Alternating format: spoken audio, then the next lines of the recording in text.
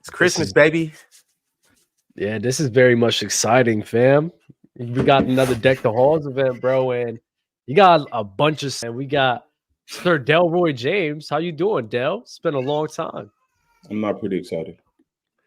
Well, why not? Backstory. Just right quick. As you guys know, I'm the Grinch. Wait, this is not live, right? No, we're live. We're live. We're live in effect. It was supposed to be Dale and Lamont. You guys know that. And Lamont dropped out last second for reasons that I can't speak of. I want to be nasty, but I'm not going to be. But maybe Lamont was scared of Dale. I don't know. But now we have Dale. And as you can see, Big Ox is here. But Dale, how you feeling right now, Dale? Why do you feel like the Grinch? Because, like, I was pretty excited. Me and Ox, we've been doing this a while, going back and forth. We've done it numerous occasions.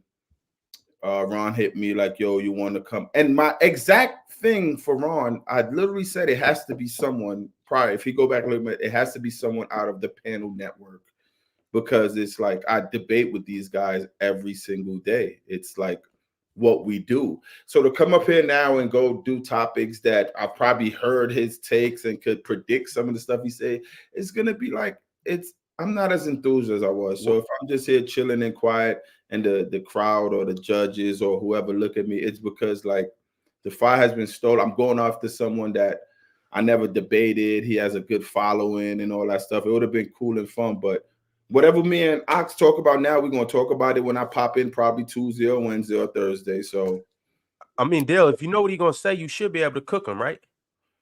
No, because even if I lose, it is what it is, because I'm going to have another chance on Tuesday or Wednesday to win again. Okay, got you. Ox, how you feeling about getting substituted in at the last second on the fifth card? Deck the halls. It's a pleasure, you know what I'm saying? I finally, it's a pleasure to go against Dale. I understand where he's coming from, though. We're going to do this again sometime soon. I appreciate, you know what I'm saying, y'all thinking of me, though, So I'm always ready. You see, Merry Christmas, I got that velvet on, so I see you matching the whole ambiance of the screen. You playing this out? No, Ryan, you and Lamont playing this out? Good and damn well you called me 5 hours ago. Like, what's up? Can you do this? And I'm like, y'all always trying to sacrifice me. You know what I'm saying? Like, it's all always good, trying though. to sacrifice you. Always trying to sacrifice me, Dub. Like I'm the sacrificial lamb around here. But it's all good. I'm gonna hold my own. Me and Dale gonna get to it. And well, Chet, you know what that means? Hey, we have an ox for Christmas. Mm-hmm. Shout out to Bob for taking this fight on late notice, man. This is what happens all the time, bro. You gotta salute the fighters for taking something on late notice, and salute to Bob. And I'm very excited for some of these topics that they have, fam. All right, let's get to it. Chat, y'all ready? Judges, y'all ready? Judges ready? Dale ready?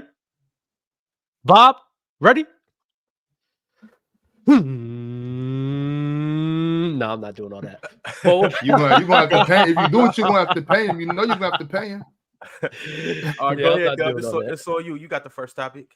I bet. So the first topic we have right here, excluding Giannis Antetokounmpo, who is the best forward in the NBA currently? Oh, wait, hold on. Do you guys want to volunteer to go first? Anybody? I could go first. It doesn't. Yeah, I could go first. All right, your time starts when you start, Dale. Damn, but I have a little spiel before I start debating, though. Go ahead. How it's gonna be long? No, it's not gonna be long. All right, go ahead. I'm here for it. My spiel is, I don't like the fact that Giannis is excluded from this. That was pretty gross. My clock is starting. Hold on, JD. Hold on. Oh yeah, I don't man. Yeah, I don't like the fact that Giannis is excluded from this to just outright give him the best forward in the NBA. I don't think it's fair. I don't think it's basically saying no one could come up with a debate where they're a better forward than Giannis, and I don't like that. The only thing that's non-debatable in the world of basketball right now is who's the greatest shooter of all time. I don't think you really could debate that. Everybody will go and pick Steph Curry as that. Anything else, you could debate. Some people could debate Bron as the GOAT, as Chill tries to do all the time against Mike. But to come here and sit and give Giannis that power of saying he's the outright best forward, it's kind of gross. That was it. But with that being said, y'all know exactly who I'm going with when Start that time. Yeah, y'all know exactly who I'm going with. Best forward in the NBA. I'm going with Kevin Durant. Kevin Durant is just, he's the most right now. I think he's the most disrespected superstar in the NBA. He's not on the pedestal he should be based on the decision he made that has nothing to do with basketball. Whenever win, lose, or draw, the makeup of who he is as a basketball player always get questioned. And the fact that it always get questioned is not because of the skills or not because of what is being posted of him or what he's doing on the court. It's just his greatness. Kevin Durant get blasted and blasted because everyone views him such as a great player, and it takes away from his skills because he made a decision to go against a team that he lost again. With that said, when you put him up against any forward, the way he scores the basketball, shoot, 3-level scorer, the way he can facilitate for his teammates, the amount of attention he draws to help his teammates out. If you need a basket in the first, second, third quarter, fourth quarter, he's there and he'll be able to give it to you. Other forwards, they have better physicality of rebounding the basketball and everything else. But in terms of the dynamic of the game of basketball, what it takes to win a basketball game, if you put in a team concept, everything around it, I think Kevin Durant is the best forward in the NBA.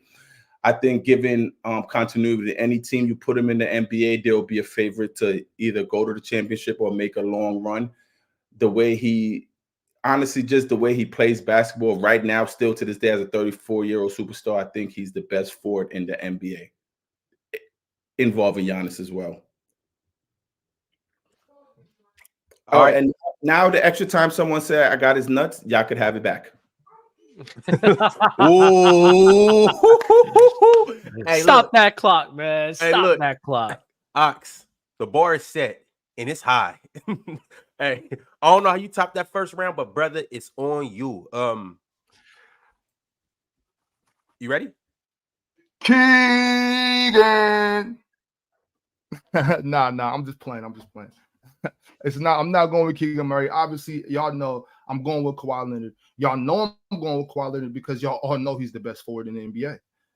It's really hard to debate against Kawhi.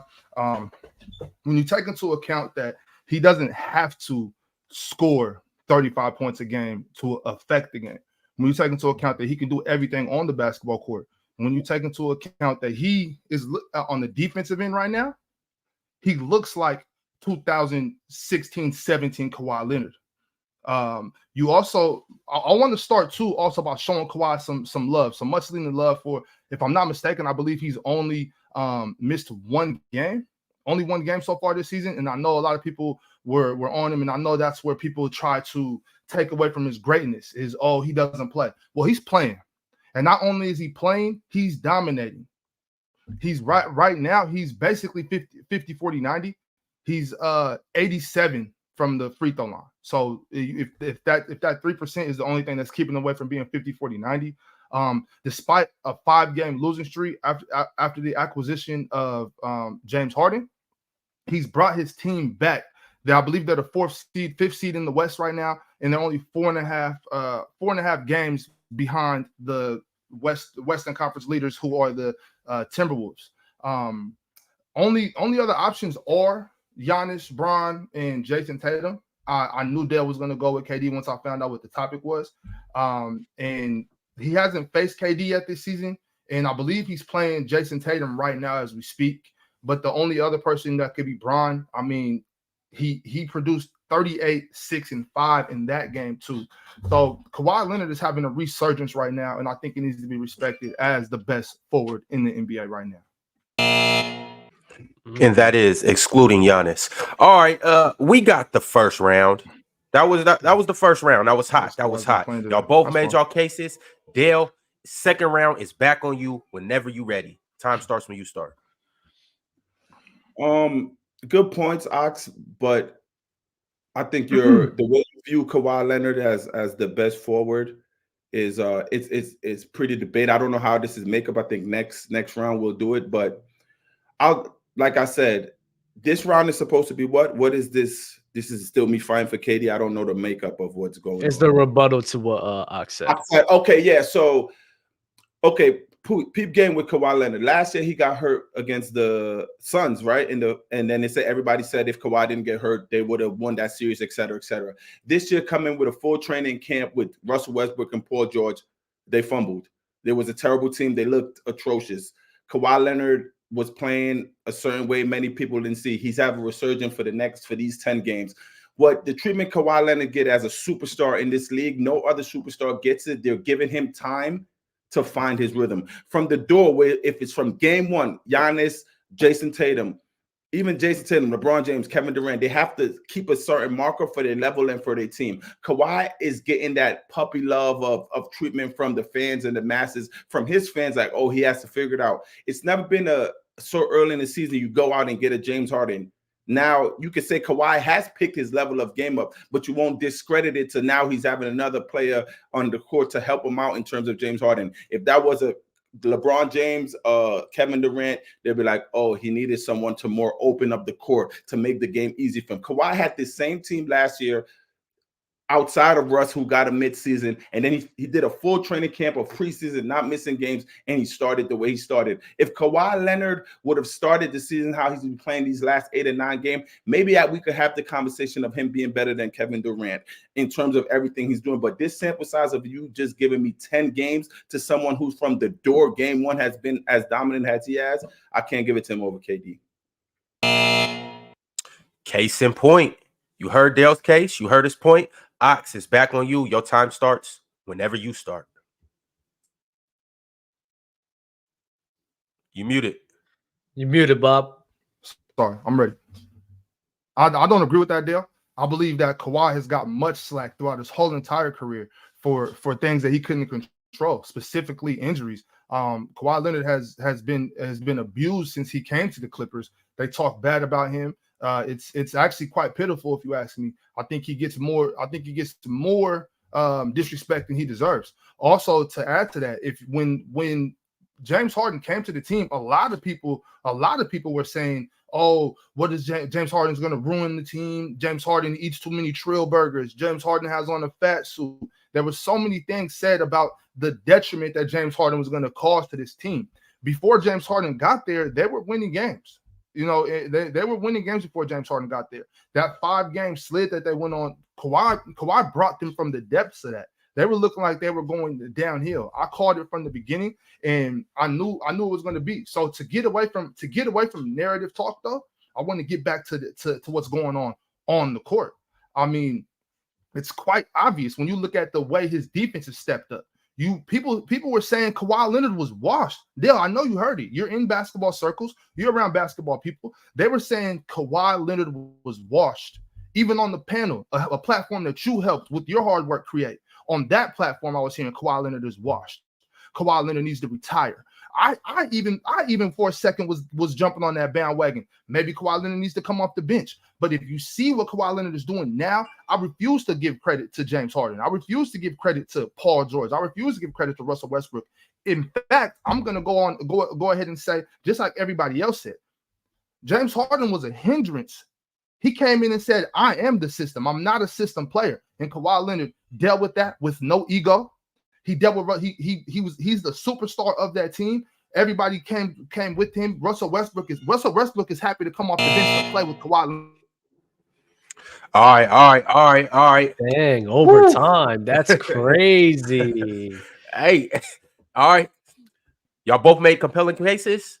We seen the first 2 rounds. We got round 3. All right, everybody buckle in your seatbelts. Here we go. Delroy, it is on you, round 3. Two things you say that's gonna stick with me. One, the narrative talk, and one thing you said about your boy about coming off the bench. First time I'm attack is the narrative talk. Anytime when I brought up the narrative talk in my second round, it was never basketball when it related to Kawhi Leonard. I brought up basketball is what I meant. I brought up basketball how he was playing from day one this season. The narrative talk you brought up is, people giving him bad feedback of him not being hurt. No one has ever give Kawhi negative basketball talk. So you bringing up a narrative of Kawhi saying, he's hurt. Everybody in the media talking about Kawhi is always about what he did with the Spurs, him getting hurt and just not playing for a year and a half or how long, him getting hurt last year. It's always about his injury. That's the narrative talk, and that's the badness. it's never basketball. The media never kills Kawhi basketball-wise. This season, from game one, like you said, the panel, we're talking about Kawhi because we're looking at him going to training camp. We're looking at him having his team same team he had from last year, with an added Bone Highlands, an added bench. And we're like, damn, what's up with the Clippers? For the last 3 years, you can't tell me a more disappointing franchise than the Clippers with Paul George and Kawhi Leonard. Everyone, every year, if these guys are healthy, they're my favorite, especially with a coach like Tyronn Lue. They're my favorite. They're this, they're that. But so the narrative Kawhi comes from, him being hurt. Never him on the court and what he's producing. Just him being hurt and him not being available. So yes, these 10 games, he's been better. He's been the Kawhi that we know, the playoff Kawhi, the one that's cooking and all that stuff. But no other superstar is getting a preseason and an extra 8-9 games to do what he do that hasn't been hurt. And for the last 20 seconds, for you to sit there and watch Kawhi say you was watching him this year and say, he should come off the bench, a Kawhi Leonard, a superstar, you can't come here and say that same player because he's playing 10 games is better than Kevin Durant, who's been annihilating this season from the door. From the door. Damn. You talk about a haymaker at the end. That was crazy. Hallelujah. All right, that was great work. That was great work. Yeah, that was great work. I was. So I'm ready. I will say this, there. I said that during the offseason when I thought his injuries were too big to overcome. I did say that. That was before the season started. I just want to clarify that. But I do want to push back on you saying the most disappointing franchise is the Clippers, when the most disappointing franchise of the past 5 years is obviously the Brooklyn Nets. When what happened over there with Kevin Durant, who you say is the best forward in the NBA, that was disappointing. The Clippers were disappointed. The Clippers, yeah, they're a disappointment, but come on, Dale. We all know what happened over there. What Kyrie Irving, Kevin Durant, and James Harden did over there was atrocious. It was terrible. Let's be real, Dale. And I want to get back onto the basketball talk again. When it comes to head-to-head matchups with Kawhi Leonard, when we talk about those playoff situations, when we talk about last year, how can Kevin Durant possibly be the best? When, once again, I hate to say it, but if Kawhi wouldn't have went down, we know how that series would have ended. You say that it's all about the injuries, and I'm gonna go with that too, because he went in there game 1 and gave Kevin Durant 38, 5 and 5. He went in there in game 2 and gave Kevin Durant 31, 8 and 7 on 60, 54 in 90, 50, 60 and 50 on 85. He's super efficient. Kevin Durant is efficient, but let's not act like Kawhi isn't. The defense, I want to harp on that. I want to harp on who's better all around basketball. I don't want to talk any more narrative. Kevin Durant, nowhere near the defender Kawhi Leonard is. Kawhi Leonard is playing defense like he's 25 again. Dale, I know you're seeing this. You see it. Kevin Durant also, let's talk about what's going on with these franchises. You brought up the Clippers, how disappointed they are. I'm telling you, the Nets is far more disappointing. Look at where the Suns are right now and tell me that Kevin Durant is more impactful than Kawhi Leonard. Look at where the Suns are right now and look at where the Clippers are right now and tell me who's more impactful, Dale. Please tell me. Yeah. All right. Hold on right quick, Dale. Hold on. Because it's chat voting right now, y'all. That was a fire first topic. I don't want to forget. That was such a tough first topic. Hey, y'all really set the bar. I'm not gonna lie. I'm not saying it's to hype y'all. That was a phenomenal. That was a phenomenal first round because I thought Dale had it with that last one he had. I was like, I don't know how Bob gonna bring like this in, but then Bob just brought it back to like their games on the court and everything. And with that final word, it's tough. Yo, JD, can you start the timer for the voting? That was by far one of the closest debates I've seen. Actually, that was dope. That was really dope. Actually, how y'all feel about that? I feel good. I didn't know. I didn't get another chance to rebuttal. I thought I had another rebuttal to what he said. Yeah, when you get that first word, you can't get the final word too, man. Yeah, I know. I had a freaking ether for him bringing up the Nets. Damn. Wait, don't say it to the chat. After the judges are voting, hold that in the table. Yeah. It's going. Dale, you was for to wipe him off the planet with that last one? Yeah. Because he gave me the ether. That's why I was gonna. He just forgot that what he said. So that's why I was happy he brought up the Nets. Yo, chat, we got 10 more seconds. Go ahead, jump in there, get your final votes in. Hold on. The judges should be sending theirs through right now. Judges, we need these judges. Yeah, somebody having the final word, man. Sometimes that's tough. I don't know though. Ron, how would you score this? Ours don't really count, and since the chat voted already, how do you think this went? Dub, I'm not gonna be nasty, so I'm gonna just stay up out of this. Oh yeah, you're a Kawhi guy. You're a Kawhi guy. No, not even. I don't want to be nasty. I might lose a friendship off of this, so I'll be cool. Yeah, both of these guys are near and dear to me. But that means he got Dell, Bob. That means he's got Dell. Look, hey, I'm not mad at that, bro. I'm not mad at that at all. That third round, I was damn near finna turn my camera off. Nah, you did a great job though. You did a great job with your rebuttal though. So that was like, man, salute to Bob, bro. That's my guy right there. I wanted to go with Keegan Murray. Yeah, I was like, no way he's doing this today. I said, no way he's gonna do this. I'm surprised. I'm surprised nobody said Braun though. I really thought I was gonna hear Braun, but Kawhi and KD was a good debate as well. Do we have the other judges' votes around? Yeah. So as you know, the chat got the first vote, and the chat went 59% Ox, 40% Dale. So the chat going with Dale or going with Ox. The first judge sent through, and he said, "I'm going with Dale." So right now it's 1-1. And last but certainly not least, the last judge said because he talked mostly about Kawhi's game now compared to Dale about his KD talk, I got Ox. First round, Ox cleans up and he gets the first one. That's a bad reasoning, though. But okay. So, Dale, what was the rebuttal you wanted to say? That was the judge on that reasoning. I was like, "There's no way." Well, it's all fun and games. You know, I'm cool with all that. The rebuttal was Ox brought up the Brooklyn Nets and called them a dysfunctional franchise and blamed and said everything else but KD's name. He said Kyrie. He said James Harden. But when you think about Clippers and what they've been through, it's only based on Kawhi being injured, Kawhi stuff. Nets and whatever they've been through, KD was the only consistent one on the court playing and doing you know what. So that was it was bad for the franchise being what it was, but it was never because of Slim. It was because of his teammates. And anything Kawhi do to a franchise, if it's the Spurs, the Raptors, or even the Clippers now, either his injury with the Spurs, the Raptors was winning the chip and leaving. And then the Clippers, him just being hurt. And then you can use for Kawhi, if he wasn't hurt, he would have won last year. And then also give him Toronto championship. Because if Kevin Durant didn't to his Achilles, he wouldn't have that championship. So, all right, so we got to get to topic 2. I was actually going to get into that too. I was going to get into that. We might have to go part 2 aside from the panel, not on the panel. But we got to get to topic 2. So, Dub, I'm going to go ahead and let you introduce that, and we'll go ahead and get into things. So after that glorious first debate, I thought that was amazing. Definitely glorious. And our second topic here that we have for you two is the best PG to censor duo you can assemble to start a dynasty with. So this is all time, not strictly the current generation, all time, people throughout NBA history.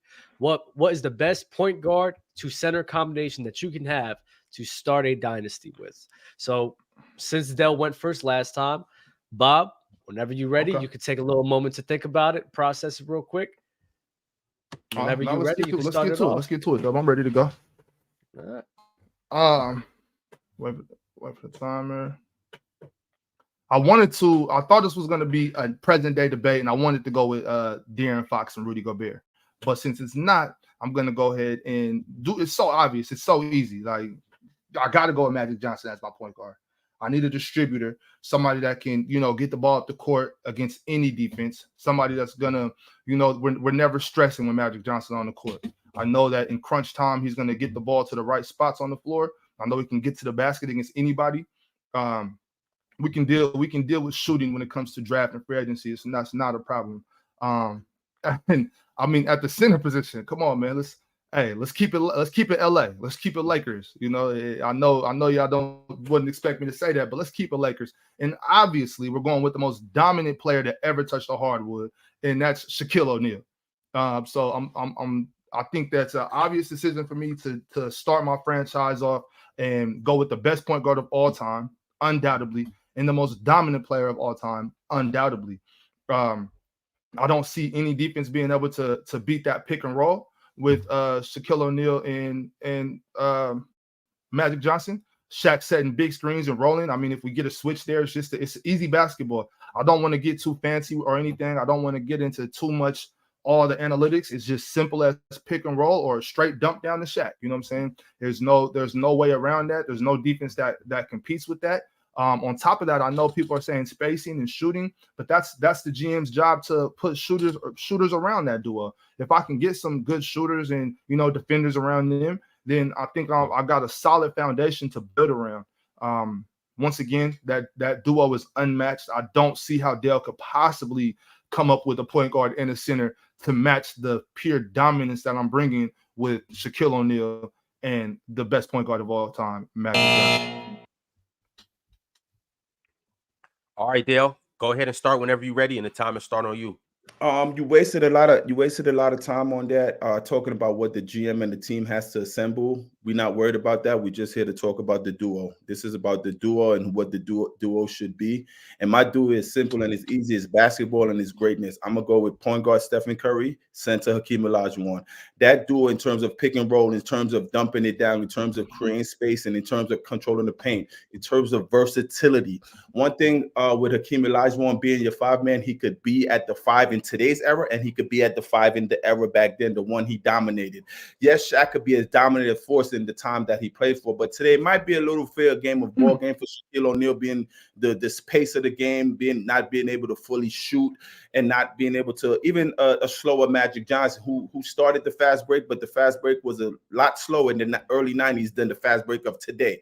So with Stephen Curry coming off a pick and roll from a screen set, dumping it down to Hakeem Olajuwon with the footwork, the spacing he creates of just the mid post or the block, and what he can do as a basketball player on the block to open up a Stephen Curry, I don't think it would be a duo that would ever come close to that. I won't even have to hit the GM up or worry about the pieces they need to bring to help me get to a championship level of basketball, because when them two at their peak is walking through the door, the defense, the offense that's coming from Steph Curry, and Hakeem Olajuwon is one not to be behold. Not to mention, Hakeem played against a Shaq already. He did what he did against a Shaquille O'Neal. He controlled that beast in a more physicality and shape being. Not mentally there yet to guard Hakeem and what he was doing. But Steph opening the court from him walking into the building to Hakeem being able to pass and create just off of his jabs and all that stuff for Steph Curry. The pick and roll, the handoff, the brush screens. We already know what's going to happen, and that duo is not one to be messed with. Yo, we are talking ball right now. Hey, look, hey, if this don't get you excited, you just don't like basketball. Hey, we got Ox with Shaq, Magic Johnson, hurry up, and we got Delroy. We got Delroy with Steph and Hakeem. Boy, hey, it don't get more exciting than this. Ox, your time starts when you start. Man, I shouldn't have wore this velvet, man. He got me sweating in this velvet. What Dale just tried to do to y'all is he tried to bamboozle, he tried to hoodwink y'all. He said that's not what we're arguing, and that's not true, Dale. The topic says, if you look down there, it says the best PG center duo you can assemble to start a dynasty. This isn't the best duos to play 2-on-2. So I'm gonna go back into my GM bag. I don't like how you did that, because I'm starting a dynasty with these two. I need to find other people to put around these two. So if I can get some top shooting, if I can get a wing defender, that's where we're at with it. That's where we're at with it, Dale. Let's not try to confuse the chat. Let's not try to confuse the judges. We're talking about strictly GM. Who are we bringing on here to put around these monsters I got at the point guard and the center? Now, like I said, being a GM, all I'm going to look for is some shooting and wing defense. That's what we're going to do. Now, I also don't like the fact that you brought up Hakeem Olajuwon playing against a young Shaq. That was so unfair. 94 Shaq, 95 Shaq. These Shaqs those are baby versions of Shaq. Let's see what Hakeem Olajuwon would have done with the 2001, 2002 version of Shaq. He's getting demolished, Dale. There is no version of Hakeem Olajuwon that can get with Shaquille O'Neal on the block in 2002. And there is no way that you can convince these people in the chat they are too smart, they're too intelligent to fall for that type of hoodwinking. You can't tell me that you give the ball to Shaquille O'Neal a 30-year-old Shaquille O'Neal on the block against a 30-year-old Hakeem Olajuwon, and he's not hanging with that monster. He hung with a young monster. That is true. I've also already debated about the difference between Magic and Steph. Steph shooting, that's fine, but Magic is picking apart any defense you can present. That duo is three-peating. In any era. In any era, that duo is three-peating with the proper wing defense and shooting around. Ox, good little spiel. The joint that's confusing me in all of this is don't ever try to bring up a prime Shaq, a 30-year-old Shaq, and give him the same. Let's just go prime versus prime with Shaq and Hakeem, and we'll see what happened there. We went prime versus prime with Shaq and Tim Duncan, who's a more similar build to Hakeem Olajuwon, and Tim Duncan held his own versus Shaq. And many could argue that Hakeem and Tim are on the same defensive level, or Hakeem could be higher or Tim could be higher. But that one stays there. When I say assembled, I'm not trying to confuse the chat. I'm saying these two are very much easiest to start a team with, to assemble, because of the pieces will be an easier fit for the makeup of a dynasty. With Magic and Shaq, of course, we know who they are. We know the lore. We know what they are capable of. But Shaq, his greatest success came in a system predicated on Phil Jackson, right? Phil Jackson triangle system, where it elevated Shaq to the level that we know him from. Steph's system, Steph could be in a triangle system and be Steph Curry. Hakeem could be in that system. He could be in a free fall and running all over the place system. He created a motion system for him and Hakeem, and they could flourish. So in terms of assemble, we could have this coach, that coach, and they could take them two guys and they could be who they are. So don't bring up Shaq at a 38 in 2001 and put him against a 30-year-old Hakeem Olajuwon and think we're gonna see. No, 94 Hakeem, who won MVP and won Defensive Player of the Year. Before Giannis did that, it was only him and Michael Jordan to ever do that. Versus Shaquille O'Neal. With Hakeem, the way he played defense, the way he controlled everything, he'll be fine. And let's not act like baby Shaq in 94, 95 was a baby, because just the 94, 92, 93, 94, 95 season, those only 2 or 3 years was the only years they needed to put Shaq in the 1996 50 greatest of all time. So don't act like he wasn't. All right. Round 3. Ox, whenever you're ready, the time's on you. Thank you for making that point for me, Dale. You're right. Baby Shaq was not a baby, and he just continued to get better. And so that's my point, Dale. When you look at Hakeem, it took him a while. It didn't take Shaq no time at all. Stat-wise, Hakeem Olajuwon was a monster. I would never disrespect the legend of Hakeem Olajuwon, but Shaquille O'Neal was just a tier above. With all due respect to the great Hakeem Olajuwon, he's number 8 on my list. Also, why would you say that Steph and Hakeem, you could just throw him in anything and he could just run around? Blah, blah, blah. That's not true. We saw that with Mark Jackson. Mark Jackson did put together something, but it took a while for Steph to come around. And why is that? Because he needed a system like the one that Steve Kerr came and implemented, a system that Steve Kerr honed in his time in San Antonio. Steve Kerr got this stuff from who? Phil Jackson. From who? Greg Popovich. Steve Kerr came and put that system into place.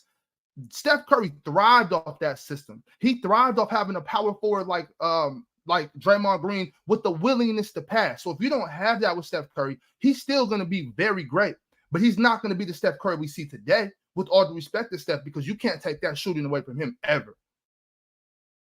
With that being said, if you have on my side of the fence a point guard like Magic Johnson, then we need anybody to set up a system, because he is the system. He can pick apart any defense, similar to what we see LeBron James do today.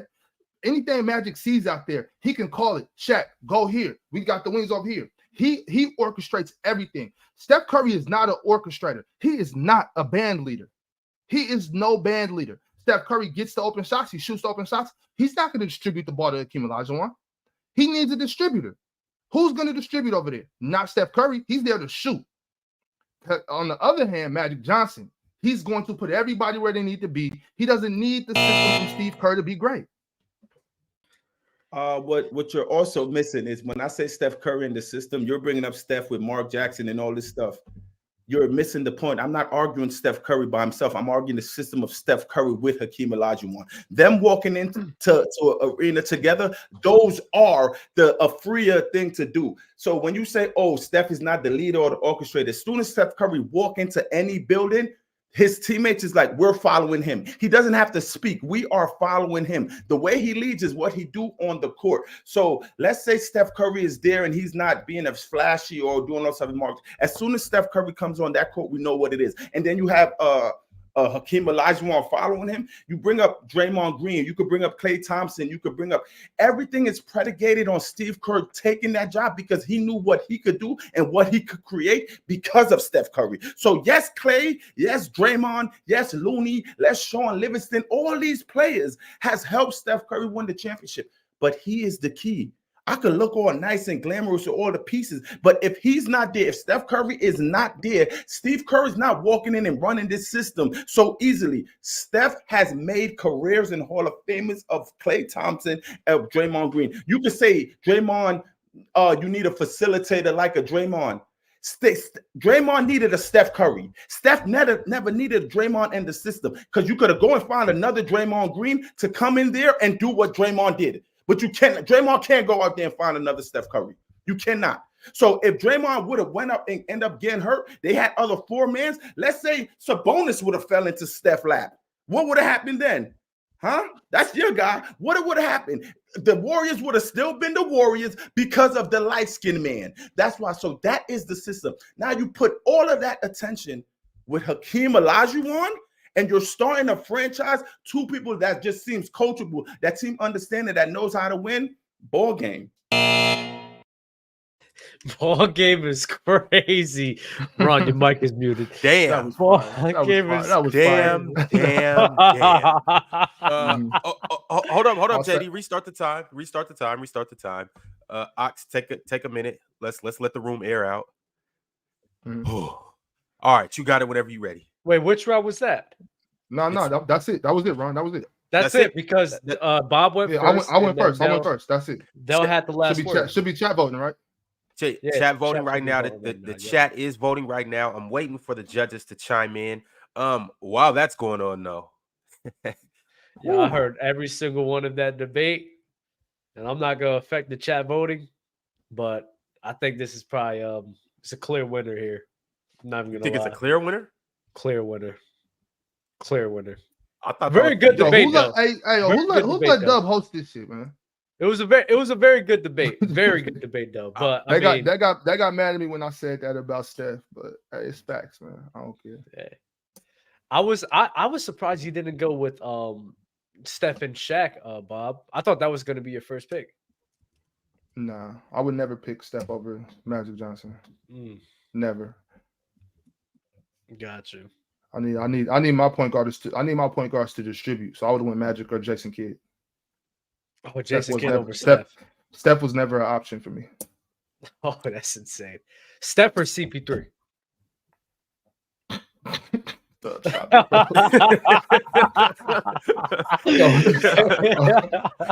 Yo, so one judge has chimed in. The chat, they're still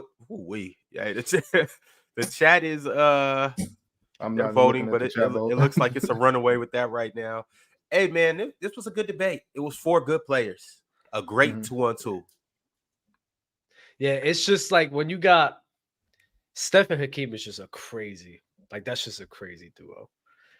And like the spacing that those guys bring is like that's a crazy duo right there. So that's awesome.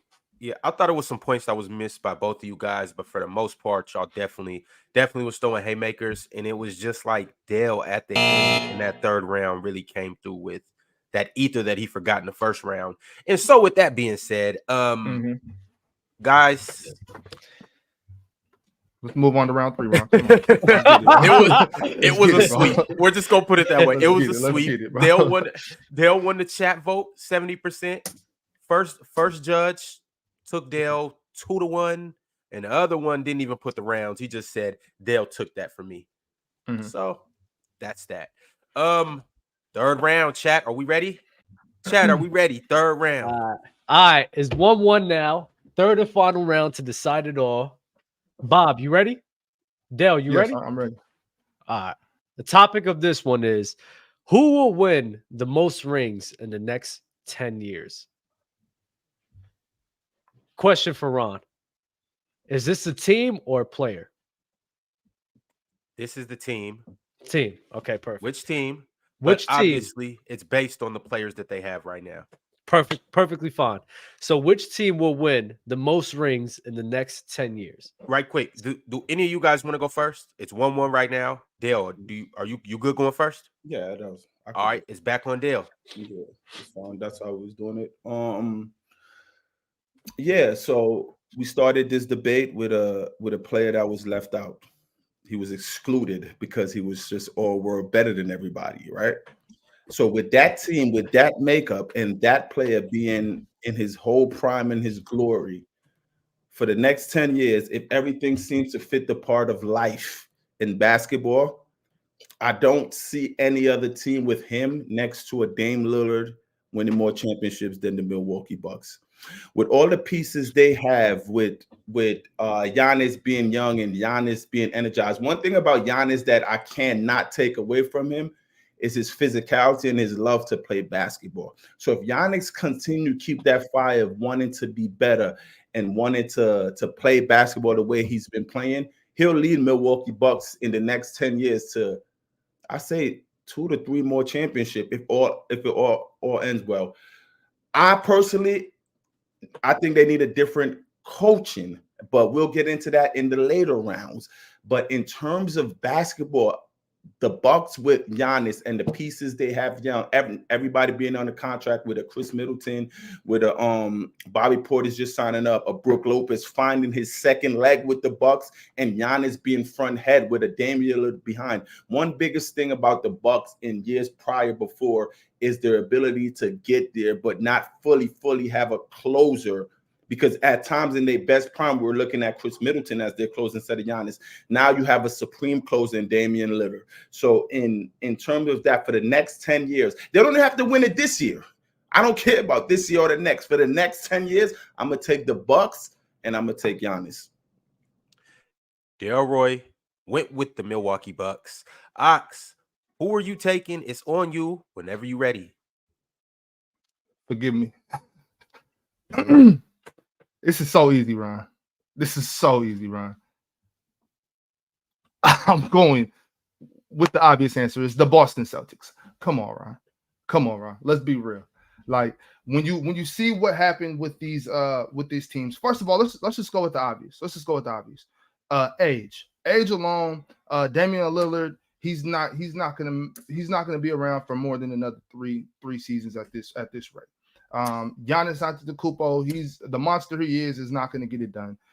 They might. I don't see him winning. I don't see him winning another one.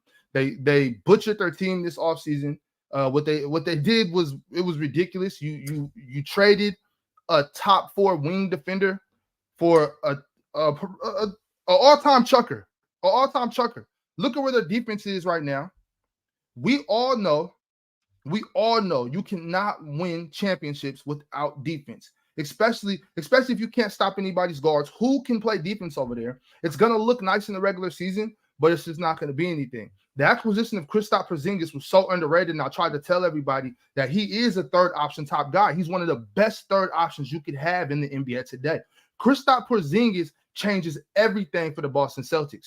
Jrue Holiday changes everything for the Boston Celtics. The Boston Celtics have gone to the Western Conference Finals. The Eastern Conference Finals. They've gone to the finals. They're right there. They just needed something else. Jrue Holiday and Kristaps Porzingis are that something else.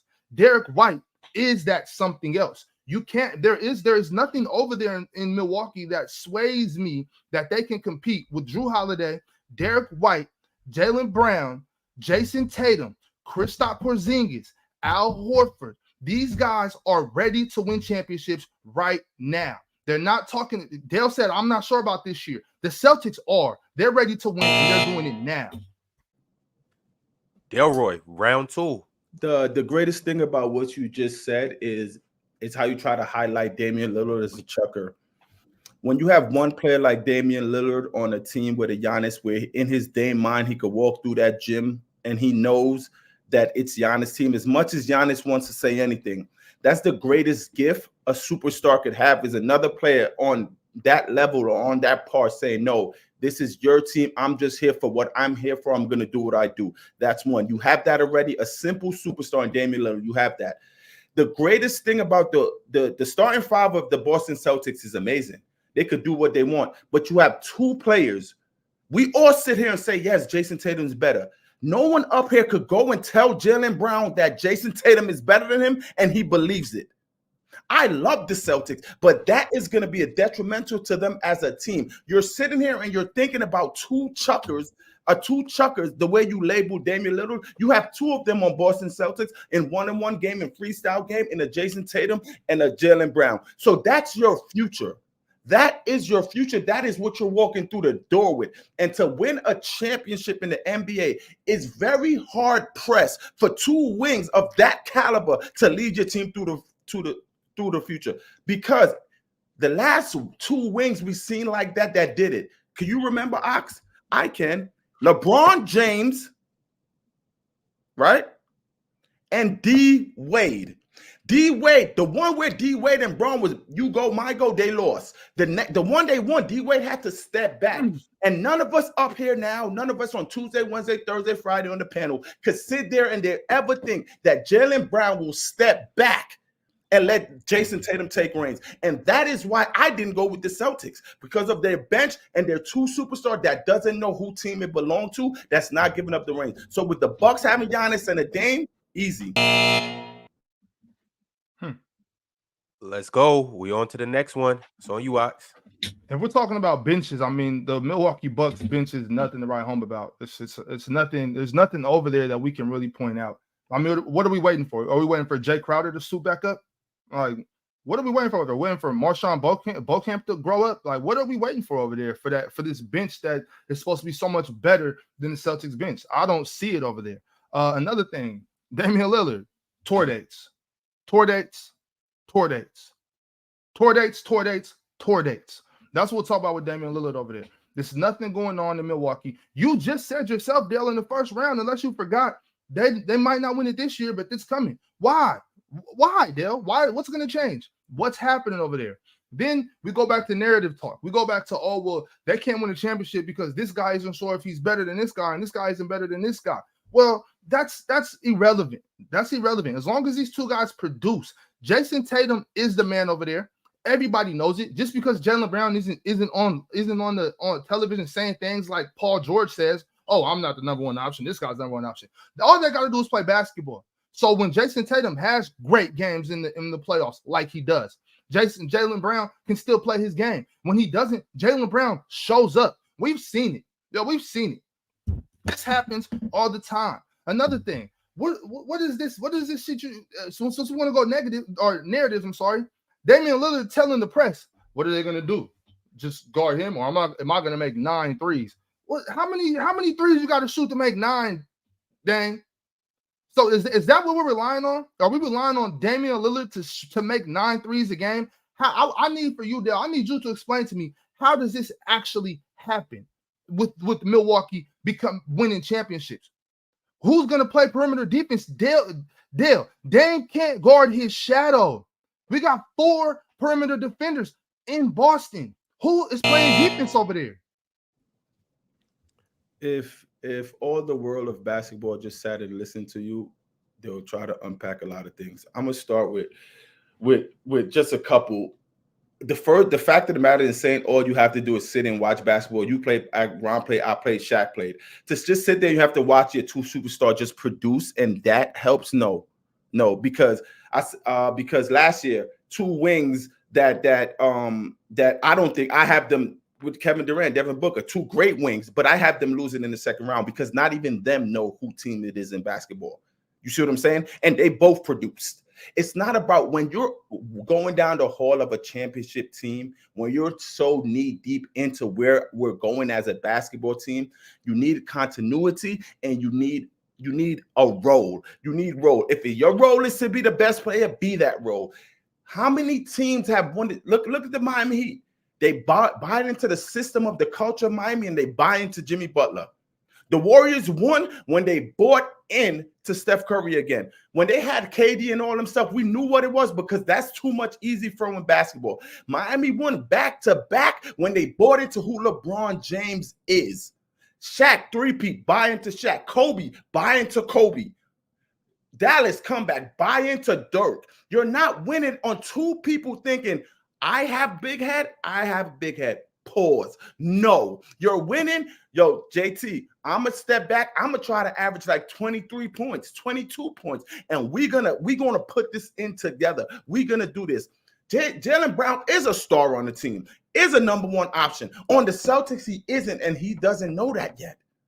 He doesn't know that yet. So going forward, when both of them are still in the age bracket, honestly, it's either to go to that next level. It either want Jalen, you got to step back, or we're folding because it relies on you knowing that this is Jason. Okay. All right, you heard it. They folding. You heard Dale. Ox, whenever you ready, this is the last round of the debate. Go ahead, kick it off. Dale, once again, you're trying to confuse the people with narrative talk because you played a high level of professional basketball. That's not fair, Dale. Another thing. The Miami Heat didn't lose in 2011 because D Wade thought it was his team. They lost in 2011 because Bron choked. Simple. It's not. You don't need to say, oh, this guy's better than me in order for it to happen. It's not like that. It's not like, oh, you have to have one superstar in order to win. You have to have a better basketball team. I hate that y'all think that unless one person is here and the other person, unless we submit to Jason Tatum as God, as the holier than now type character, then we can't win. That's insane. It's about who has a better basketball team. And when you talk about who has the better basketball team, the better basketball team resides in Boston. From top to bottom, the better basketball team resides in Boston.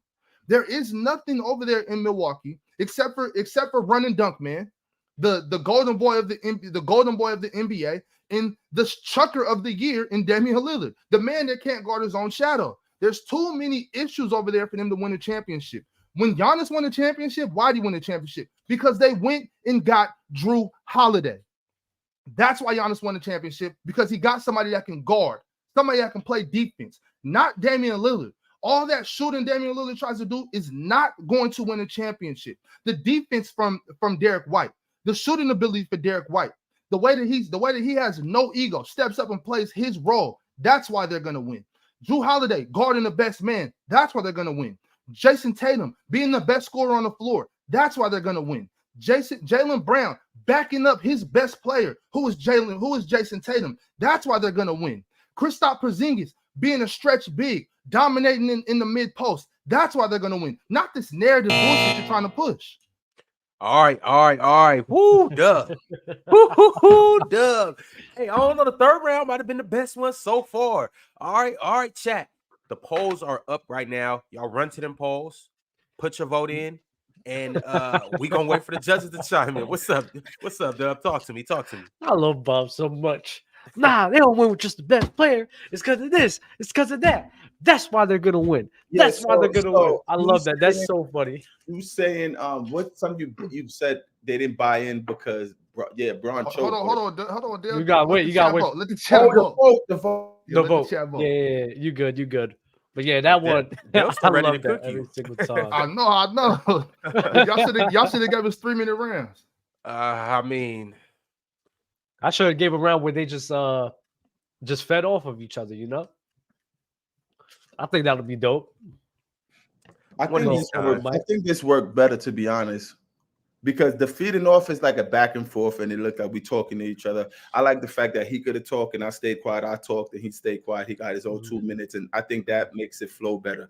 Like later when Chill and Ticket is up here, y'all gonna be it ain't gonna be like a one of those. But I was biting my hand sometimes when he said some stuff of me wanting to just jump in there, but I think it's a respect value.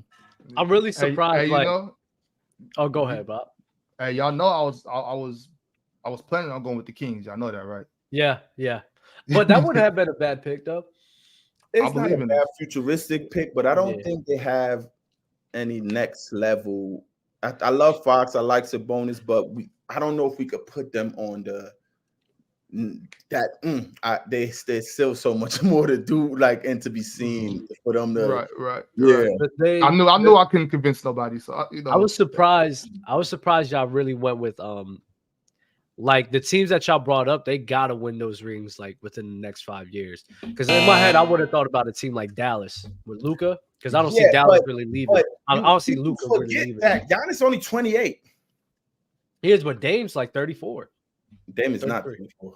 He's like 33. He's 33. He's 33. Like 33, 34. Yeah, 10 years at 40, 43. But Giannis is okay, so it's over. So when you said the Bron thing, I bit my finger because LeBron James that came out and said he didn't even know his role. He said religiously, I didn't know me step on D-Wade. So D-Wade had to go tell him, like, yo, this is your team. So it's not the fact of you go, I go. It's just a mentality.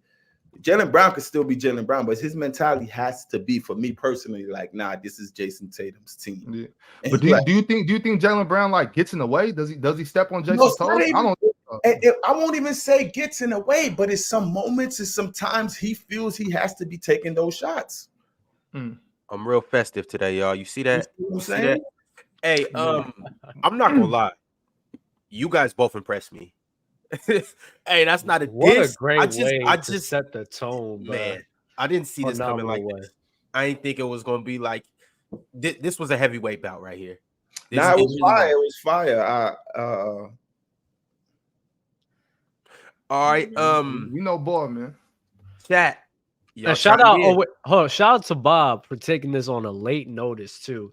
He came up on late notice and gave a lot of great sound arguments throughout the whole time. So, shout out to Bob, bro. That was it was a very, very good debate in all of the rounds. All right, chat. Y'all spoke and we heard. Round 3 with 59% of the votes went to Big Ox Bob. So Ox got the chat vote. As for the judges, let me see. As for the judges, all right. Judge 1 said they both went a little narrative, but I gotta go with Ox 2-1. And then Judge 3 also went with Ox as well, 2-1. So Dale, you swept round 2. Ox, you swept the third round, and the first round was just heat. The first round was just wild. Man, shit, that's what's up, bro. I appreciate you. Ox, I'm gonna give you an opportunity to go ahead and speak your piece, say how you feel, give your victory speech. Man, shout out to Dale. Appreciate you letting me come in. Take this one. I know you didn't have to. You could have said, nah, since Lamont's not here, I'm not doing it. But I appreciate you, bro, letting me get on here. Shout out to that second round. I got cleaned up, but shit, it was fun. Maybe see y'all next time. Hopefully I'll make the card next time. Hey, I don't know. Right now, you would say you 1-1 with an asterisk, but you won one, you lost one. Who knows, man? Who knows? Man, y'all know I beat that boy Ticket down last time. I beat him. I beat him like he stole something. I beat him like he stole. Y'all know that.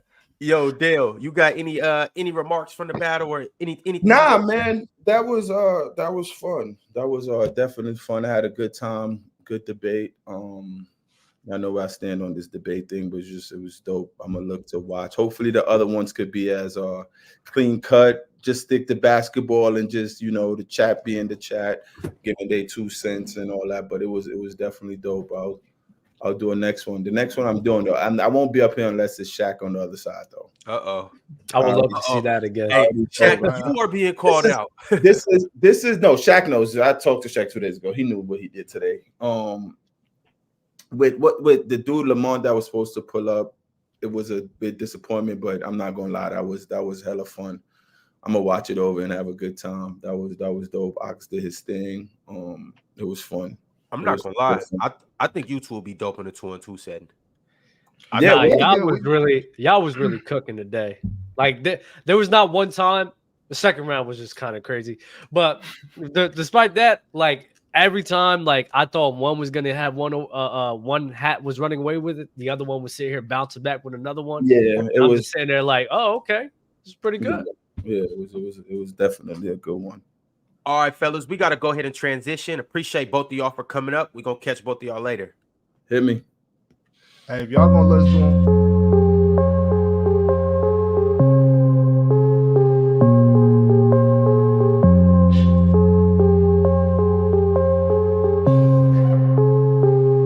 Yeah, y'all ain't used to this. Know how many shots I used to miss. For a better life I used to wish. Found my gift, started using it. I had a vision and got on my job. Now my homies, they helping the cope. Don't need a compass, we following stars. Now we so close, I be calling them bros. I got a next who respecting the grind. I got another who doing the most. Got a new woman who stuck in my mind, but she ain't gonna rest me cause I'm trying to grow. I call my homies and told them it's time. They all responded and pulled over flows. We made a vibe and we kept it alive. Oh yeah, we shining, just watch how we glow. Cut off all the lights and we still shining. You know that's just the way it go. Looked up at the top and saw a mountain. Made it through the waves of highs and lows. Hey yo, that shit got me heated. I feel that was a flow, fam. Damn. Hey, You gotta get lit, bro. Pour up, man. It's Christmas, bro. It's Christmas. Merry Christmas to all y'all out there, bro. Let me see if I can find something real quick, bro. Tis the season to be. Yeah. Come la, on, la, la, la, la, la, la, yo, la. turn up, bro. Hey, but turn nah, for real. That first battle was so much heat. Like the rest of you battlers, I swear, I put it on everything. If y'all don't come up here and live up to that expectation, y'all, hey, it's gonna be a disappointment. All right, yo, you guys have a bar that's way up here. Hey, Ox and Dale really just came and did their thing. Nah, and with Bob on the late notice, that was actually way better than I thought it was gonna be.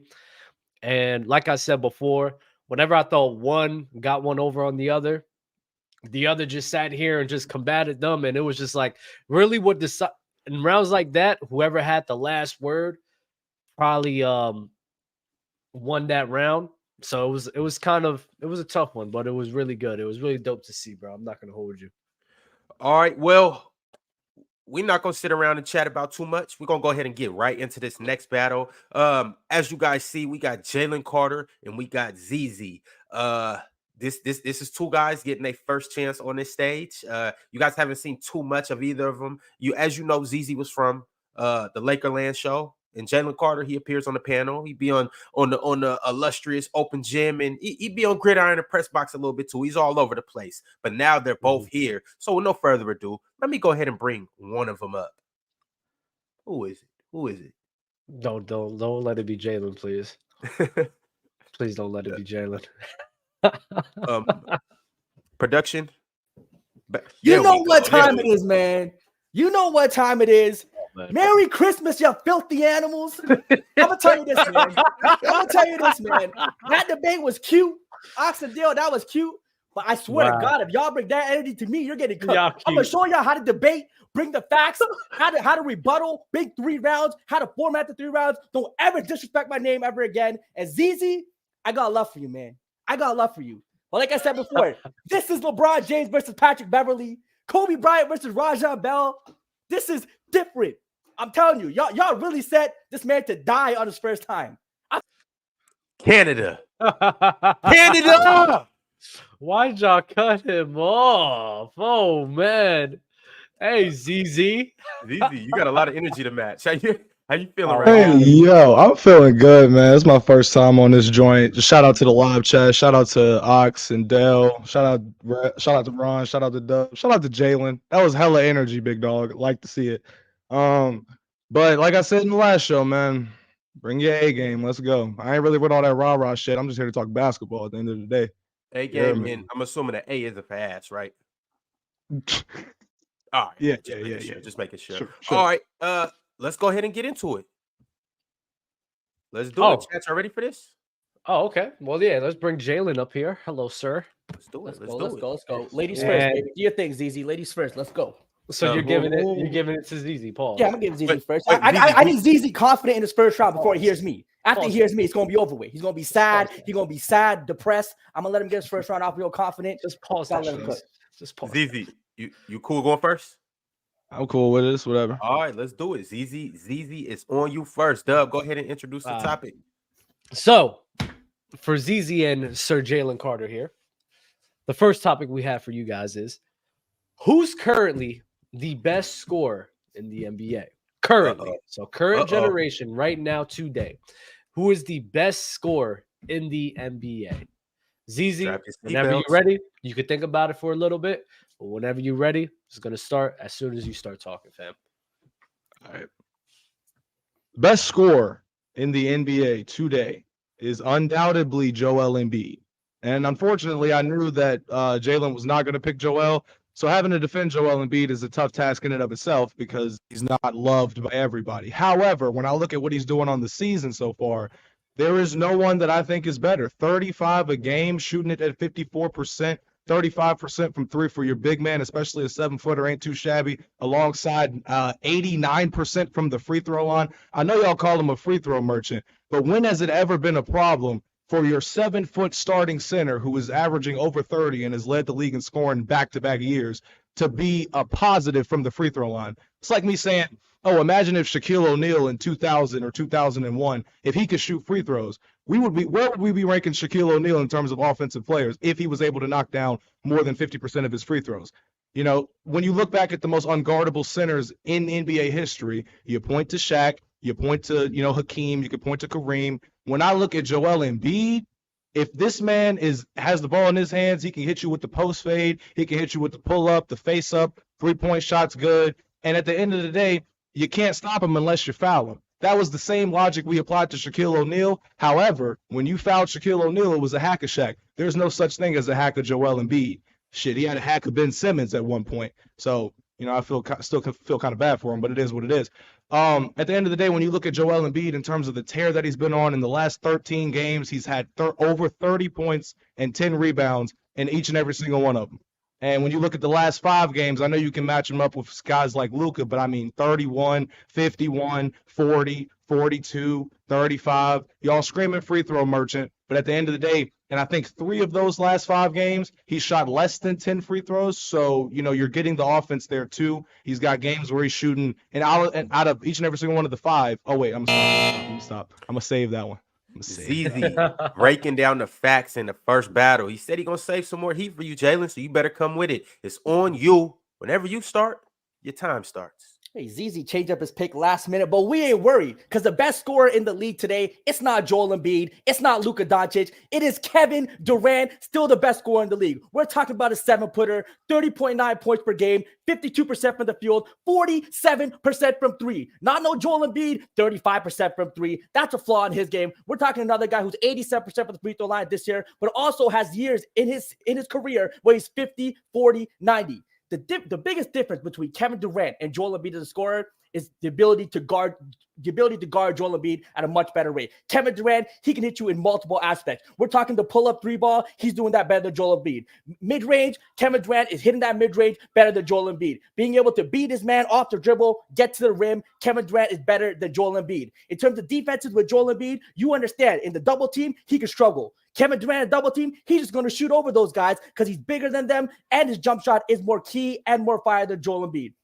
Joel Embiid's flaws in his game will allow his scoring to dip in the playoffs. Well, we understand that Kevin Durant in the playoffs, we understand what this guy can do. 29 points per game last time. Even when Devin Booker was doing his thing, Kevin Durant is still cooking, giving you 29 on elite efficiency. We're talking about a guy who, even when his teammate is cooking, can step back, take a couple plays off, and come back and get the ball. The problem with Joel Embiid is whenever Maxi's doing this thing, giving you 30, you give the ball back to Joel Embiid, he's a little cold. Joel Embiid needs the ball in his hands to keep on cooking and keep on scoring, while Kevin Durant, even today, when Devin Booker is doing his thing, can take a step back and come back and still give you 30 a night. Even last game yesterday, he only shot 9 for 14, incredible efficiency, and still got you 27, 28 a night. He doesn't need 25, 30 shots like Joel Embiid. He doesn't need to pick on the Washington Wizards or the Charlotte Hornets to drop 40, 50 points a game. Kevin Durant can do it against Kawhi Leonard. Kevin Durant can do it against the best defenders in the league. Kevin Durant today is the best scorer in the league, better than Joel Embiid, better than Luka Doncic. Woo! Hoo, hoo, hoo. All right, first round in the books of the first topic. You heard who these guys got. The schedule tax is crazy. All right, yo, ZZ is all you. We're into the second rebuttal round. When you start, your time starts. All right, so let me just dissect all of what Jalen just gave in his soliloquy. You talked about Kevin Durant being better than Joel Embiid in double teams. What you failed to point out was how great Joel Embiid has been when dealing with double teams this year. I believe in the last 10 to 12 games, he's been averaging about 6 assists, which for Joel Embiid is phenomenal. I know the schedule tax is cute and the playoff tax is even cuter. Because we're talking about currently right now. And while Kevin Durant is leading the league in three-point percentage, which I think is absolutely amazing for a player of his caliber, especially at his age, when I look at Joel Embiid and I think about the fact that he matched up with the number 1 ranked defense in the league the other night and put 51 on their head. Rudy Gobert and Cat out there looking like 2 headless chickens running around trying to figure out how to stop the great Joel Embiid. So at the end of the day, you can say all you want about how Kevin Durant is from a historical standpoint. We get all of that, even though you failed to mention how when he was getting double teamed by the Boston Celtics in 2022, it led to his worst playoff series of his entire career, since we want to bring in historical context, but it is what it is. And I get Joel Embiid postseason struggles. We get all of that. But what you also forgot to mention was Joel Embiid has been hurt in how many straight playoff series throughout the last 4 or 5 years? But at the end of the day, like Mars said, we're going to still call him trash, even though he's playing through his injuries. It is what it is. But at the end of the day, when I look at the best scorers of today, and I look at how Joel Embiid is easily going out there and getting me 35 points in less than 4 quarters, in 3. He has the luxury of doing that. Now, you can point that to a team accomplishment, but when I look at it and I say Joel Embiid is out here getting 35-plus points, 10 rebounds, whatever, to the point where he can take his foot off the gas for an entire quarter because he knows that the work he just put in the first 3 is good enough to last for the rest of the entire game. Now, I value that a little bit more than what Kevin Durant has been doing, but I will say I like your pick. I respect it. Let's get to round 3. Zeezy, I'm trying to figure out what utensils you cooking with or what you got over there, but you cooking with something. I don't know. I could just smell it, but I don't know what it is. I respect it. Let's get to round 3. You know, I love that. I love that ending. Round 2, Jalen.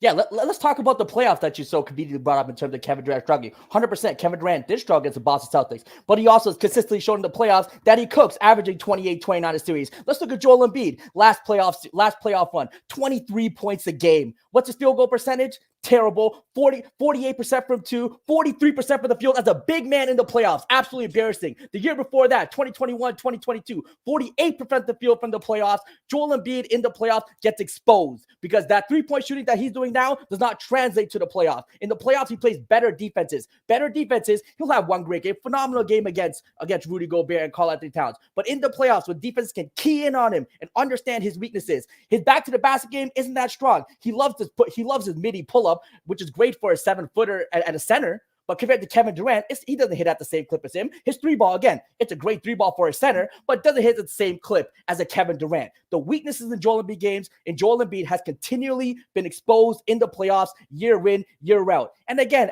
when it comes to this year, phenomenal scorer. But we understand when it's clutch time, who's the closer on that team? Maxi's the closer on that team who's hitting the buckets clutch in the time. Tobias Harris had that run last game where he dropped 30 points a game where he wasn't in clutch buckets. In Phoenix, Devin Booker has the occasional spot, but we all understand when the game is on the line, they're going to Kevin Durant. Kevin Durant is the guy you give the ball to. You want a bucket? The best isolation scorer this season and one of the greatest isolation scorers of all time. Kevin Durant is the guy. You're down by 2 points. You need a 3. You're giving it to Kevin Durant. You're down by 1. You need a 2. You're giving it to Kevin Durant. 3-point shooting, you're probably going to give it to Maxey over Joel Embiid. You're probably going to give it to Tobias Harris over Joel Embiid. Joel Embiid will get you a bucket down low. But in the perimeter, again, he's great for a center. Great score for a center, but in the perimeter, compared to a Kevin Durant, you're not going to stop it. Kevin Durant has less weaknesses and simply has more of a bag than Joel Embiid to score at a more efficient rate and at a higher rate. Bag talk. Bag talk, baby. Zeezy, round 3. You ready? Let's get it going. So, let me see. The question, if I'm not mistaken, because I got to make sure my eyes are checked here, who is currently the best scorer? In Jalen's entire argument for round 2, he started by talking about the playoffs. We're talking about right now. Unfortunately, Jalen, for as great of a scorer that Kevin Durant is, he is not putting the ball in the basket currently the way that Joel Embiid is putting the ball in the basket currently. Here's a stat for you. Let's see your reaction to this. Joel Embiid on the season is averaging more points than minutes. Ain't that crazy? Ain't that about crazy as hell? More points than minutes. The last time that happened was Wilt Chamberlain. And when we're talking about some of the greatest scorers of all time, Wilt Chamberlain is always in that mix, especially for big men.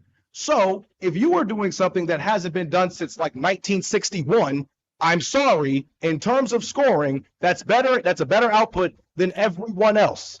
35 a game in 34 minutes. That is absolutely unheard of. In terms of unguardableness, if you will, Joel Embiid, like I said before, you think you can stop him. You would think you could stop a 7-footer from scoring by fouling him, because in history, it's shown to work with certain centers. With Joel Embiid, that is not an option because he shoots the free throw better than Luka Doncic on the season. 12% better, I think, or maybe 10. He shoots the free throw better than Kevin Durant on the season. And Kevin Durant's one of the greatest free throw shooters of our generation. But apparently, so is Joel Embiid this year. But I don't know why you don't like that. I don't know. I don't know. But at the end of the day, when you look at it, 54% from the field, 35% from three, like I said before, ain't too shabby, and 89% from the free throw line, you're virtually unstoppable. You're virtually unguardable. You can talk about the postseason all you want, but I'm going to talk about what's currently happening right now. Scene, nigga. Sorry. Oh, good. All right. Jalen, you got it. All right, I mean, again, the biggest difference maker here we have to understand between Kevin Durant and Joel Embiid, you did mention it, is who is easier to guard. Joel Embiid struggles against the double team. We mentioned that. Joel Embiid in the perimeter, he struggles relative to the NBA at the perimeter. For his position, he's good, but relative to the other scorers in the NBA, he is not at the level of Kevin Durant. Kevin Durant, whether he's getting double teamed, he can not only pass out the double team, but he's going to shoot over those two guys and get you the bucket more. If we're talking off the dribble, once again, Kevin Durant, better at the dribble, even in his later stage in his age, still better off the dribble, getting to the basket at a better rate, can't get stopped. A lot of the time, we saw what happened in the playoffs. Marcus Smart guarding Joel Embiid. We saw Marcus Smart doing his thing. What is he, 6'4", 180 pounds, soaking wet? If Joel Embiid couldn't score on him, Joel Embiid got exposed. Joel Embiid is scored against any real competition in the playoffs when actual big men need to guard him. Kevin Durant's not getting stopped by any 6'5" guard. He needs multiple guys. He needs a team scheme to stop Kevin Durant. When he started to get the Celtics, it was an entire team scheme to stop him. There's not a single individual defender in the NBA that can stop Kevin Durant. While Joel Embiid, we've seen him struggle against Nicholas Claxton. He can struggle a little bit against lead big man. Jared Allen, he was giving him some work. He did Rudy Gobert, again, one game. But even some games against Jokic, he's been cooking, but he struggles with some. Kevin Durant, there's not a single team out there who gives one body on him. It's always two guys, or it's always 2-3 guys that the team has to focus on stopping him. So at the end of the day, we're talking about Kevin Durant, a guy who elevates in the playoffs, who understands that when his teammate is cooking, can take a step back and wait for his turn and still lead the team in scoring, while Joel Embiid consistently needs the ball in his hands, or when he doesn't, he'll have a bad game. Kevin Durant, better three-point shooter, the pull-up midi, better finisher at Joel Embiid, the better finisher at the rim, but Kevin Durant, when he's getting to the rim from the perimeter, is a lot better than Joel Embiid. You need a bucket, you are picking Kevin Durant over Joel Embiid any day of the week, twice on Sundays. That's the round. That's 2-1 me. Go to the next topic. Let's go. Confidence is crazy. And for the record, this is what happened. For the record, I had him picking Luka Doncic. I had the Luka Doncic counters. So I was just Googling. I had the Luka Doncic counters ready to go. But then I switched. I'm like, I thought you were picking Luka too. I had the Luka counters ready too. We miscommuted. Yeah, I had the Luka counters coming. I was like, damn. Counters to Luka. What are y'all talking about? Well, you gotta look at the number. Yeah, we got counters. But no, we'll show them off next round. Chat. By the way, chat. I caught the lie. Don't think I didn't catch the lie. It's up to y'all to decide if that's a factor or not. Not me. Debate, baby. Jalen's incredible. I'm not gonna lie. Ron, my favorite part was this, bro. Jalen's so funny, right? He said, "Yeah, I get KD shot this and scored 28 in the postseason, but what was Joel Embiid's percentage? Terrible." Like, he didn't get no number. I had to look it up a little bit real quick. I'll do it real quick. I had Luka's percentages. I had Luka's differences, the true shooting and all that. He said, I'm like, in my head, I'm like, that's not a number. Like, I thought you was bringing the facts, you know? No, it's a fact, though. 23 points a game in the playoffs for Embiid. Come on now. Yo, that was too funny, bro. I lost my mind. I lost my mind when he said that. I lost my mind. That was too funny to me. All right, y'all. The judges came up with a decision it was quick. It was very quick. The judges didn't need much time to think about it. I'm gonna let the chat go ahead and finish it off. You guys have about 30 more seconds left, and we're gonna go ahead and wrap this up. So, chat, if you're out there, go ahead and turn your votes in. We need to hear what you guys got to say. It's about 300 votes. Let's get it up to about 500-600. 500-600. That was Jalen. Oh, man. Yo, I love you. 2-1, baby. 2-1. Keep moving. This is the hardest round for me thinking. This is the hardest one. The next two, a lot more. KD's always gonna be for a lot of things. It's always gonna be a argument that a lot of people don't like. For sure. But you were saying some things up there in my head. I'm like, oh, it's all facts. Jalen, what round do you think you lost? What round did I think was it? The second? I believe I lost the second one. Second or third. Okay. Yeah. He started out very strong. Very strong. Yeah. Personally, I thought you got the first round. Yeah, I got the first round. So I think he got the first round too. But with that being said, the chat has Zeezy winning 64-35. So Zeezy took the chat vote. Zeezy took he swayed the fans. All right. Great job. Love you guys. And as for the judges, they both agreed that Zeezy swept the floor with Jalen Carter. So that's because they think Joel Embiid is better than Kevin Durant. Stop it. That's just a lie. Okay, it's gonna be like that. It's okay. It's okay. Oh, judges, y'all done did it now. Now Jalen for the cook y'all now this next round. Mm-hmm. Hey, judges, see, y'all should have just been fair. Y'all should have kept it cool. Now Jalen got to cook Zeezy and you guys. But it's time to get to the second topic. We have no time to waste. It is Christmas season. Dub, give us the next gift. This is a pretty curious debate, but I guess they both agreed to this one. The second debate we have on the table is Steve Nash versus Derrick Rose. Peak for peak. Now, I don't know who has who, but I'm quite interested, so I don't want y'all to spoil it until y'all start talking. So, since Zeezy went the first time, Jalen, here you go. All right, so Steve Nash is not only the better player than Derrick Rose, but significantly peaked higher. If we're talking about his 4-year peak of Steve Nash, he's averaging 17.5 points a game, 11.2 assists, 3.6 rebounds, 51% from the field, 45% from three, and 90% of the free throw. He averaged 50, 40, 90 over a 4-year peak. Derrick Rose, during his 4-year peak, 21 points a game, 6.8 assists, 3.8 rebounds. Field goal percentage, 46%. Three-point percentage, 31%. Free throw percentage, 81%. There's not a single thing offensively that Derrick Rose can do better than Steve Nash. Steve Nash is a better scorer who scored at a higher clip. The three-point shooting was clearly Steve Nash. The passing and playmaking, Steve Nash being an all-time great passer, all-time great playmaker. Derrick Rose was never that. Even the rebounding, once you account that, a lot of these Steve Nash numbers happened during the 05, 06, 07 seasons, one of the slowest paces in NBA history. If you equate for possessions per game, a lot of these the points per game would even be higher for Steve Nash once you equate for that. Steve Nash has won back-to-back MVPs in 2005, 2006 with comp like Kobe Bryant, Shaquille O'Neal, Dirk Nowitzki, Kevin Garnett. He was the guy to do that. And in 2007, he finished second to Dirk Nowitzki. Derrick Rose won MVP season and never finished top 10 ever again in his career. Derrick Rose was a phenomenal player who was super athletic and was great to watch. But in terms of actual basketball, in terms of how they contribute to the team's success of winning and how they made their teammates better, we'll get to more of in the second round. Steve Nash, with his passing, his playmaking, elite all-time level scoring with the 50, 40, 90 club in the ranks of Kevin Durant and Larry Bird.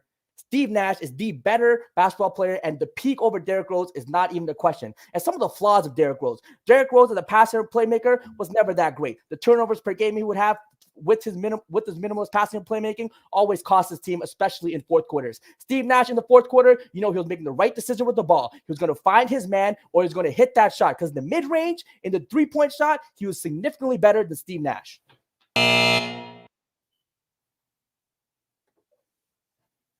Before I start, Steve Nash was always him in the fourth quarter, Jalen?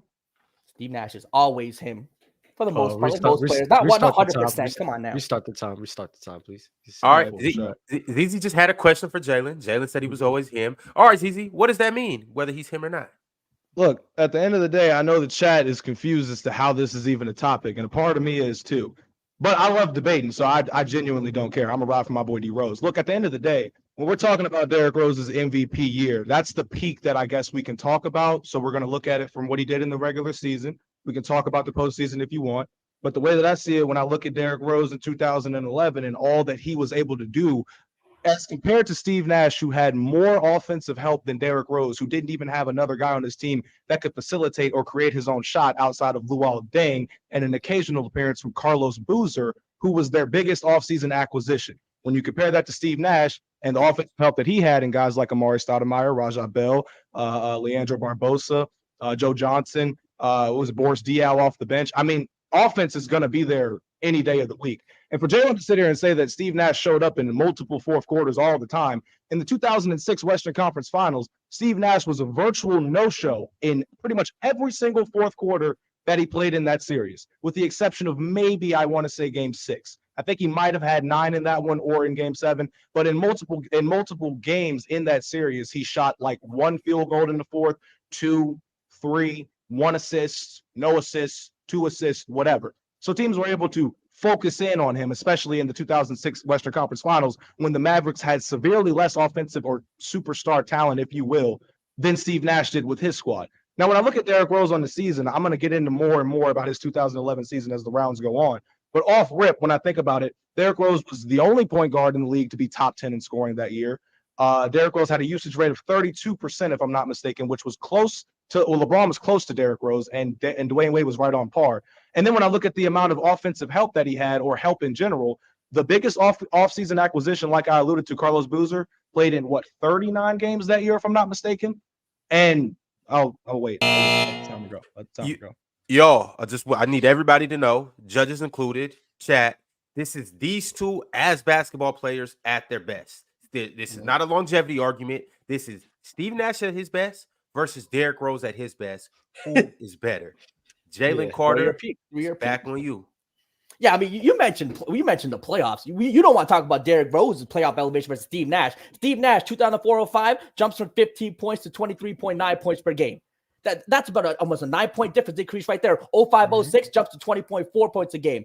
In the Western Conference semifinals against Dallas, he averaged 30.3 points per game, 12 assists on 55% field goals, on 55% for the field, 42% from 3. We're talking about playoff elevation, 30-12. Derrick Rose, what happened in that series against the Miami Heat? When LeBron James was locking up in the fourth quarter, Derrick Rose couldn't do anything. He averaged 23 points a game on 35% field goal percentage and on 23% from the 3. Derrick Rose was locked up, and they understood that they could defend him because he lacked the jump shot from the 3-point line. His mid-range was not consistent, and his passing and playmaking was not at the same level as Steve Nash to make up for those deficiencies. And then we talk about the help that Steve Nash somehow had. Amari Stoudemire wasn't some self-creator. Amari Stoudemire had his best seasons with Steve Nash because Steve Nash created for him. Sean Marion is definitely not a self-creator or offensive juggernaut. Steve Nash is able to create for Sean Marion, who was known to have an inconsistent jump shot and inconsistent offense. But playing with Steve Nash, he was that guy. Guys like Rajah Bell, spot-up shooter, Steve Nash made him better. Quentin Richardson, spot-up shooter, Steve Nash made him better. Grant Hill, who we all thought was dead, done, the ankles were gone, went to the Phoenix Suns, played with Steve Nash, and rejuvenized his career and got some of the best seasons out of him after his prime. Vince Carter, who we thought was done, played with Steve Nash, had a rejuvenated season when playing with Steve Nash. Steve Nash has consistently shown all these guys that he got to play with, even Boris Diaw. The best of Boris Diaw was with Steve Nash, playing alongside Steve Nash. Playing alongside Steve Nash brings the best out of these guys, while Derrick Rose, he didn't bring the best out of Carlos Boozer. He could have done more with Luol Deng. He could have done more with Joakim Noah. Derrick Rose, the problem with his game is that the passing and playmaking to elevate his teammates were not at the same level as Steve Nash, which is why those teammates couldn't elevate as much as Steve Nash teammates couldn't elevate with him. That's too old, man. Come on, man. You said, wait a second. Oh, okay, let me go. You said that Rose could have done more with Luol Deng and Carlos Boozer missing all them damn games and Joakim Noah missing all them damn games. What more could he have done? Ask them, please don't get hurt. Like, what do you want him to? Anyway, whatever. When I look at Derrick Rose's MVP season, when he finished the season, at the time, there were 3 players in NBA history to have at least 2,000 points on the season and 600 assists. You want to know who those players were?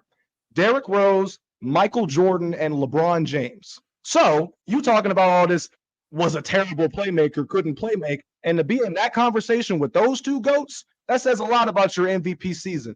Not to mention the fact that when we factor in the fact that Derrick Rose posted the best record with the Bulls, despite his two best, I guess you can call it, defenders and the offseason acquisition and Carlos Boozer missing significant time, Derrick Rose posted the best record in the entire NBA. And in games in which he matched up with, because mind you, there are teams in the league at this time, like the Big Three Boston Celtics, your Big Three precious Pookie Wookie Bears Heat, the Magic with Dwight Howard in his prime, the Mavericks, there were 57 wins, the 61-win Spurs, Lakers, OKC, you get the gist. Derrick Rose posted a record against all of those teams in regular season play of 13-6, averaging, I believe, 27-7 or 7-4.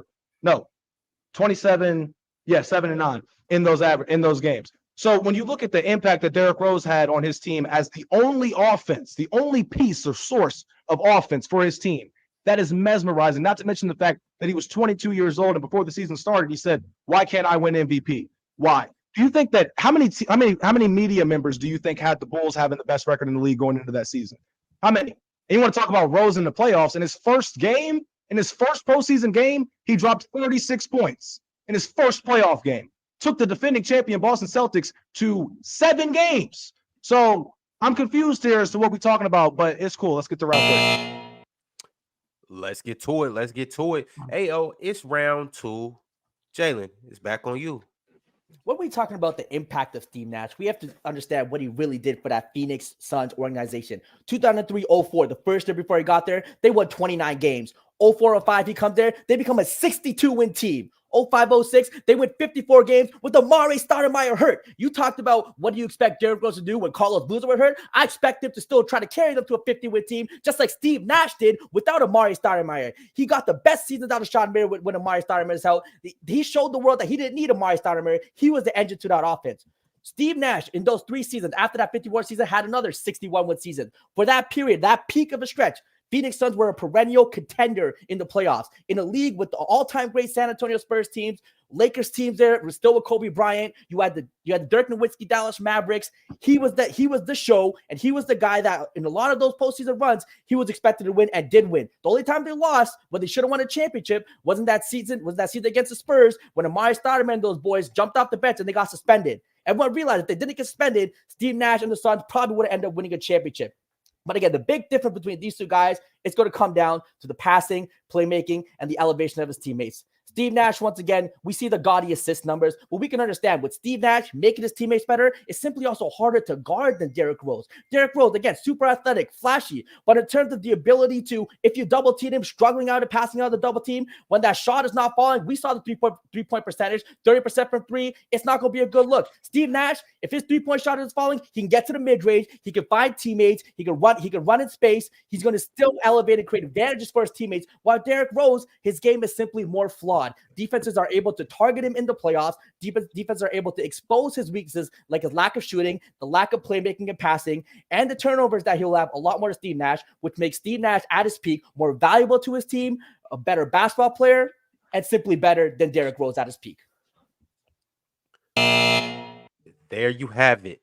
Jalen said all his points. Zeezy, you got one more round, and then we're going to get into this chat voting. All right.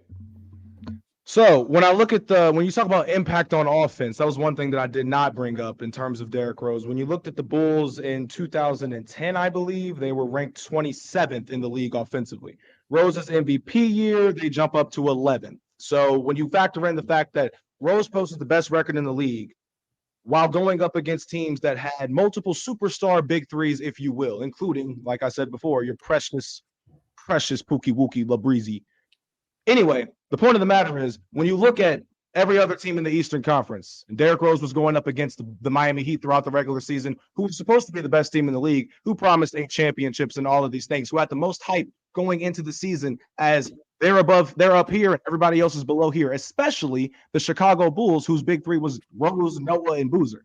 But Rose swept the Heat in the season series. Now you talked about how in the postseason the Heat were able to win in 5. Why was that? Well, Eric Spoelstra said, well, our best defender, let's just throw him on Derrick Rose, who was their only source of offense. And it worked. Congratulations, Miami Heat. Everybody knew that was going to happen because at the end of the day, you have more personnel. Now, if you were to put Derrick Rose on a team with Dwayne Wade and a Chris Bosh and replace him and put LeBron on the Bulls, you tell me what would happen in that scenario. Now, do they still have a shot to go far in the postseason? Yeah, they do, but only because of LeBron James. And if you have a LeBron James, as history has shown us, with limited help offensively, it can really struggle, especially when he's going up against teams that are just simply better than his team. Case in point, 2018. Case in point, 2007. You see what I'm saying? So when you look at Derrick Rose's impact, I think that it's criminally underrated. And I respect Steve Nash's impact completely. When I look at Derrick Rose, I think he was more explosive. He was more dynamic offensively, even though you can point to the fact that he was 50, 40, 90 and hang your hat on that, and the 2 MVPs in the 1 and 06, which Dirk should have won because he averaged more wins than Nash, but whatever. When you look at all that, at the end of the day, I'm still taking D Rose in his peak over Steve Nash if I had my own team. All right, y'all. That's the time. We got the second topic in the books. Steve Nash, which Jalen Carter took, versus Derrick Rose, who Zeezy Hunter I gotta win this one. If I don't do this one, it's that's what I'm saying. You got it. Yeah, this easy win. This one was one that you should win. Wait, the first one was one you should win too. Joel Embiid, the way he's cooking, like that was for sure. That was for sure. No. You could have won that, Jalen. You definitely could have. You definitely could have won that one. This one is definitely. I think it's a sweep. We bought the facts numbers. This third top is a good one though. This third. Top it is. Yeah. No offense, Zeezy. I just think this was just a bad argument. It was. I don't think there's anybody you could have done. Yeah, there wasn't anything you could have done to sit here and win this one. I think it's just too much, you know? Yeah. I'm cool. I want it to be 1-1. We gotta break the tie. Round fight. Oh, so you gave him a round, Zeezy? Huh? You gave him a round. I ain't say all that. I mean, he gave the facts. We got the facts, yeah. No, that's how we got the facts. What I'm picking up right now is that you knew you was gonna smack him the first round. Second round, you was like, all right, Jalen, I'm gonna give you a little gift. I'm gonna give you the second round, and then I'm gonna come back the third round and stomp on you. Was that your logic? Yeah, we'll go with that. Sure. All right. It's all part of the plan, man. Yeah, for context. Plan's not the word. Script. But I'm about to go script. Yeah, you're right. The script. This is written in the scripts, man.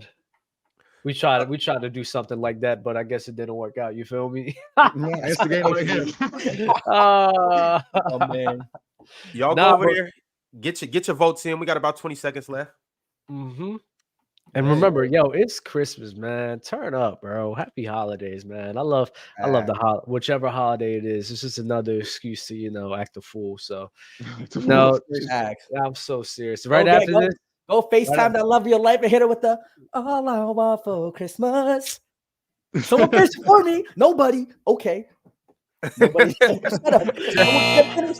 Sally, you dropping that Christmas album? There's no way. There's no way he tried to orchestrate his own sing-along. That's insane. That's actually insane. You're crazy. You're absolutely crazy. Ain't nobody. You do not have. No, you don't have to sing. No. I had somebody try to call me on Thanksgiving. I did not like that at all. I don't like that. That's crazy. Here we go. Hey, I got some shit lined up for Christmas, boy. Hey, I got somebody coming over in a full Christmas outfit. Hey, see, y'all got presents that y'all unwrapping under the tree. I got presents that I'm unwrapping on top of the sheets. You feel me? But we'll talk about that in the post show. The votes are in. What, you want to talk about it now? No. Oh, no. Oh, my bad.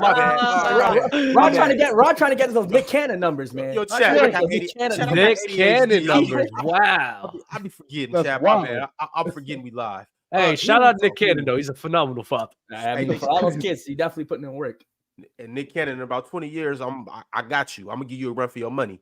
But first round or second round, the votes are in. Okay, let's go. Jalen got the chat vote, 59% of it. Gotcha. Shout out to Jalen. All right, and I got two judges. One went 2-1. The second one went 2-1. As of right now, it's looking like Zeezy swept the first round. Jalen swept the second round. Oh my God! Shout out to Jalen. Shout out to Jalen. You scared the hell out of me, real quick. I was gonna say we're gonna need new judges because that's insane. That would have been crazy. I'm not gonna hold you. So crazy. Oh, bro. Hey, but Tyreek Hill's coming for that Nick Cannon title. He's crazy too. I'm not gonna hold you. You got that contract to afford it. It's okay. That is true. Yeah. But hey, Ron, you ready for the final debate? Yeah. Let's go ahead and do it. Let's do it. This is actually a really, really fun one, and I'm actually very excited to see who you guys will pick. There's so many people to pick, and this one is very vague. So, without a further, oh fuck, I forgot to say. My bad. What did you say? But it was a second word to it, but I forgot it. But for the last topic for this phenomenal debate we've had between you two, the best team to never win a ring. I'm gonna repeat this: the best team all time to never win a ring. I apologize, chat. Please don't come at me too crazy. Pause. Whoa! So since Jalen, yo, Ron, relax. Dang. So since Jalen went first the last round, Zeezy, whenever you're ready, you can think about it for a second because there's a lot of people to think about, a lot of teams to think about. You got it whenever you're ready, fam. I ain't really had to think too hard. For me, it's the 2018 Houston Rockets, bar none. When I think back to the Houston Rockets that year, especially when I looked at them in the regular season, there was a legitimate argument that you can make that literally was the best offense of the season, even with Kevin Durant and Steph Curry and Klay Thompson and Iguodala and Draymond's Warriors. Now, when I look at that team going into the season, I remember the media talking about how they didn't think it was going to work because you have two ball-dominant players in Chris Paul and James Harden. And in the first game of the season, they beat the defending NBA champion Golden State Warriors late in the fourth quarter. And then Chris Paul gets hurt in that game, proceeds to miss, I believe, the entire rest of the month. And in that time span, the Rockets, with James Harden and leading the charge, went 12-4 without him. By the time Chris Paul returned to the squad, they were, I believe, 17-4, and then went on a 14-game win streak with Chris Paul when he got back. So when I look at the makeup of the team, the coach, all of that, you can honestly make a case that this was the best D'Antoni ran offense ever, especially when you take into account that they were the number 1 offense in the league, number 6 ranked defense, number 2, I believe, in points per game. And you look at the additions that they had, you have an MVP prime Houston Harden with the best point guard, arguably traditionally in the game at that time in Chris Paul, and some offseason acquisitions that got you guys like Ryan Anderson, who was their best three-point shooter, guys like Eric Gordon, who's one of the best six-man probably of our generation in terms of being able to create his own shot and shoot out well, pretty much. Gerald Green, when he got there, I'm not even gonna get into what Gerald Green did. I'm gonna wait for the second round. But if y'all remember, Gerald Green was that boy when he was over there. Clint Capella was the best lob threat in the league, and he had the luxury of running pick and rolls with arguably the best 2 distributors in the league, James Harden and Chris Paul. Was one of the best interior defenders in the league at that time, probably top 3 if we're being honest. And so when you look at everything that the Houston Rockets were able to do that year, posting a record of 67-15, I don't understand how you don't call them the best team to never win a ring. Bang, bang, bang. Jalen, your rebuttal. First round. Zeezy, that was a good effort, but you definitely showed your age with that pick. The greatest team to ever win. The early 2000 Sacramento Kings. We're going to light the beam with Ox. The 2002 Sacramento Kings, the team that got cheated in the playoffs. We know what happened, but we're going to talk about that team. Finished first in the Western Conference, with the Tim Duncan Spurs, Kobe Shaq Lakers, Dirk Nowitzki Mavs, and the Kevin Garnett Timberwolves. One of the most competitive Western Conferences of all time. These Kings were the best. We talk about the players on that team. Chris Webber, 25, 10, and 5. Played as a power forward ahead of his era, passing from the block, doing his thing. Peja Stojakovic, an elite three-point shooter, elite free-throw shooter, one of the best shooters in NBA history for that time once again, and an elite player on this team. Vlade Divac, we see centers all the time right now creating from the post, doing this thing. Vlade Divac was one of the originators of that. Not appreciated, but we talk about the passing of Vlade Divac, the passing of Chris Webber, the passing of Mike Bibby, a defensive point guard who can still get you 15, 20 any night, can still pass the ball. This team was built brilliant. Then you had Doug Christie, shout out to ChillTown, the dirty work guy, the meat and potatoes guy, the guy who's going to play hard defense, get you the rebounds, get you the steals. The beauty of this team is that they simply had no weaknesses. We talk about a team with beautiful ball movement. We talk about Chris Webber, elite passer. Peja Stojakovic, elite passer. Vlade Divac, elite passer. Mike Bibby could pass the ball. Everybody on this team could shoot the ball, pass the ball, but they also understood their role. Defensively, this team clears the Houston Rockets. That Houston Rockets, good team, great team, but James Harden, we know, can't play a lick of defense.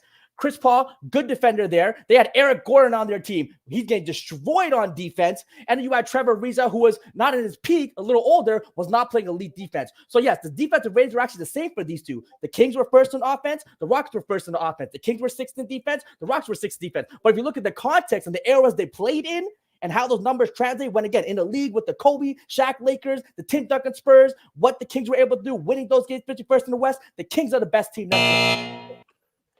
0-2 Kings, 18 Rockets. The table is set. Zeezy is back to you. So let me get this straight. You believe that this team clears the 2018 Rockets, a team that is one of the best historically offensive, rated teams in NBA history, especially for that regular season.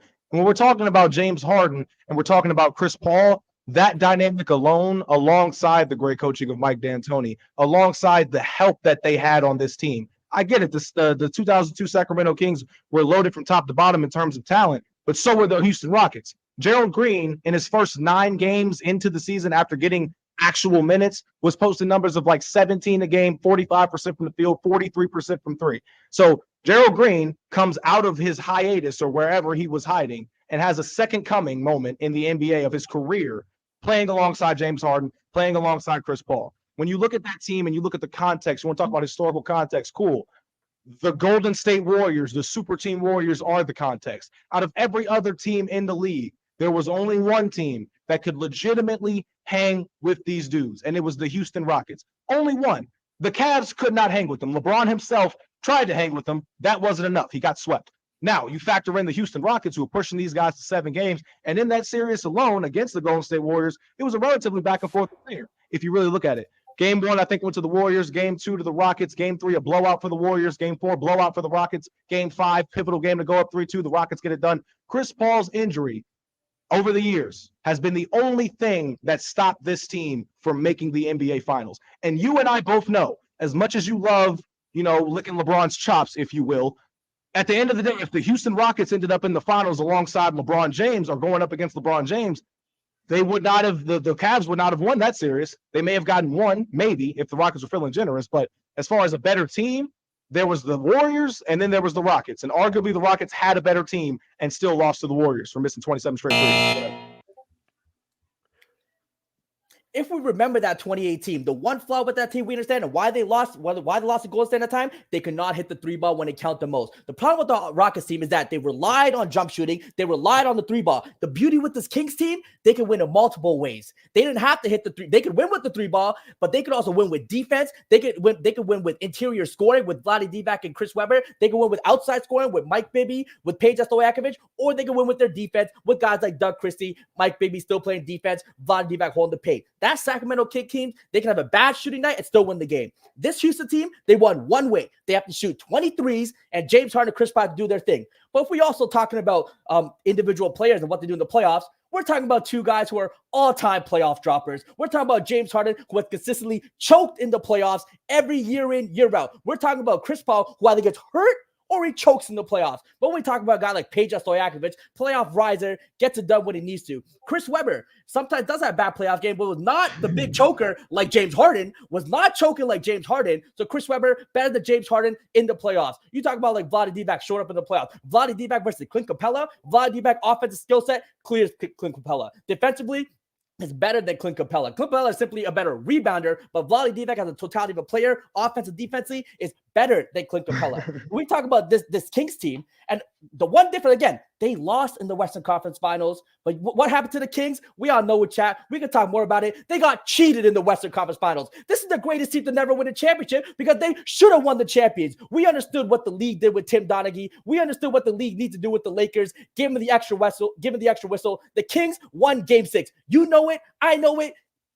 Ron knows it. Dub knows it. The judges know it. The Kings are the uncrowned champions simply because the league wanted another champion and the referees. The Kings are a better basketball team, and they're the best team to never win a championship because they should have won the championship if not for a rigged referee.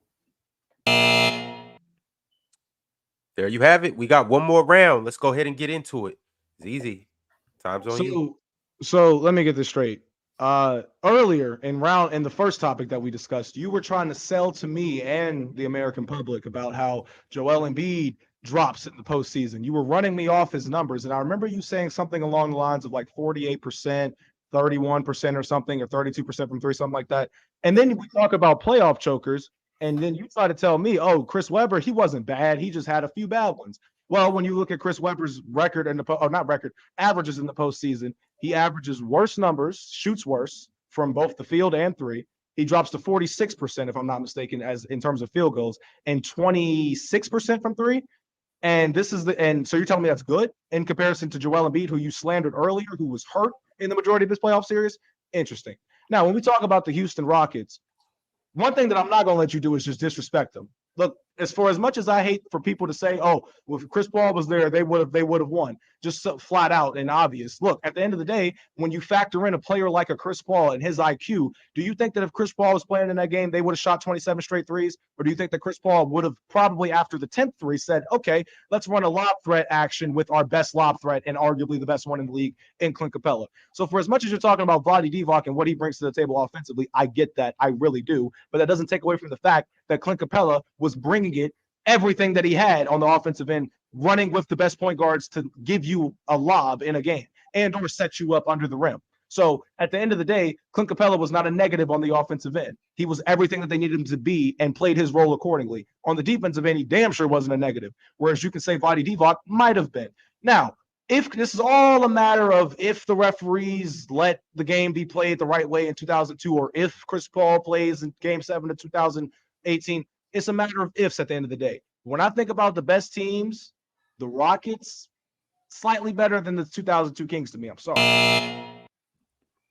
Chat, let this be a lesson. This is why you don't go on Basketball Reference and simply just start looking at the stats. Because guess what? The field goal percentage and efficiency of Chris Webber in 2002, in one of the most defensive eras in NBA history, it's still relative to its era better than James Harden. So even though the numbers might be a little higher relative to the era, Chris Paul is a much better performer than James Harden. That's what's saying, chat. Always relative era. Make sure you include that. But let's go back to not Chris Paul. I mean James Harden and Chris Webber. We know what I'm talking about. But let's go back to the real crux of this argument here. This Sacramento Kings team. Again, the way the Houston teams were built, you had guys kind of play their roles. Trevor Ariza would hit an open three, kind of play some defense. Clint Capella, rebound, lob threat. We understand that. Chris Paul and James Harden, they were the creators. But with the Sacramento Kings team, the team was the creation. You're talking about some of the best ball movement in NBA history. Everyone's touching the ball. It's not just James Harden, dribble, lob. It's not just Chris Paul, dribble, find a pass. It is Mike Bibby, pass to Chris Webber, swing it to Peja, swing it back to Bibby, find Vlade Divac, maybe back to Webber for an easy bucket. This Kings, the ball movement with this team, elite, much better than the Houston Rockets. And then in terms of defense, guarding that Sacramento Kings team was much more difficult than guarding that Houston Rockets team. Because like you said, we understand that their creation relied on James Harden, relied on Chris Paul. So you're able to key in on those guys. With Sacramento, even if you shut down a Peja Stojakovic, a Chris Webber, or a Mike Bibby, there's still other guys on the team able to elevate and still create for the teammates and still score. And the defensive end, it's not even a question. Like I said before, that Houston Rockets team could not win games with their defense. This Sacramento Kings, they were winning games in the playoffs 89-86. They're winning in the playoffs where they're only scoring 90 points a game. This Sacramento team was elite defensively, was elite offensively, and not only elite offensively, but was changing the way offense was played during a time when there was a lot of isolation basketball. They were a team that really relied on team ball movement. The Sacramento Kings, the greatest team never to win a championship. That's a wrap. That's how you win a debate, y'all. That's how you win a debate. That's how you come back down from 0-1, baby. That's how you do it. I'm really him. Don't play with me. That's how you win a debate is by lying. Facts. Hold up. Right quick, y'all. Right quick. Right quick. Chat. This nigga lied through his teeth, and y'all gonna compare. Facts, bro. This is all facts. Chat, you got to get y'all both in. Come on now. We're comparing field goal percentage from 2018 to 2002. Rookie mistake. Rookie mistake.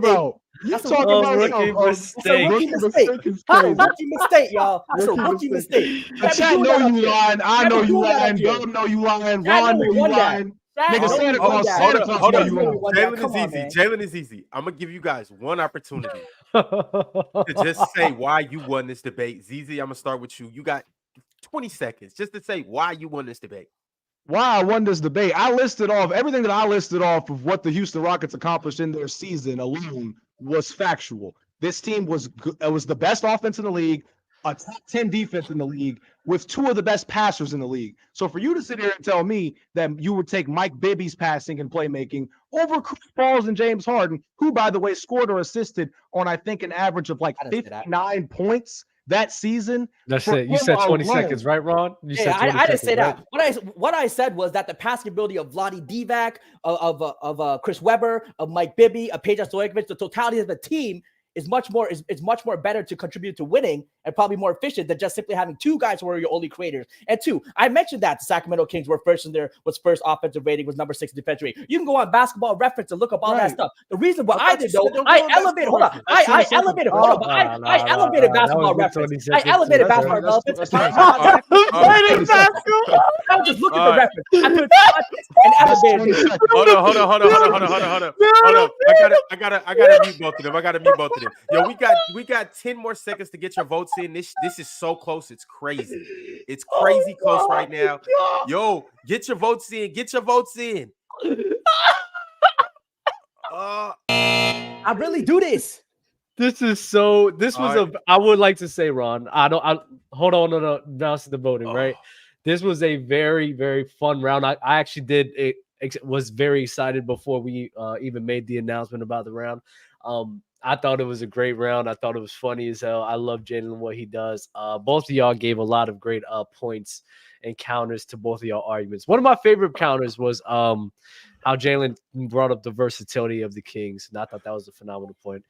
Then you kind of going too far right with some other things, but I mean, Zeezy was very good about bringing up the historic offense as well and challenging the Golden State Warriors. So it was a very good debate. That's crazy. Very good debate. Come on, man. Hey, I would like to get a drum roll. Oh, I got you. What do we got here, Ron? And ladies, here we go. All right. As you can see, the chat was very close. It was like 4th and inches. It was marginal. And Zeezy pulled it out. Barely. Pulled it out fairly. Wow. That's crazy. Good job, Zeezy. Hey, Zeezy. That's Zeezy, crazy. you put out just on time. You just dodged one, brother. You're not like Ant Edwards, bro. All right. Judge 1 and Judge 2 once again went with the same thing. 2-1. We had a sweep in the first round. Zeezy. We had a sweep in the second round. Jalen. And we had a sweep in the third round. Zeezy Honcho. That is insane. We got robbed. I got robbed. I don't agree with that. We got robbed. That's crazy. I don't want to cry. Zeezy did well. Thank you, bro. Sweep is crazy in that round. I personally thought I didn't want that. Mars, I will eat your food every day of the week and twice on Sundays. With the chastised ducky talking, I will eat your food. This is what it is, man. This is what it is, man. People hating on Gandhi. People hating on Martin Luther King. Sometimes people gonna hate and not understand. Honestly, we cooked today. I thought we brought the facts. Zeezy did well. We didn't lie. We bringing facts. We're gonna move on to the next one, man. We're gonna move on to the next one. Shout out Zeezy. That was a good one, man. I'm not gonna lie, Jalen. And I feel as if you didn't, this is what you do sometimes. You go too, like, you have such a great premise, and then you go too far left. And I think when you go too far, you would have won if you never went too far left. I wholeheartedly believe that. Okay. Like, you went too far. He went too far left on a couple. Ox, who the greatest team never to win a championship? The 0-2 Kings. You gonna ask the Kings, man? They don't want to do it. They don't want to give it. They don't want to give it. Yeah, that was a fire debate. Hey, yo, I can't wait till we start being able to tag people in. So Jalen could have tagged in Ox for 30 seconds to back up his point. Yeah, that was dope. Jalen, you know how we do tag team. Yeah, Can I give a champion speech? Yeah, we tag team. Oh yeah. Zeezy gets his speech. He come down to Sacramento. I mean, damn. That's crazy. Let me give a champion speech, Ron. Ron. Dang, bro. Damn. I should have a damn trophy. But I just want to say I had a lot of fun. Shout out to Jalen Carter. The biggest bronzexual that I know, and that is the biggest compliment that I can give you, brother. Please know that I'm not joking when I say that. I actually love the fact that you are a bronzexual, probably. In this debate alone, thank you, PC, thank you, Lakerland. Oh wait, shit. Thank you, live chat, Ron, Dub, Dale, Shaq, Dave. Hey, I'm not gonna keep going. But I had fun. I had a lot of fun. Chat, hope to see you guys real soon. We'll start popping up on the panel more so we can get into it, chop it up with y'all. But it was fun. It was a lot of fun. All right, Jalen, Zeezy, it was a pleasure. We'll catch y'all next time. I'll probably see you on the panel this next week. All right, y'all. Peace. Oh man. That was heat. Whoa. Look at that. Get him out of here. All right, y'all. Ox, what you got to say about that last battle? You're muted. Yeah, that was fire. I mean, y'all obviously know that I got the Kings as probably the best team not to win a championship, but Zeezy did his thing. He did his thing right there. I can't lie. I kind of agree with Doug. Jalen just gets so overzealous sometimes. He gets overexcited, and he just jumps off the cliff. If he could have reeled it in, I think he wins that third round. Mm-hmm. It was a great round. And Jalen was saying things I was very surprised. I was like, all right, Jalen, I see you. I'm rooting for you. But he started saying some things, boy, and I was just like, dang. Number one, Jalen had it. I think he had it right there. Had it. Stop. Yo, do you guys want to know what the moral of the story is from .com? Go right in the back. Hey, .com sent through a chat. He said, moral of the story, don't lie in debates. Jalen, I know it's Christmas season, but you shouldn't have went the Scrooge McDuck route. All right. You should have just stayed true. You shouldn't have went down the Grinch's path. Not everybody can be the Grinch. Speaking of the Grinch, I think Brian, we can you're talking about Ebenezer Scrooge, not Scrooge McDuck. I think that's his name, Ebenezer Scrooge. Mm-hmm. Go ahead. Okay. Ebenezer, my bad. But shout out Scrooge McDuck as well. But yeah, Ebenezer Dub, you got some white stuff right there. Go ahead, clean yourself up. There you go. There's no way. There's Yes, no way you can set that. I'm just trying to help. Matter of fact, let me take care of yourself. All right. Anyhow, my mouth. Go ahead. Yo, whoa! I'm talking about the chicken, bro. Hey, chat. Let me eat. Let me eat a piece. All right. We're waiting for a couple guys to get in here. So in the meantime, we're gonna go on a brief intermission. Right when we get back, y'all get ready because we're going straight into it.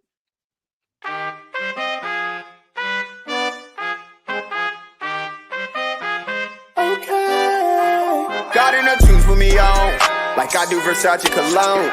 We all to the moon, yeah, we gone. Punch me in like Sylvester Stallone, yeah. All that original tone, that's why I can't leave it alone. I'm just taking the aroma, like I do Versace cologne, yeah. Do 100 out the gate, got 100 on the gauge. How many hits will I get mad? Got 100 on the way. Put in the work, Johnny wrote this, so I run it up on faith. On my dreams, but Lord redeem, get on this, something to say. I got you like a siege, got a drummer. Couple by king, still free in the summer, That's heat, I'm a sonner. Low kick control, all the lead on the drummer, Put it on my mama, I'm out of the box, go insane in the genre, Looney Tunes when I honor the designer, like it's Dolce & Gabbana, Way up in space on fire. I'm seeing God in my heart. Hey, that was a banger. Oh, whoever made this song is crazy. Who's that? Whoever made that song is crazy. Who is that? Yeah, chat. I'll drop it in the link. But I mean, y'all know the kid Bachi. If you've been tapped into Player's Choice for a long time, he used to come on the shows way back in the day. We're gonna have to get Bachi on a new show too, because Bachi he dropped heat. He dropped Bachi. That was Bachi's song. That song go crazy. Oh my god.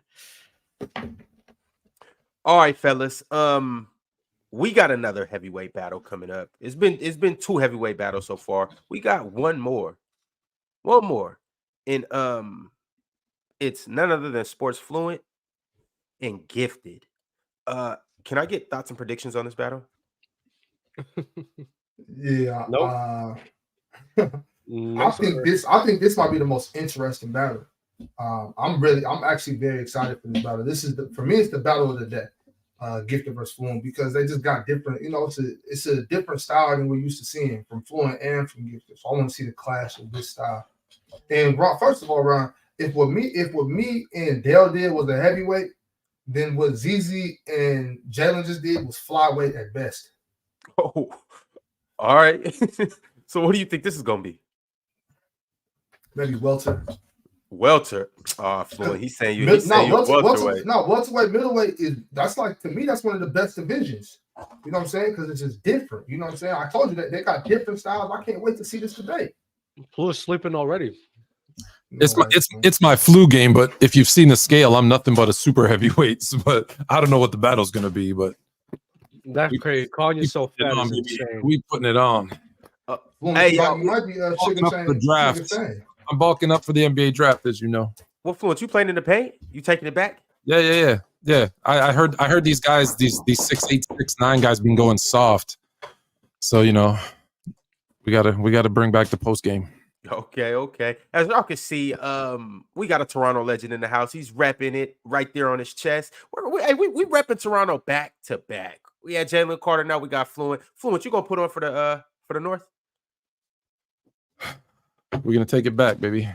We're gonna take it back. All right. Fluent, we'll holler back at you in a second. Let me get the other guy up here, the other contestant. Let me get the boy up here. We got Gifted. What's up with you? What's good, everybody? How y'all doing, man? Cool. How you living? Good. Thugging this one out. Currently, my PC is at the shop. I always love to bring y'all the best quality as much as possible. So this is actually being shot on my phone, but I'm never ducking no smoke. No competitions. I'm not hard to find. I'm ready, bro. Let's get to it. Gifted. What I'm taking this as disrespect, because what I'm getting from this whole thing is that you don't respect Fluent enough to battle him on your PC. You think this is just a lightweight cell phone battle, and if that's the case, just say what you told me in the private chat. Hey man, listen. You said it, not me. I respect every opponent that I face. I respected Mustard, even though Mustard disrespected me. I know that me and Fluid have two different type of styles when it comes down to hoop talk and debate. But as I told you in private chat, I'm not afraid of no smoke. Initially, it was supposed to be a 2v2 battle. Then, some people ducked a little bit. Now it's me versus Fluent, and I'm with it. I'm always ready with it, no matter what. So I'm here for it. Hey, he's not lying. Three people have ducked Gifted. Who they? Can you name those three people Gifted? Who ducked Gifted? Might as well, Dable. Go ahead, drop them names, Gifted. One of them. Ready to fight anyway. One of them is a fan favorite for Dub. You know what I'm saying? His patented co-host. Oh yeah, I know he would. He would be afraid of you. Oh. Yeah, I knew he would be afraid of you. That's crazy. Why would that be? Because he's not really that good. Oh wow, that's crazy. I didn't say that. I didn't say what that. About the other two, Gifted? Come on, drop names. Gifted, start some shit on Christmas. Okay, let's see. So the other one was Legend of Winning. I believe Legend of Winning and I believe Mars had things they had to do, some prior obligations. Ron could actually expound on that because I didn't get much detail from that, but that's what he told me. So, Mars ain't got nothing to do, I promise you. Mars was just in the chat. Oh, exactly. Interesting. Yeah, I don't know. I was told that let me see if Mars is playing 2K right now. I don't got to say. I'll figure out no dirty laundry. I shouldn't be messy on Christmas. It's just not the right thing to do. And it was also a third person too, but we don't have to mention their name. It's time to get into this though. Yo, Ox, we're gonna catch you after the battle, all right? Yeah, Mars is playing 2K. Mars is playing 2K? He's ducking. Yeah. I respect it. It's cool. All right. Fluent, you ready to go? Yeah, man. Get Fluent. You really got the flu right now? No, yeah, for real. It's all you really do? Yeah. I feel you, bro. What's up? I've actually never met you before, so what's up, Gifted? Nice to meet you. What's good with you, Fluent? I'm also sick, so this is gonna be a full type of game, but we here with it, man. Let's get to it. I mean, you can't say Fluent without flu, so I think it's like, I think it's quite fitting. Low watching and Mars is chatting. That's crazy. That's crazy. Pointed in Sweet and Low. I get better from Sweet and Low. All right, well, Dub, you can go ahead and introduce the topic so we can go ahead and get into it. It's about that time. Let's do it. Shout out to JD, man. Because without a further ado, that's what I tried to say earlier. But for Gifted and Fluid, in the first topic they'll have, who is the best current duo in the NBA? not all time. Who is the best current duo in the NBA? Now, whichever you guys want to decide, everyone deciding on who wants to go first. Gifted, Fluent, whoever wants to take it first, go ahead, take it. You can go. Go ahead. Gifted. Okay. Cool. Yeah. So I'll go first. You let me know. It's ready now. Okay. Wait. Start back from the top. Jordan, Start back from the top. Slow your roll there, buddy. Slow your roll there, Jordan. Gifted. Yep. This is the most wonderful time of the year, right? Indeed. This is when you thrive the most, right? Indeed. I would agree with that. Yeah. I mean, based on your name, I would say this is the most fitting event for you. So let's make it happen. Cool. All right. Well, in my opinion, the best duo in the NBA is Anthony Davis and LeBron James. My opinions on what a duo is, obviously, it matters on how you play off of each other, but I also care about what you individually bring to the table to complete a duo. When you think about LeBron James and Anthony Davis, LeBron James is obviously one of the best playmakers of all time. He's one of the best downhill guys in the NBA still at his age. And then when you think about Anthony Davis, he is arguably the best defensive player in the world, playing very impactful basketball for the Lakers. And when you think about those two specifically, the reason why they're the best duo in the NBA is compared to every other duo, they are both top 10 players. You can look at these guys and say they look the part, they play the part, and they fit together perfectly. Anthony Davis is the captain of their defense. LeBron James is the captain of their offense. And when you look at this duo collectively, what they do because of their size and their length, when they go small, they're not going small. You have LeBron James at 6'9", 6'10". You have Anthony Davis at 6'10", 6'11" out there really competing on the defensive side of the basketball.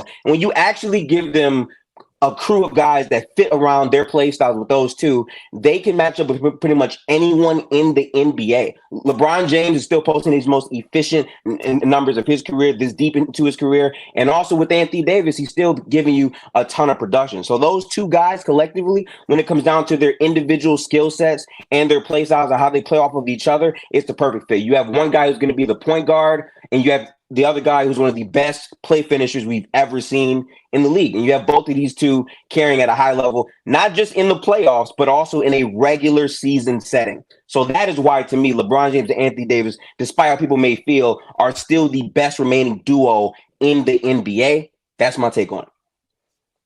Gifted, hanging the ornaments on the tree early. Fluent, it's on you whenever you start.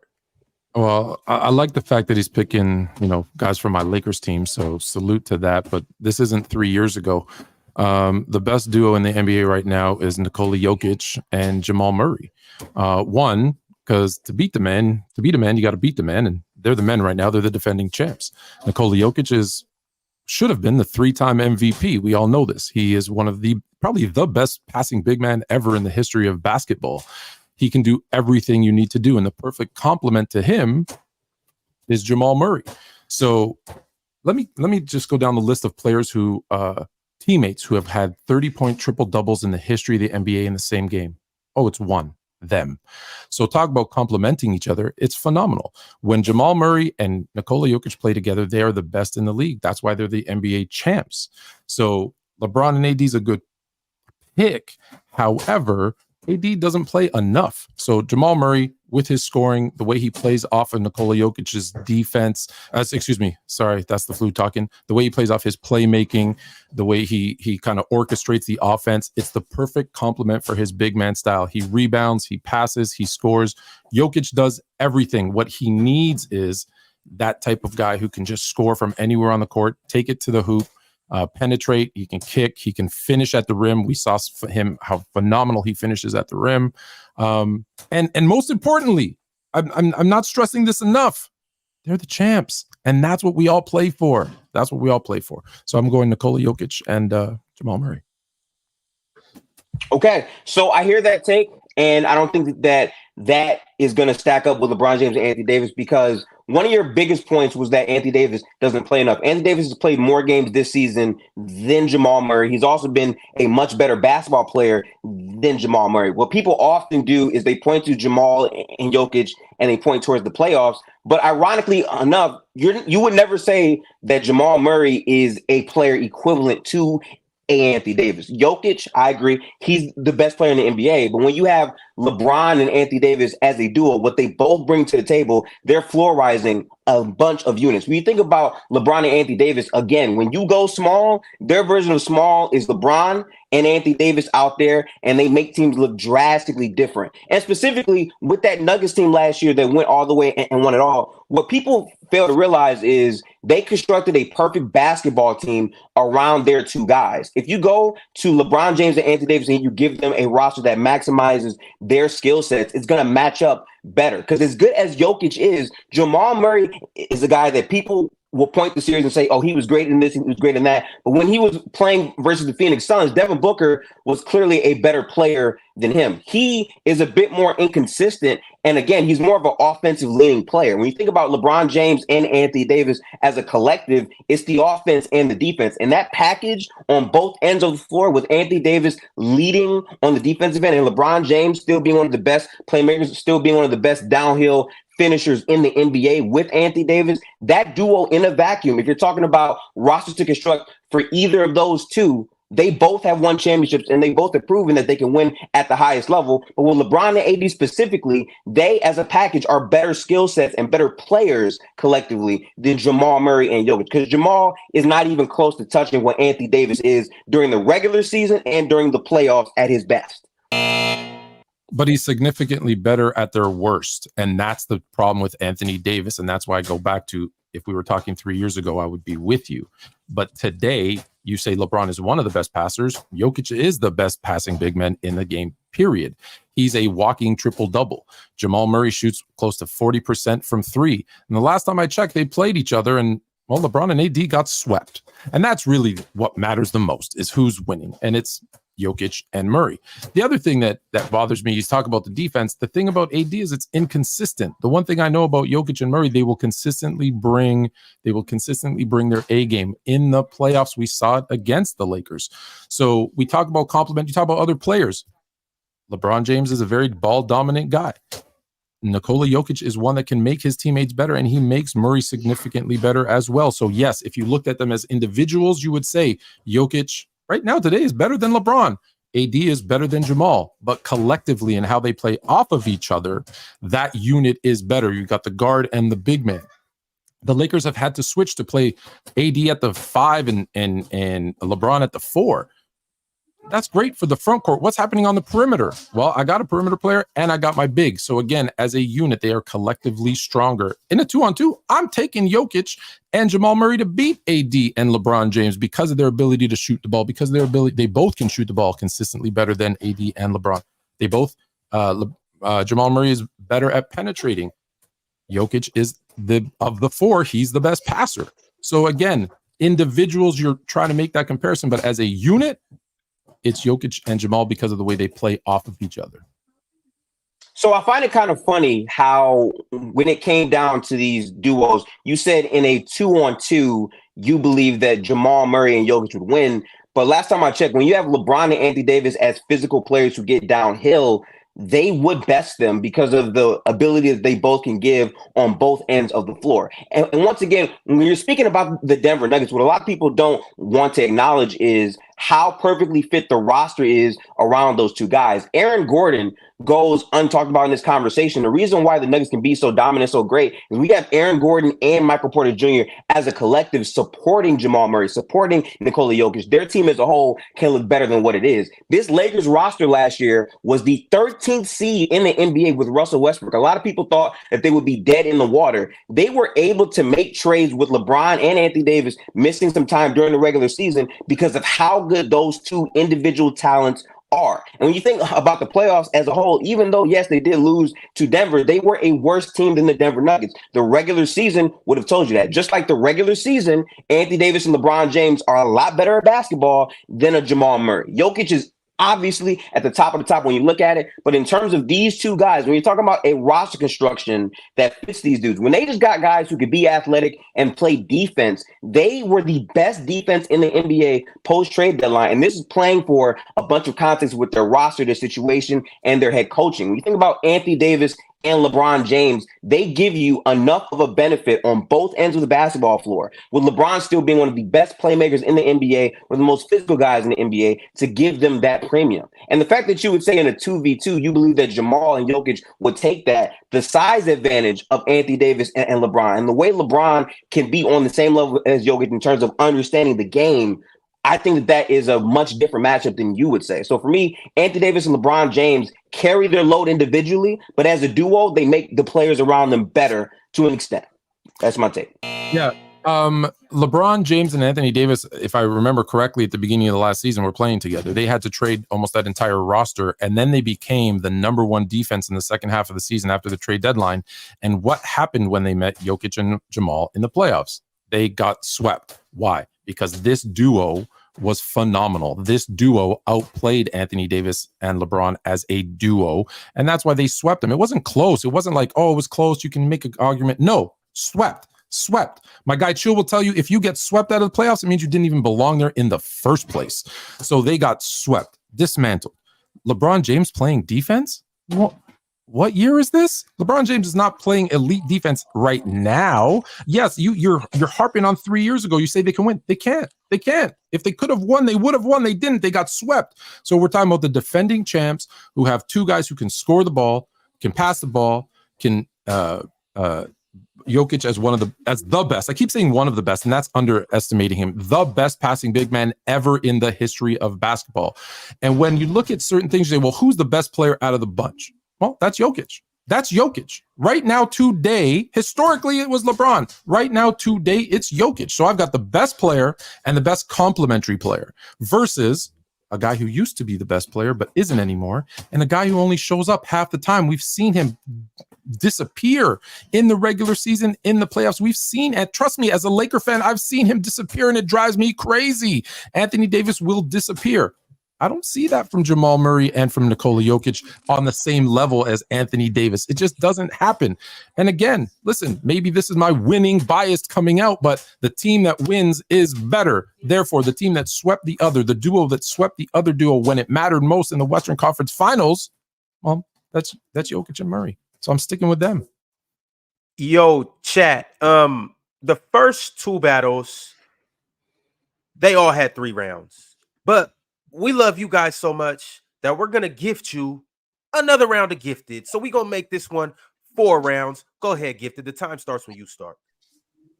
Yeah, so I hear that point, but once again, the Nuggets were a better basketball team. It should not come to a surprise that the Nuggets went to the finals and won, because if you paid attention to the Nuggets during the regular season, they were a better fit basketball team where Jamal Murray could play inconsistent off of that injury because they were that good with Aaron Gordon, KCP, and a great head coach to maximize their roster and their skill sets. Jamal Murray is a player that gets the eligibility to play higher in certain moments in the playoffs, but doesn't have to sustain that load for an entire regular season and playoffs. When you think about Anthony Davis as a player, people get mad at him when he has games where he has 24, 10, and 3 blocks. His impact on a night-to-night basis will always be bigger than a Jamal Murray based on his responsibility and how he maximizes out their roster. Guess what, guys? LeBron is playing defense. LeBron clearly for this season has still been a top 10 caliber player when you looked at how he's played. He's very, very efficient still. And guess what? LeBron James' IQ has not diminished. It has not gotten worse.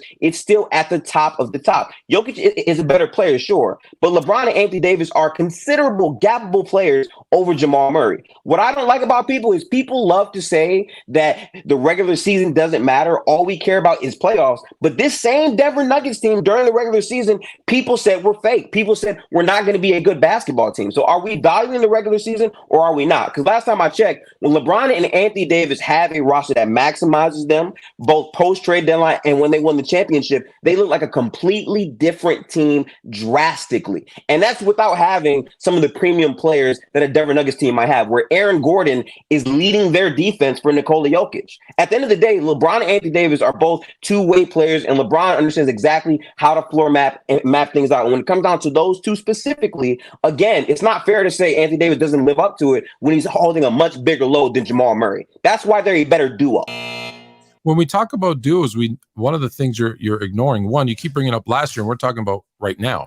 right now, my defending champs have the chemistry, can play off of each other.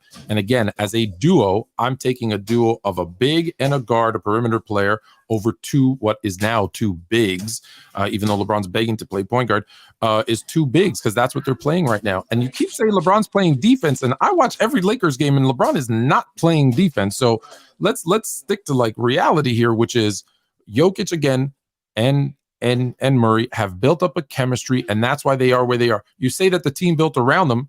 Well, without those two guys, there's no team. You're betting on Aaron Gordon. Aaron Gordon's been the man. He did nothing. Michael Porter Jr., people say he shouldn't even be a starter. So now all of a sudden, it's this great chemistry, this great team. Well, really? Because what I remember is, again, a bunch of trades happening at the trade deadline last year. They go to the Western Conference Finals, get swept by my duo.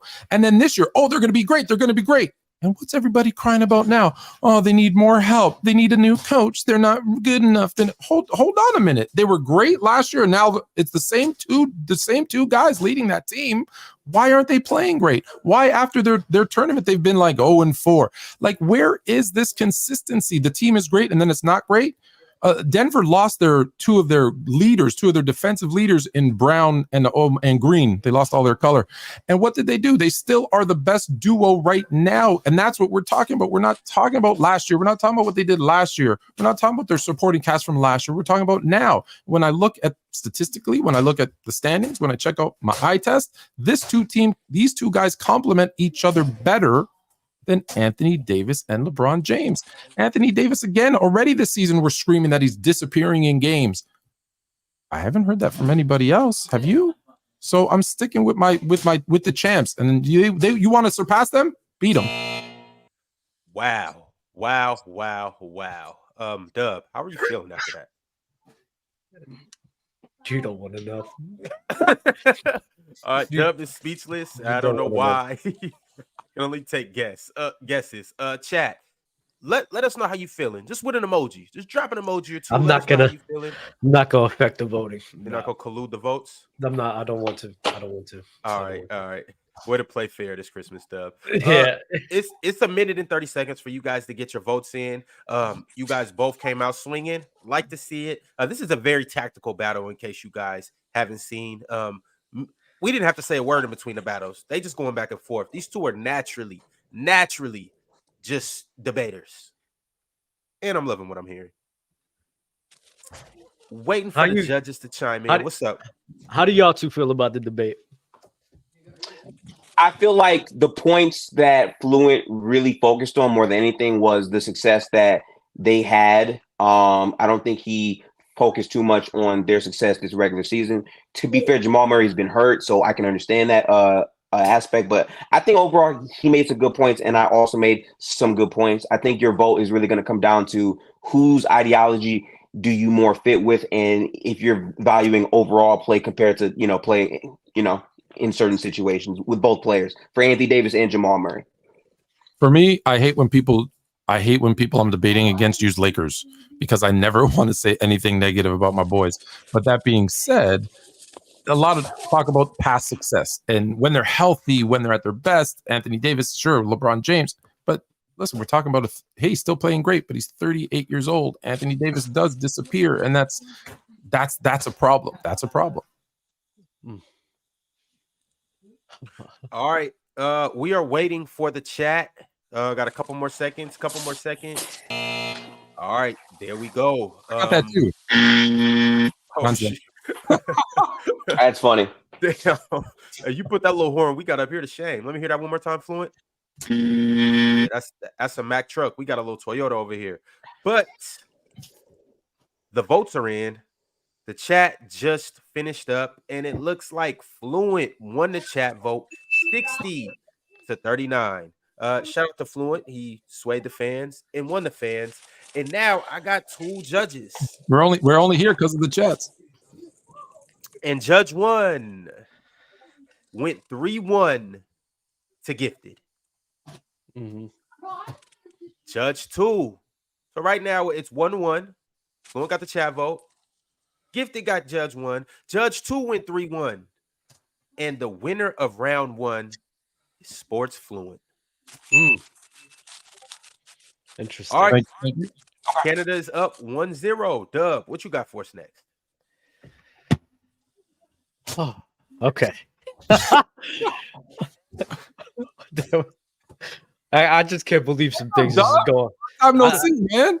It's good, bro. There's just some things that's just going unnoticed. Like right now, I'm not gonna lie, there's a lot going unnoticed, but I don't want to be a hater, and I don't want people to call me a hater, so I'm gonna just let it rock. But yeah, if you got something, you gotta get out. No, I don't feel like people calling me a hater. No, I is this what you want? don't feel like doing. Is that what you want? No, I just don't feel like people calling me a hater. But it's cool. It's cool. You don't want to. No. It's cool. It's cool. Look to your left. Look to your left. Let's go to 2. Let's go to 2. Let's go to 2.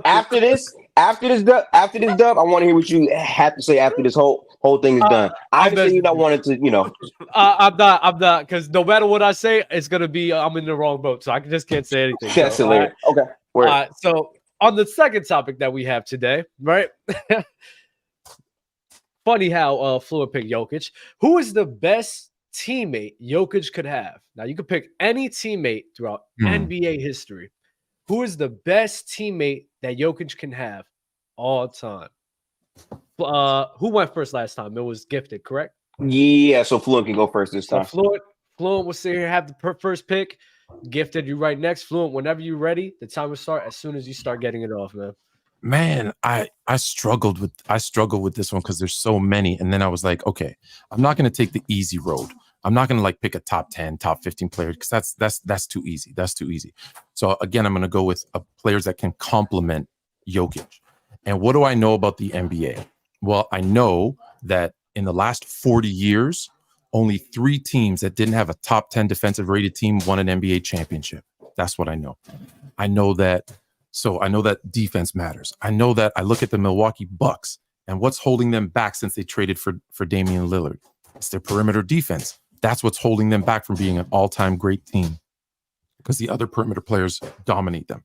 So who can I put at a perimeter position who can guard the lights out, but still in their prime, average over 20 points a game, could shoot not great from 3, but still better than some others, could still shoot, but that perimeter defender that complements Jokic. And I'm going with the glove, Gary Payton, the perfect complement to a player like Nikola Jokic to let him do his thing, pass, shoot, facilitate for people, and then hey.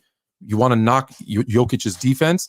It's better than we all talked about, but you want to knock it? No problem. They're going to have such a hard time getting by him on the perimeter that it's going to mask some of those areas that he might not be as strong in. So that's the perfect complement to Jokic's offensive game.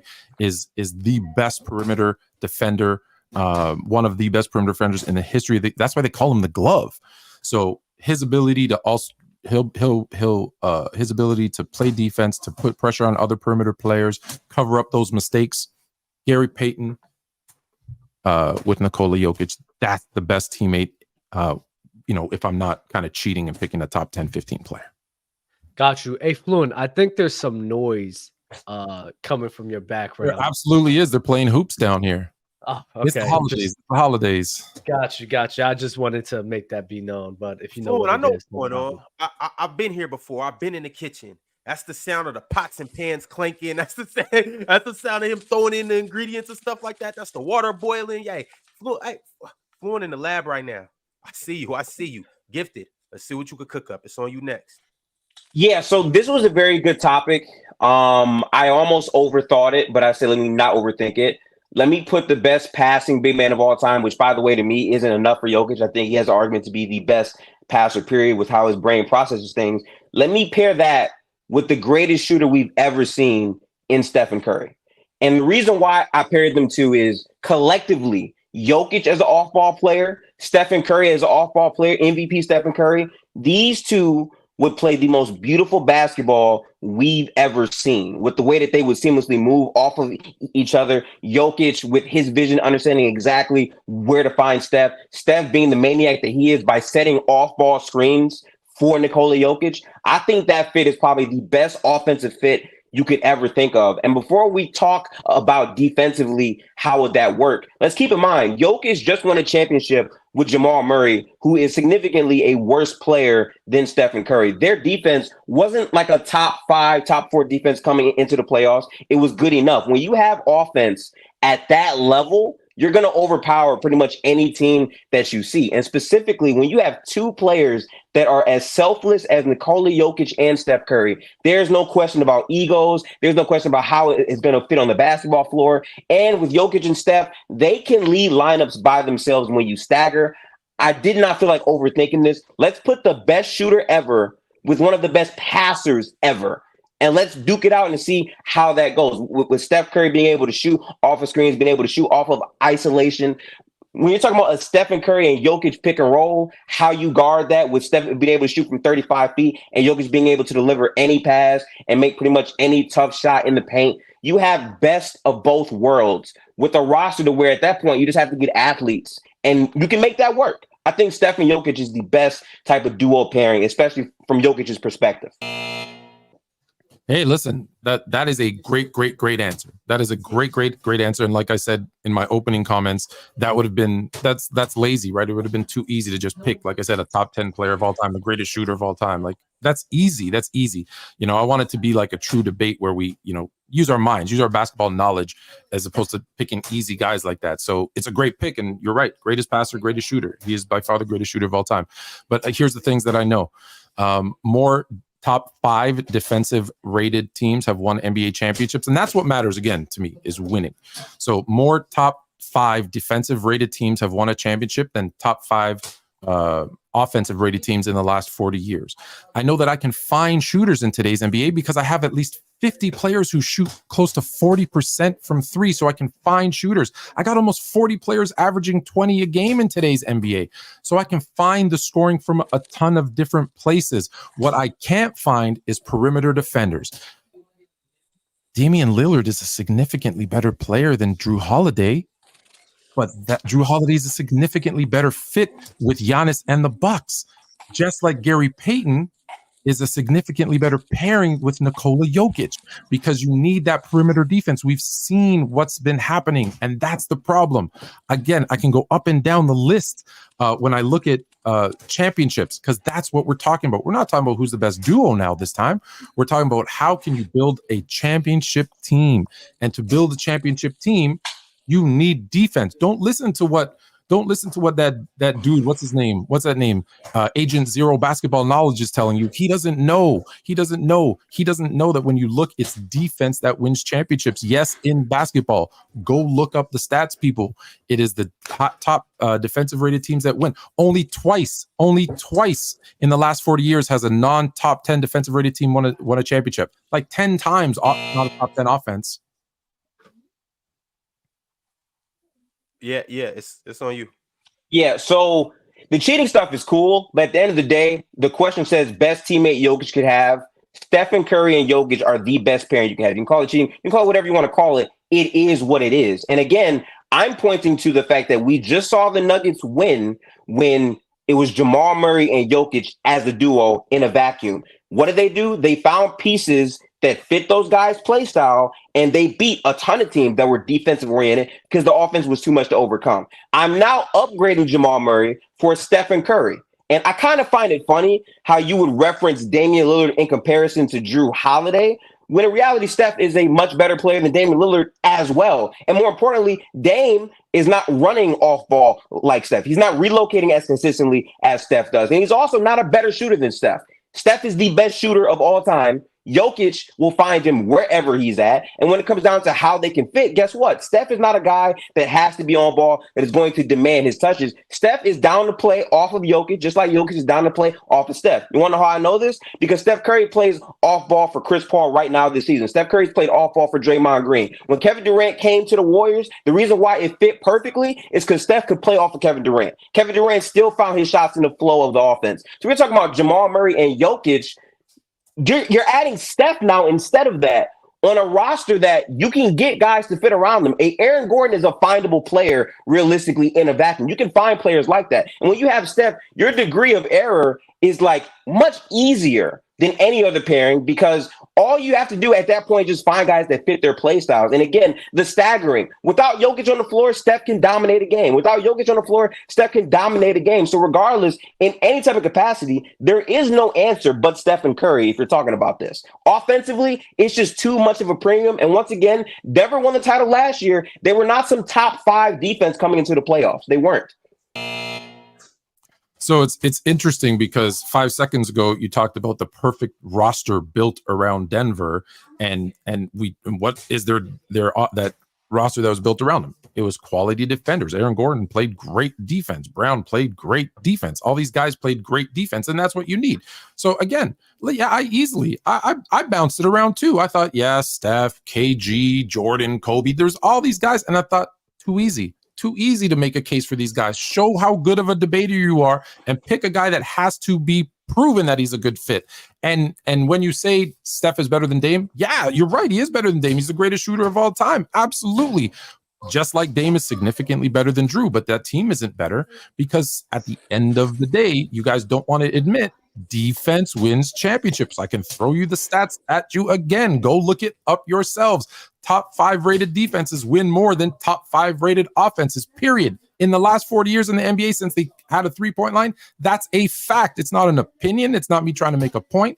It's a fact. So if I put a guy that can play that great perimeter defense and cover up, now all I can do is now I can build a team around them easier. Because if it's a blank slate, it's not on the Nuggets. It's a blank slate. And I've got that greatest passer of all time who's a shooter, who rebound with Gary Payton's perimeter defense. And now I just got to fill in guys who can shoot. I just told you there's 40, 50 guys averaging over 20 and 40% from 3. I can find shooters. I can find scores. That's significantly easier to find in today's NBA than defensive players. Significantly easier to find. So, of course, I want the best defender and the best passer, because he's going to make everybody else look good. He's going to make all these guys who can shoot and love to shoot. Look, nowhere. I agree. Not on Steph Curry's level, of course. But I can find scoring. I can find shooting significantly easier than I can find defenders. So I'm going to go with an elite defender. And yeah, I'm not going to take the easy way out.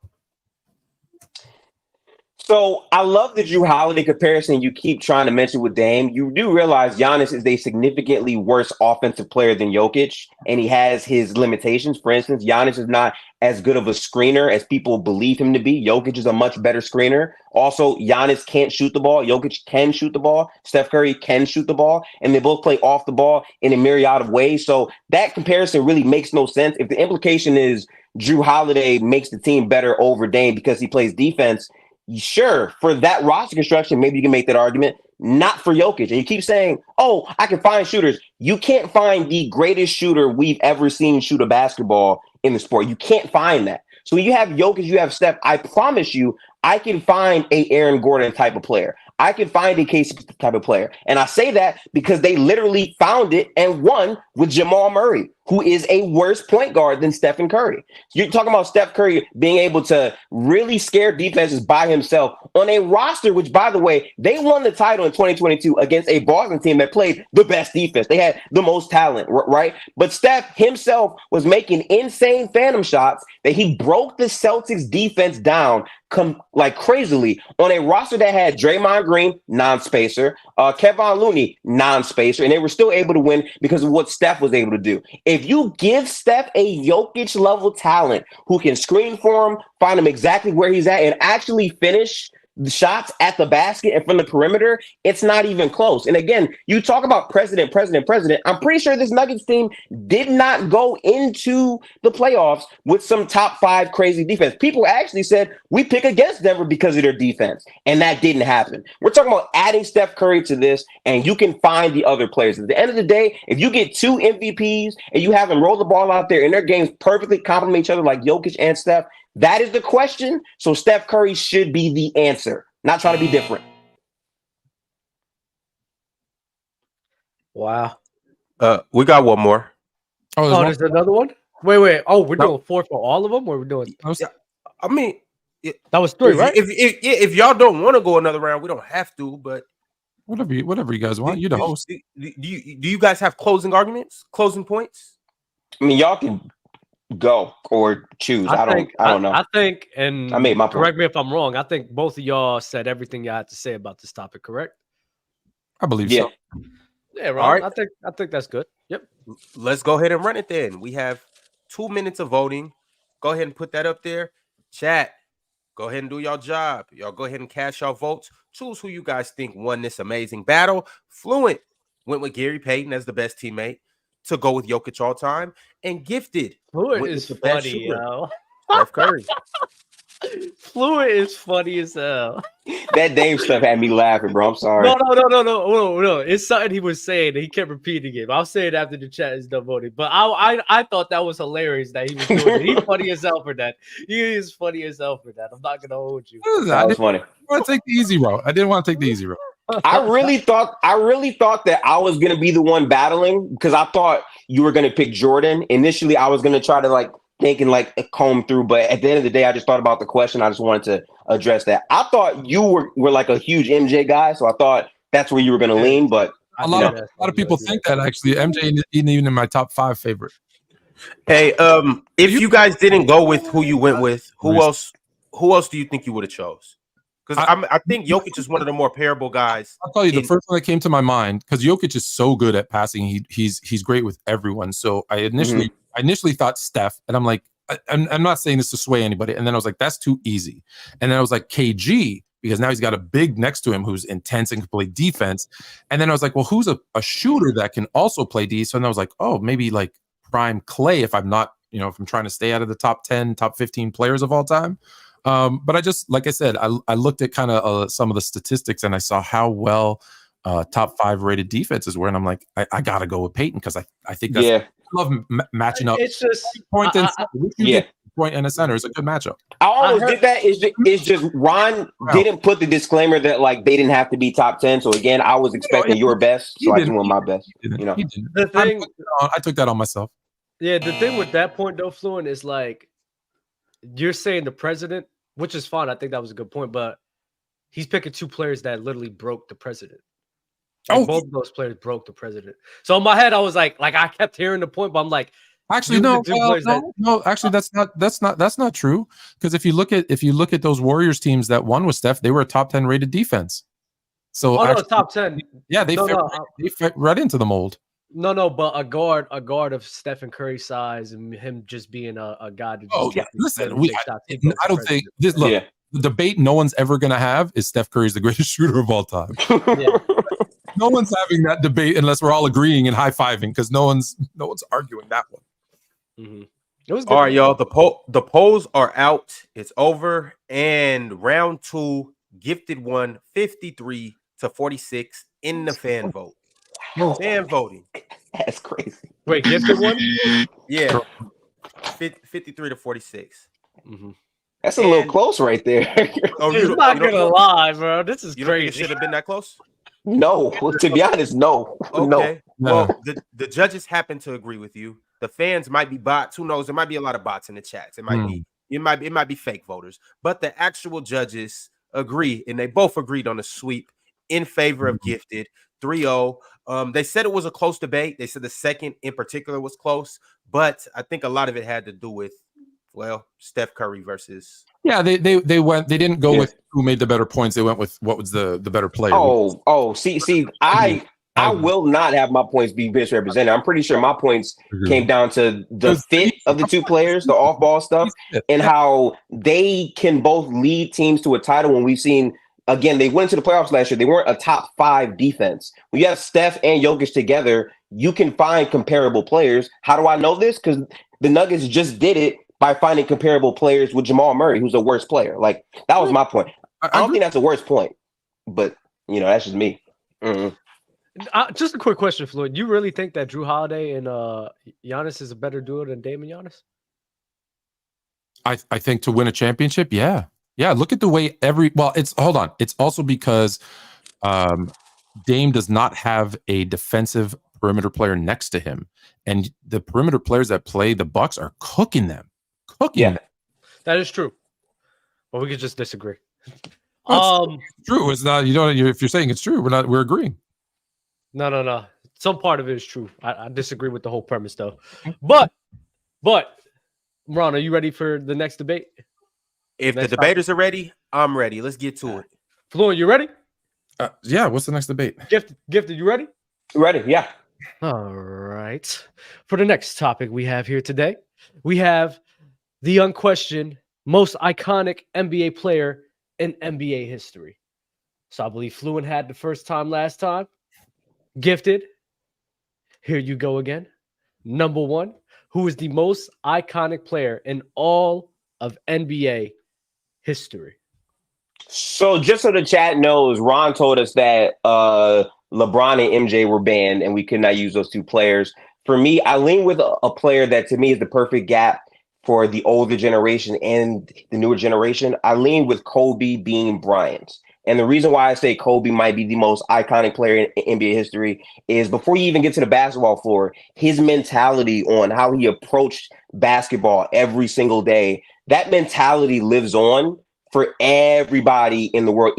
Even people who don't watch basketball or play basketball, they related to Kobe because of his mentality. And then when you actually get to the basketball floor, considering how he played for the storied franchise in the Lakers and how much he gave his body to the game, I think Kobe is that icon that we can all just visibly remember. Like Wilt Chamberlain set like the all-time scoring record in the game with 100 points, but we saw Kobe's 81 points. We saw every bit of that, right? We saw Kobe relentlessly like not settle, try to get better, stayed on the same team for his entire career. And the influence of Kobe beyond just his work ethic, like guys really gravitated towards him and his energy. A lot of the younger players coming into the league, they look to Kobe as an inspiration. Shai Gilgeous loves Kobe, Kevin Durant, even LeBron James, when he was in the same league as Kobe, still looked to Kobe. Like he was a guy that was bigger than life. And more than anything, Kobe, for a lot of people, is the closest thing they can think of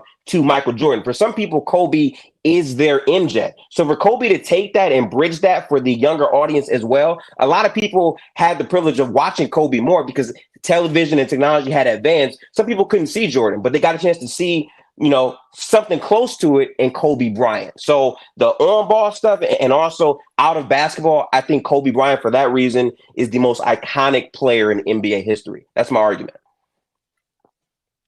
Sorry, I hate you. I like when you're picking the Lakers 2 out of 3 rounds, you know that he's my second favorite player all time. And so I'm not gonna say anything negative about Kobe. I'm not. I won't. That being said, when I think of an icon, I think of things, you know, outside of basketball, not just how they influence people on the basketball court. And there's one guy who, you know, he talks about bridging the gap between MJ and this generation, and that was Kobe. But you know, people are gonna say, not me, but people are saying Kobe's like MJ light. So I'm looking even bigger when I look at icon. I'm looking beyond basketball because there's a player who bridges the gap between my 2 favorite things, basketball and hip hop, and that's Allen Iverson. Right before Allen Iverson, no one was rocking cornrows, no one was rocking tats, no one was, you know, with the chains. It wasn't happening. He was the guy that brought the hip hop culture and basketball culture and brought them together. So much so that jerk David Stern had to like bring out dress codes and this and that because he didn't want people to be who they were. That was Allen Iverson who pushed the envelope and created this, what we see today when you see basketball players wanting to rap, when you see hip hop artists wanting to hoop. That was AI. We all looked at AI. White kids, black kids, didn't matter. We were like, we want to twist up our hair. We want to wear our baggy clothes. We want to get shit. I got tats after I saw AI have tats. To this day, any MJ hater, what do they show? They show AI crossing over MJ. Like there's this little dude who took a team that had no business being in the NBA finals to the NBA finals. So he did it on the court. He did it off the court. And like I said, he brought my 2 favorite worlds together. That's iconic. Allen Iverson. I think Allen Iverson is a great name. It's actually one of the names that I was also leaning for. He did play a big part, as you said. But I think for Kobe Bryant, when you really think of his story, like coming in and like not having the minutes to be what he got a chance to eventually become. People really grew up with Kobe as they grew up with basketball. You have some people that are only Lakers fans because of Kobe being Bryant. Kobe really like brought them to LA, to the Lakers, and they followed him for his entire career. Like, I'll never forget at the end of 2016, right? Golden State was literally breaking the 73-9 record. And people didn't care about that because it was Kobe's last game. We're talking about iconic. I remember that game in the Garden. The Jazz are like putting together a fight, and then you have Kobe Bryant just making shot after shot after shot, 60 points to go out on 60 points. It's just crazy, like remembering that in real time. And then also just in terms of the outreach, the last things Kobe Bryant was working on before he passed was the WNBA. Like his reform in those areas, like making people understand the game more with the detailed stuff. Like it was educating people on the game at a much higher level. And more importantly, the way Kobe spread the game of basketball with the younger talent coming in the league, with Kyrie Irving, with Paul George, with LeBron, with all these other players. Kobe was bigger than life for a lot of people. Like I remember growing up, going to the gym, people would just yell Kobe off of tough fadeaway shots. In math class, people are shooting paper balls into a basket saying Kobe. Like that's how big Kobe was. He was really a larger than life icon. And for me, in this conversation, I respect a bunch of what Allen Iverson did to make the game bigger in that regard. But I think Kobe, in terms of his skill and story, his outreach was able to just impact a lot more people when you think of Kobe Bryant. Yeah, like I said, Kobe's probably in this conversation. Kobe's number 2. He is in because we can't use those two other guys. He's number 2. But like I said, what Kobe did, phenomenal. Like I said, I'm not gonna knock anything Kobe did from a basketball perspective, the Mamba mentality, all that stuff that we didn't appreciate when he was here.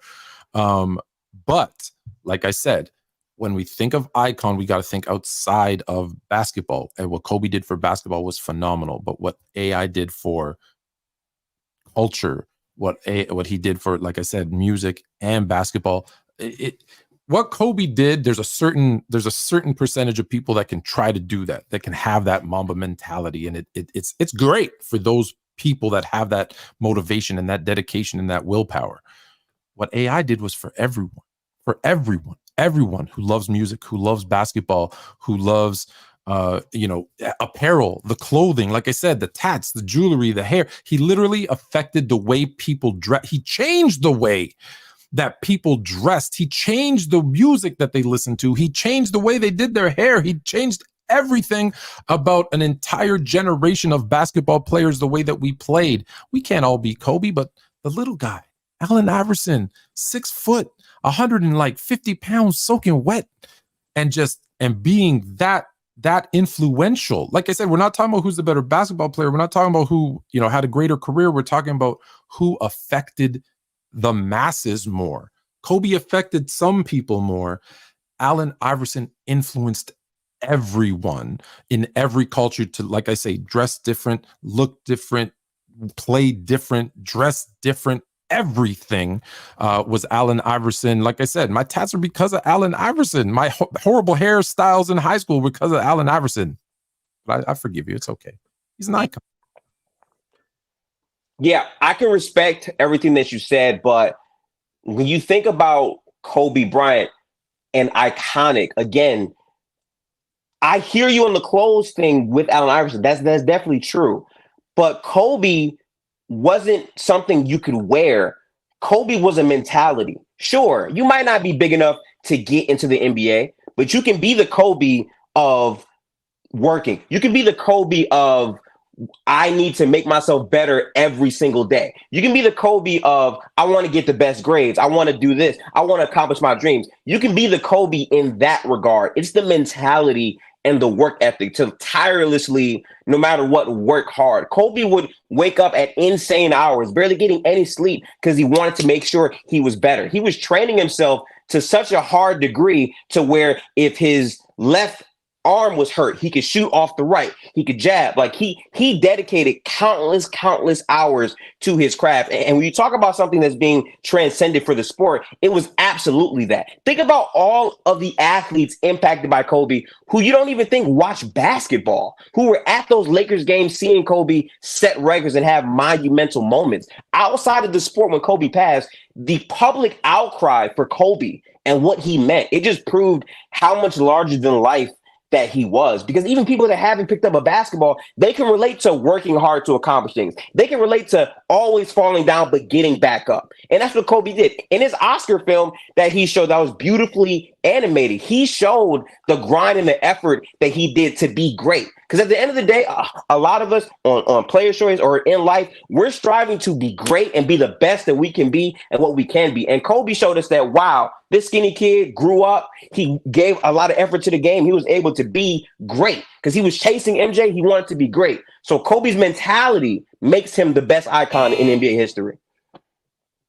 AI is so iconic that there was a whole like other basketball genre, these street ballers that came out because of him. If you ask Kobe who is the greatest icon, he would have told you it was AI. Heck, he tried to make rap songs because AI made it cool to bring hip hop into basketball. You can ask Dub's little brother, who thinks AI is a top 10 basketball player of all time. That's an iconic figure in basketball that these kids who barely ever saw him play are saying he's top 10. The crossovers that he brings, the layup packages, we're all to this day still copying him. So on the court, AI, off the court, AI. I'll give you Kobe on the court was influential. I was in the building that night that he scored 81, and it's the greatest memory I have of my life. However, off the court creates a separate whole nother level of icon. And that's where AI has it. And I love Kobe, but Kobe doesn't. Again, you talk about those street ballers, the professor, all those guys, like they look to AI. Kobe looked to AI as an icon. And that's why I say that's where the differentiator is. I told you it's close. I'm not saying it's not. I say a million times over, I love Kobe. You can see him. He's right behind me. Every single day that I work, he's right there because he's phenomenal.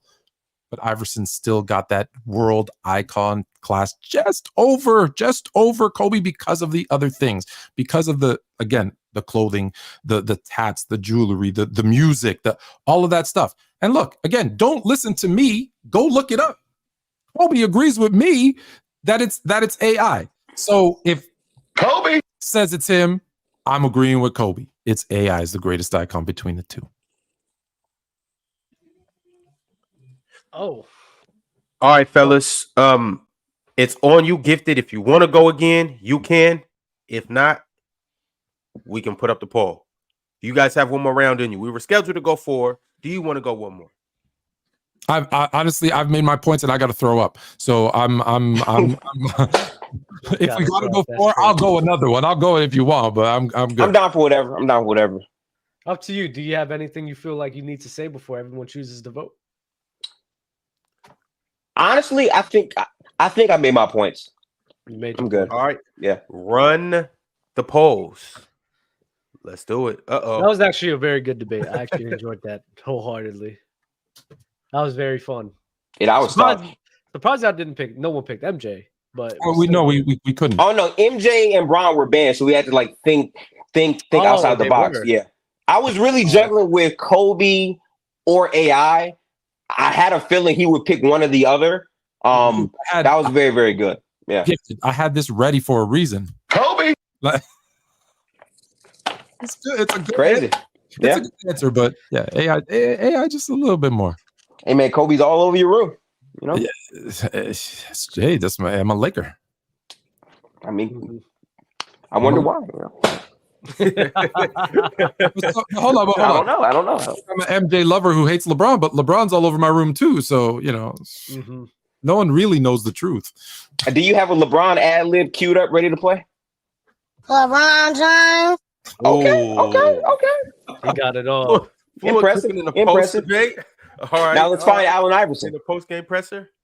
What's that? Now let's find the Allen Iverson ad lib.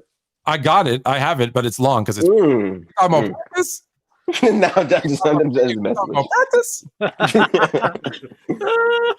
Ron, I just see what you just sent me. JD, you are a disgusting person. I can see it. Yeah. Gifted looked like he ready to hit a lick. On the camera, I saw like him holding up pictures of stuff. Is like JD was distracting, bro. And that's funny. JD is crazy. That's my guy, though. All right, I'm waiting for the judges to send these through. Send these through, judges. Chat. You guys can go ahead and spam. Let us know. Iverson and Kobe. That's such a crazy. That's a tough one, man. That is so dope. It is crazy, bro. I'm not gonna hold you. That's I don't even know, Ron. I don't even know who won this. I'm wholeheartedly. I don't know who won this. I don't know. I'll tell you. I'm looking at my NBA book right now, and I don't see Kobe on it. I see LeBron. I see Jordan. I see KD, and you know who else I see right at the top there? Iverson. I mean, that's cute. That's cute. That's cute. When was that made? Pretty iconic to me. When was that made? What year? It has to be pretty new because it's got Giannis on it. It's got Ja on it. It's got. I know somebody. I know somebody that LeBron's in a Lakers jersey, so it's not that old.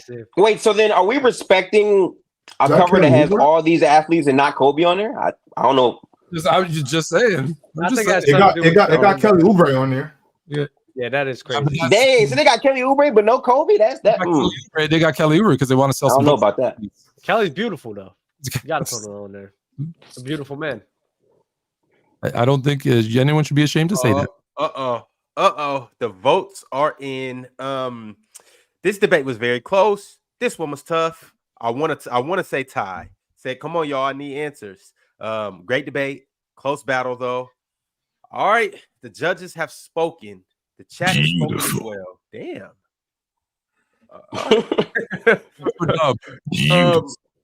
Beautiful. Yes, he is. Yo, what was the Dub? You see the chat's votes? Oh shoot, no, I didn't even have it up the whole time. I saw it was Fluent 59, Gifted 41. That was 59, Gifted 41. All right, Fluent takes the fan vote yet again. Now I have votes from the judges, and this is what it's looking like. Gifted 2-1. And last but not least, 2-1, only because he brought more things Kobe did, or he brought more things than Kobe did. Gifted 2-1. Gifted won both the judges? Let's go. Yeah, he said Gifted only because he brought more things Kobe did. Ooh, that's tough. Close battle, though. Close battle, Fluent. Close battle, It was man. a really good. It was a really close one. I don't think whoever won that and whoever lost, I don't think anybody should be like. It could have went either way in my head. I'm not gonna lie. Congrats, man. Salute, man. That was a great. That was actually a really good one. I think Fluent might be the best person I've ever gone up against so far, too. And I'll be honest. And this is not. It's gonna sound like shade, but it's not. I've not ever seen you. I'm gonna start watching you. You're good. I appreciate that. Currently, I don't have no PC. Normally, I have much better quality than this, but I got my stuff in a micro center right now for all the break. But I didn't want to duck no fades. I told Ron, you let me know. I'm there whenever, phone, whatever I got to do, I'm with it. And I know you are a good basketball mind, and I like talking hoops. So that was fun. Good time, brother. Sure. You're Gifted. I see why some people ducked and dodged you. So it makes sense. Not surprising. Yeah, you know what I'm saying? Like sweet and low. Shame on you both. I seem to remember Mustard. You know what I'm saying? I'm gonna blow Gifted out. Gifted's not gonna get, and then I swept him. You know what I'm saying? But you know, no shade. He tried his best. They all try their best. You know, but very fun time. You know, happy holidays and all that, people. All right, Fluent, you got any closing remarks, closing words? Merry Christmas. Merry Christmas. I gotta go pass out, bro. Honestly, I'll try to watch. Who's on next? That's what I want to know. Chilling. I got some things I want you guys to hear. Fluent, Gifted, you guys can stay up here for this. It's been a lot of chatter in the back, and I would not be a good guy if I just kept this to myself because it's just too golden. So here we go. Nigga, we already got 2 topics. You pick the third one, nigga. Nigga, the first topic we is AD soft. Oops, did I let that out the bag? Whoops, my bad, y'all. But wait, there's more. Debate off, nigga. We ain't doing the debate we had first. We ain't doing no debate. Debate off. Yo, Ron, I don't care what the rules is, nigga. ChillTown is a chump, my nigga. Period. A chump that's gonna chump you. Hey, we got a heavyweight bout coming up next. Behind the scenes. Ooh, a chump that's gonna chump you. Hey, we got some heat coming on the way next. Gifted and Fluent, appreciate you guys for coming through. We'll holler at you soon, all right? Absolutely. Appreciate y'all. Hope everyone has a great, happy holidays. Also appreciate all of the support. Go tap in with Fluent as well. Go tap in with Dub on his channel as well. Lock in, y'all. Lock in. All right, Fluent. All right, Gifted. Fluent will catch you on Thursday. Gifted, we'll see you soon. Yes, sir. All right. Ox, how you feeling about the first 2 battles? That one right there was everything I thought it would be. It was everything I thought it would be. They were in there, they were actually boxing. I wouldn't say it was just a lot of knockout punches, a lot of people trying to throw haymakers. They were being tactical with it. Everything I expected to get from Gifted and Fluent. That's the matchup I needed. I'm happy to see that. That was great talk. Honestly, when Fluent was talking about Iverson and Kobe, that took me back to middle school. It took me back to being 11, 12 years old. Like that was a great time. That I had some nostalgia when Fluent was talking about Allen Iverson and all he was doing for the culture. The AI one was a great pick. That was actually dope as hell. But that first round was bad though. In terms of what? By who? Oh, you have some things to say, huh? That's right. Though. Go away, Gifted. Yo, Gifted, put your camera on if you're still here. I wanted to let Gifted know. I see him still in the back. Oh, yeah. Okay. Let's bring him up. He was lying about some things. I'm not gonna lie. Gifted was? Or? No, Fluent was for sure lying about something. Really? What did he lie about? The LeBron defense. Yeah, that was a cap. That was cap. Yeah. And then him talking about how the Nuggets like have been playing like great ball or something like that. It's like, nah, they haven't. Jamal has been up and down for a very good portion of the season, and Jokic has been up and down as well. So in my head, I'm like, I don't hear the point that he's making there. But that's why I brought up regular season, because I knew that like you're just gonna go to playoffs and who won, which is fine, but you know. You've got to compare Jamal Murray to Anthony Davis. It's not really no conversation for real, but you know, not no convo. But yeah, he lied about those 2 things, and in my head, I'm like, I can't believe people are just letting this slide right here. I'm like, I'm not gonna lie. This is crazy. It's crazy because I was gonna pick Jokic and Jamal, but I said, you know what? I want a challenge. I'm gonna give him Jokic and Jamal. I'm gonna try to fight a uphill battle. You know what I'm saying? So I'm cool with that too. That's fine. Dame and Giannis, to me, I thought was is the best duo right now. I don't care like if Dame is struggling right now. What Giannis is able to do with Dame being there, bro, they're doing insane things right now. They have the best offense in the league right now, right? Or is it still the Pacers? I think the Pacers might still have it. I haven't checked lately though. Mm-hmm. Dame and Giannis together, bro. It's do you think that was an uphill battle? LeBron and AD versus? Well, I don't think it was an uphill battle. Well, in terms of like since they lost in the postseason to that duo. That's what makes it an uphill battle because he kept emphasizing that point as he should. Like he kept emphasizing that they sweep them. I did that too. Yeah. That's an uphill battle because that's like clear evidence of this duo waxing this duo. You got to really lock into the basketball stuff. I like when Fluent picked Gary Payton. I know you did. Yeah, that was fine. I like that. I like that move. You in, Ron? GP, are you with me? I damn near lost that round, bro. I'm like, bro, are we serious?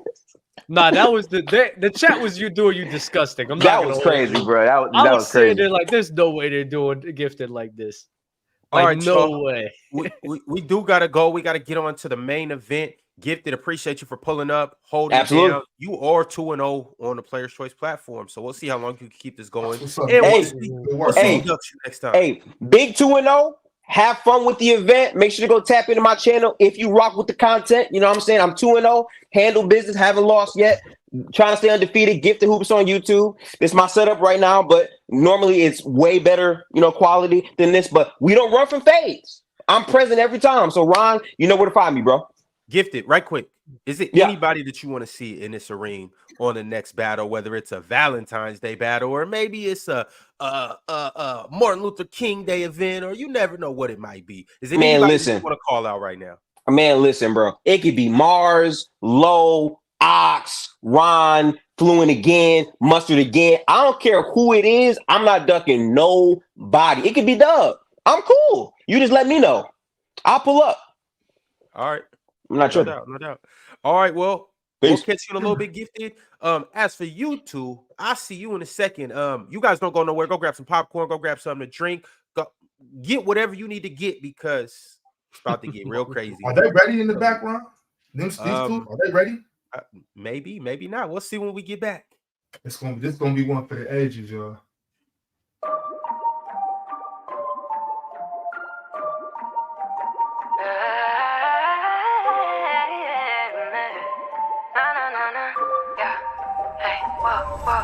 Did it on my own. I reached new heights, I'm inaccessible. You wanna link, but now I'm never home. So you can leave a message at the tone, and I might respond. No, I'm moving different. Look through my lenses, be like, wow. When you see the vision, you wanna link, and I'm like, how? You won't go the distance. Lately, I've been out the house on what you've been missing. Ooh. Zooming, baby, I've been on the move. Eating good and staying on my groove. Thankful for the family and my crew. Cause they love too, yeah. I am addicted to change. Shawty like last, so really me in. I'm back in the game. I got goals all on my chain, but I'm asking Shawty how you don't know my real name. 2020 vision, I got time to make some real change. Eyes open, see my bank account, I make it count. Toast company, baby, bleed this day around. I'm patient now. I am tip top. I think she about to hate me now. My heart vacant now. Old friends trying to take me down. I never really know why. I've been dreaming, yeah, my eyes closed. 50, I'm so tired. You gon' see me on all your favorite shows. Full blast, we ain't holding back. We got hella flows and they so intact. Ballin' hard with a bowling now. Put it on my squad, they don't owe me jack. Y'all with it, we ain't gotta edit. Still raw with a new aesthetic. Coming through like I need a method. If I got a problem, I'll let God get it. Hop out the coupe, it's not a phantom, but it's the truth. I ain't a symbol, no random group. I'ma show you what a dancer do. Stepping on up, not one but two. Brands dark, how I'm seeing the future. Transform, but it's more than it seems. New whip, see the way I maneuver. Keep it close and go follow your dreams. Hey, come on with the bangers, huh, Dub? Yo, I'm getting lit, bro. I'm not gonna hold you. Like lit in the backstage. You already know, bro. Okay. You know what time it is. Y'all know what time it is. We've been talking about it all week. We've been talking about it all month. We've been talking about it since the Black Friday event. We got TicketTv versus ChillTown Hoops. This is the main event. We had 3 great battles, amazing battles leading up to this. What was you guys' favorite battle so far? My favorite battle. Yeah, honestly, that was my favorite battle too, because I think every single one was really dope. Every single topic. I think my favorite topic though was definitely the AI versus Kobe John. That was my favorite one by far. But other than that, my favorite whole totality battle was the Bob and Dell battle. I'm not gonna lie. That was a great way to start it off. Just a phenomenal way to start everything off. They set the tone for everything. I gotta say too, like y'all, after what happened to me on Black Friday, you know what I'm saying? I got to come like this now. So y'all did this. Y'all should in a suit again? No, I'm not. I'm coming to white beater and draws. All I know is I'm cooking everybody for the way y'all did me on Black Friday. There will be no mercy from anybody, no one. Y'all shouldn't have fed Dale to me. I know he's mad at y'all. Y'all should have just let him go about his way. He's mad at y'all for feeding to me. Gifted talking about he'll take me down. I'll wash Gifted. I'll clean Gifted up. I was told I was told that I got to do better at writing the script for this last battle. So, full disclosure, I don't want you guys to be mad ahead of time or after the details come out at the end. 2 of the judges are Buddy OG and Henry Durst. All right. Mm-hmm. All right. That's what it is. That's insane. I'm going to go ahead and bring up both of these guys one by one. We're going to hear what they got to say, and then we're going to go ahead and get into the battle. Right from the top. Here we go. Oh, here we go with ChillTown Hoops. Before we go ahead and fire this up, I'm going to just give you the stage, and I'm going to let you get anything off your chest that you may need to get off your chest. I don't got to get nothing off my chest except I'm focused. Let's get it. Let's go. I'm ready to go. Let's get it. Give me the pill, Big Ox. Here it is. Right here, Big Ox. Here it is. There you go. Right here. Let's do it. And Chill, you've been saying this whole time you're going to take care of business. And it sounds like you've been adamant that you aren't worried about nothing. You about to smoke this brother. Once again, Big Ox. Here it is right here, Big Ox. Right here. Get here, Big Ox. I got you. Right here. Let's do it. All right. Let's do it. ChillTown focus. He ready to go. All right. Let me go ahead and bring up the other contestant. He calls himself the greatest. He calls himself the biggest. Right now, his name on here is the MFing man. TicketTv. On my block, they call me Daddy O's. Let's get to it, baby. Hey, Ron. First of all, I got a problem with you. I heard you say some derogatory things about me today, and I didn't respect what you did, dog. And I'm serious about that. I heard when you told in the debate earlier, when you told Lil Ox, Cheddar Bob X, Nas X, Bobby Evans, I heard when you told him that it was a controversial decision. No. I won the debate. So why are you, who's supposed to be the moderator, talking about a controversial decision in front of all of the crowd who's going to vote in this debate tonight? That's one thing. You understand what I'm saying? Secondly, that little cock-eyed bandit that just won Gifted, you want to say everybody else's name but the great one, fool? When I get finished with Grilltown over here, when I get finished with Grandpops, you next, punk, and then Fluent after you since they cheated Fluent because he really beat you. You understand what I'm saying? But they cheated Fluent. So I'm going to get your little cock-babbled ass self next. Now, last thing. You lied about the judges to the people. You told the people some Henry's a judge and all this other stuff. Tell the truth to the people who the judges are. Ron, you don't tell me any of this stuff. But let me tell you something, dog. I know all of this. I know what you be doing, dog. You trying to rack the judges up against me, all these people. He's not going to divulge who the judges really are. But I know who the judges are. I know who one of the judges are. I know who two of the judges are. I know who 3 of the judges are. But see, he won't tell y'all this because they want to make sure, again, this is what PC does. They do this every single day.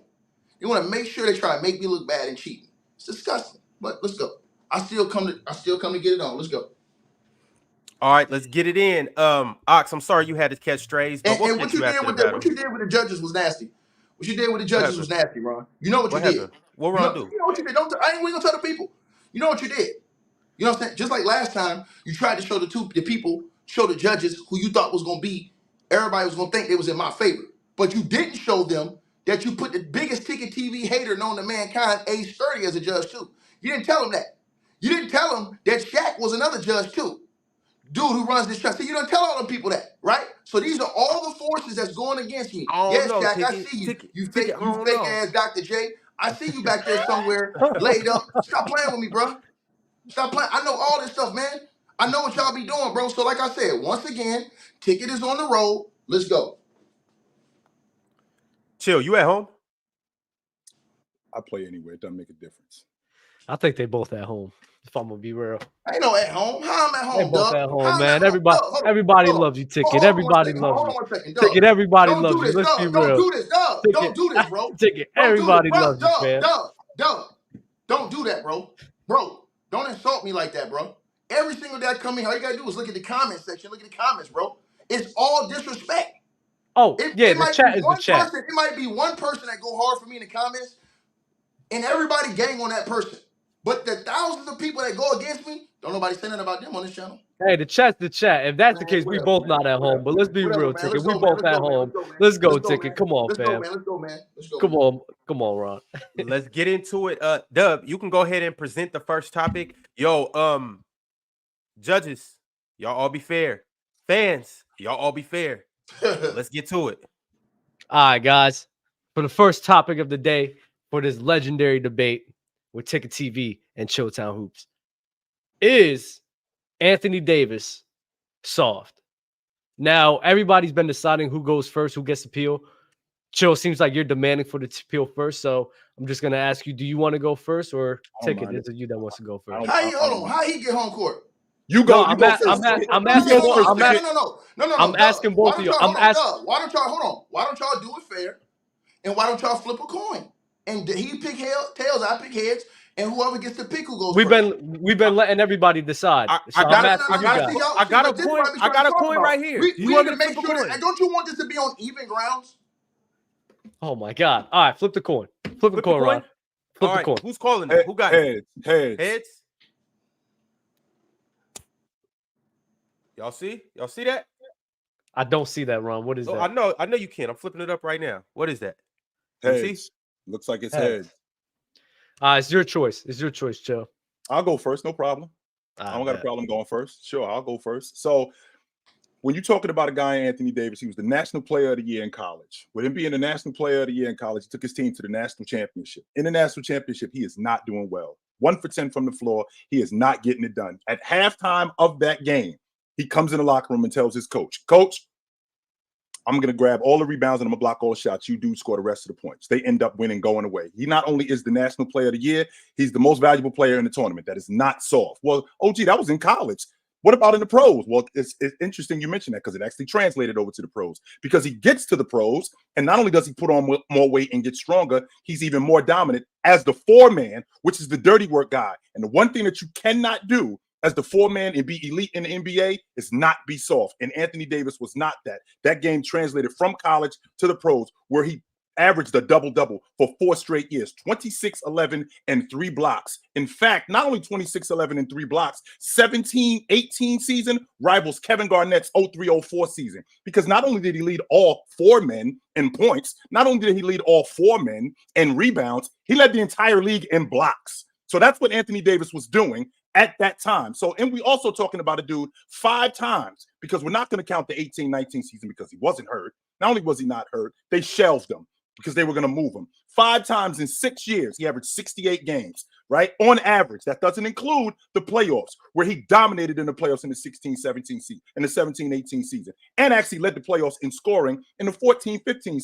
I believe it was in the 14-15 season. I believe it was during that time. It wasn't until he got to Los Angeles where the quote-unquote soft tag came on, when in reality, when he got to Los Angeles, he's one of the main reasons why they won the NBA championship, because he was still elite, not only as a scorer, but he was still elite as a defender. So you can't be soft considering everything that he did up until that point. Ticket, it's up to you. ChillTown, you good. But damn it, I'm great, baby. You said that he wasn't soft in Kentucky. Well, ladies and gentlemen of the jury, I want to start by presenting Exhibit A at Kentucky. He's terry cloth. That means he's very, very soft, ladies and gentlemen.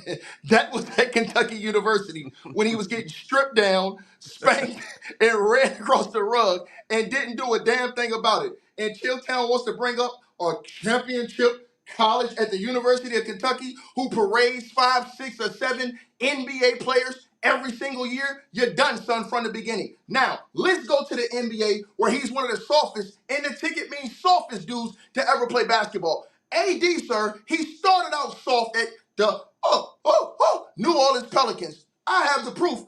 You do too. All you got to do is go look it up. AD in his career has nearly missed 300 games. That's almost 4.5 seasons of basketball.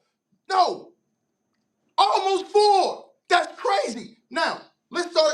You said the playoffs. You want to talk the playoffs? What was he doing in New Orleans? He missed the playoffs in the first year, missed the playoffs in the second year, missed the playoffs in the third year. He finally made the playoffs in the fourth year, and what happened in the fifth year? Missed him again. What is this dude talking about? And then when he came back, the only reason why he did make it is because he got dudes who weren't soft. He got dudes who were hard, like Rajon Rondo, sucker, like Boogie Cousin before he got hurt, that helped him get through that season and rack up wins so he can get to the playoffs, chump. ChillTown, don't you ever think that you can come in here and talk to me, because it ain't going to work. AD had a reputation of being soft before he came to the Lakers, which is why when he first came to the Lakers, LeBron James was the one who you praise, who you say is the king, that had to push this dude to play most all those games. In that first season they went over there, LeBron dragged him across the finish line. And if AD wasn't soft, guess what? He wouldn't have won a championship because LeBron cleaned it up in the finals. 100% confident that I just heard myself say 5 times in 6 years. He averaged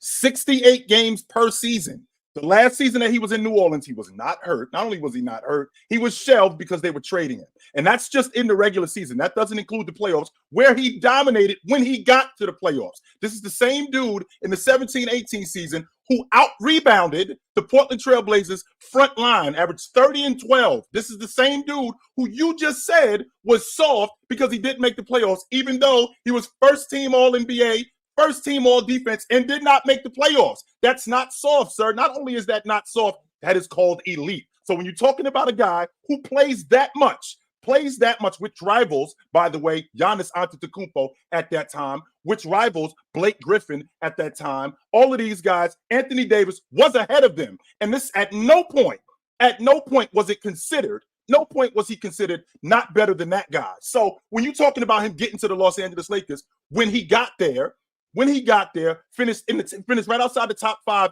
in not in defensive player of the year, but in MVP votes, right outside the top 5 in MVP votes, which is crazy to me. Finished second in defensive player of the year. That also is not soft. That, in fact, is an elite player when you have a guy who is in the Western Conference on the best team, which, by the way, Ticket, you just mentioned that LeBron James made him play. Actually, he didn't. He was already playing when he was in New Orleans. Not only was he only playing when he was in New Orleans, before COVID shut the season down, he was on his way to playing over 70 games. He played 62 games that year. And in addition to him playing 62 games that year, they won the NBA championship off the strength of LeBron James and Anthony Davis, who was not soft. He was elite in the playoffs. So to talk about a guy being soft who plays one of the most rugged, if not the most rugged position in the league, that is a complete and utter false.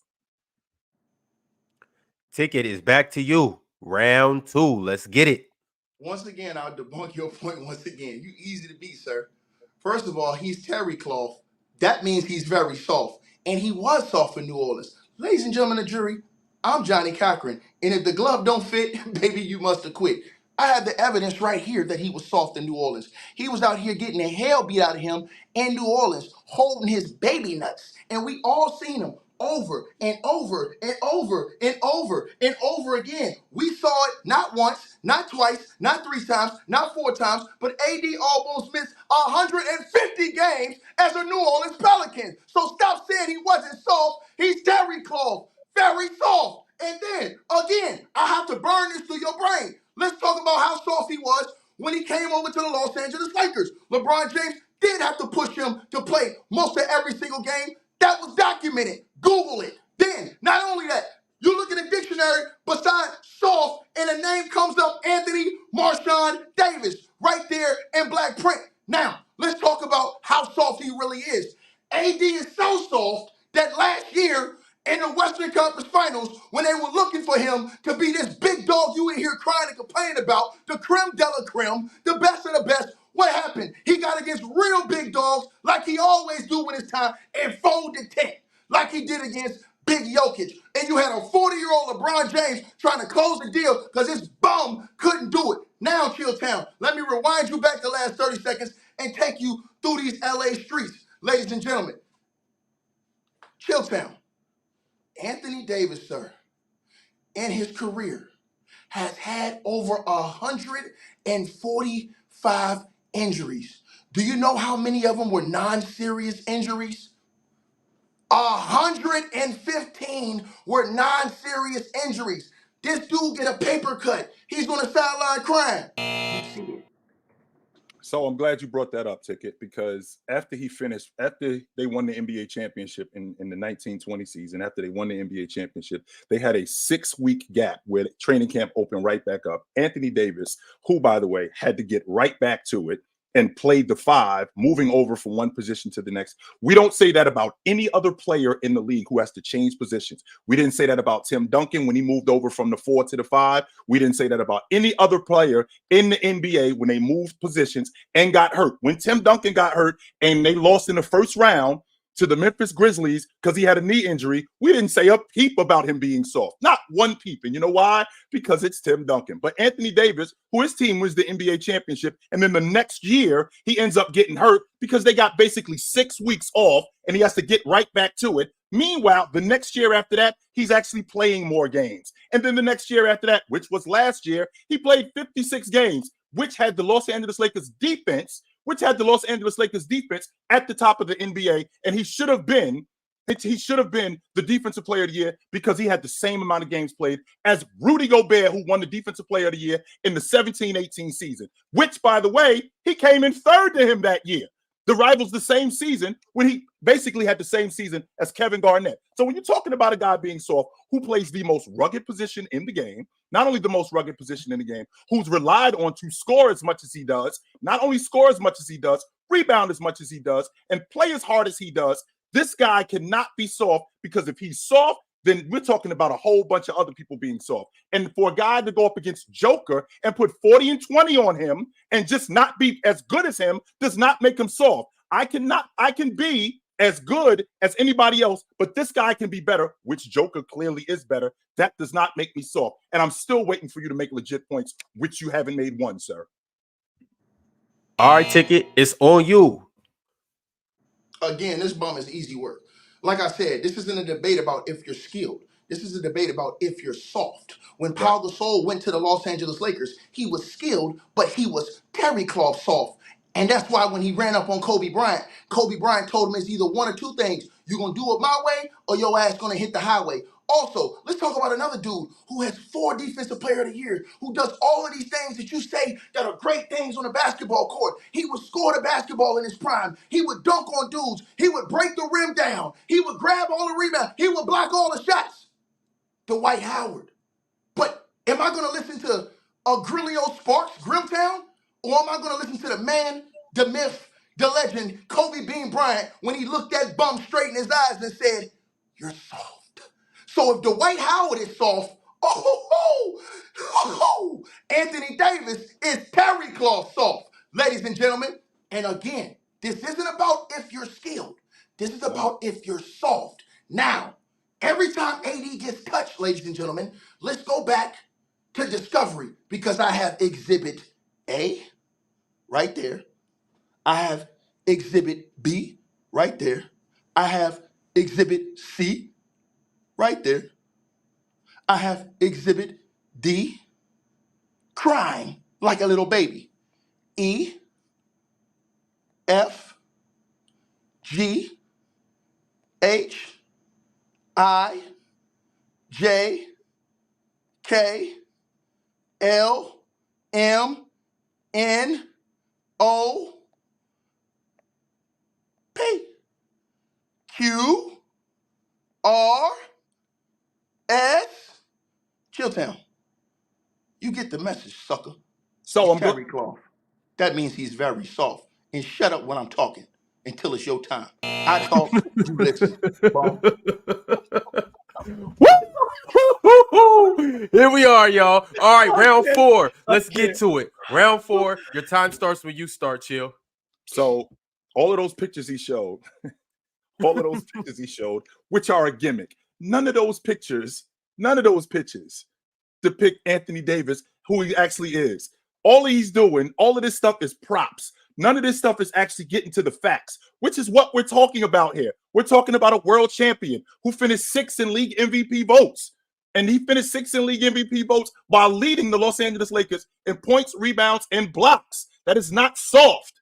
We're talking about a guy who took his team to the playoffs and went deep and won a playoff series off the strength of him averaging 30 and 12 and out-rebounding the entire Portland Trail Blazers front line. out-rebounding them and destroying them and sweeping the Portland Trailblazers out the playoffs, which, by the way, they were the lower seed when they got to them. So we're talking about a guy in Anthony Davis who not only did all of this stuff on his watch when he got to Los Angeles, he has, by the way, played more games today than Steph Curry over the last 4 years, than Steph Curry, Kawhi Leonard, Paul George. So those three guys, he's played more games than those guys. In the process of him playing more games than all of those guys, they have done a lot more. The Los Angeles Lakers have won the NBA championship. He's been an all-NBA defender. He's been an all-league performer. And all of this off the strength of him not being soft. You could run up on Joker and just not be as good as him. You could run up on Joker and he's just better. That does not make him soft. And I didn't hear one point to prove that he was soft. All I see is props and pictures of him getting hit in the nuts. All I see is props and pictures of him turning his ankle. Meanwhile, I'm talking about stuff that's actually happening on the floor where he's producing and he's showing that he's not soft, which he's done more than once, more than twice, more than 3 times. In the games that he's played over the last 4 years, since he had to move to the 5, has gone up every season. Ticket, your last round for this debate. This is the problem with ChillTown and people who think like this bum.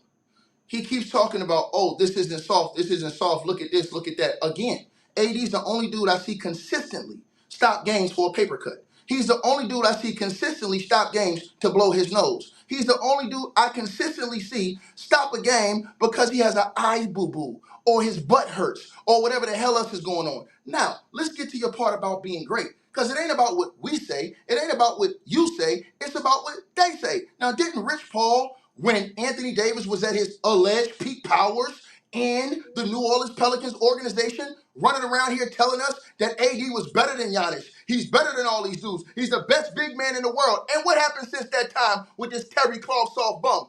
Giannis passed him and got 2 MVPs and a chip. Led his own team. Something AD couldn't do. Had to go run with LeBron James to do it because he's Terry Cloth. That means he's very soft. And then let's look at what happened then when he went to talk about Jokic. What did Jokic do? 2 MVPs on AD's watch, led his team to win a world championship. Something AD couldn't do. So like I said before, you keep talking about, and this is what y'all do with AD.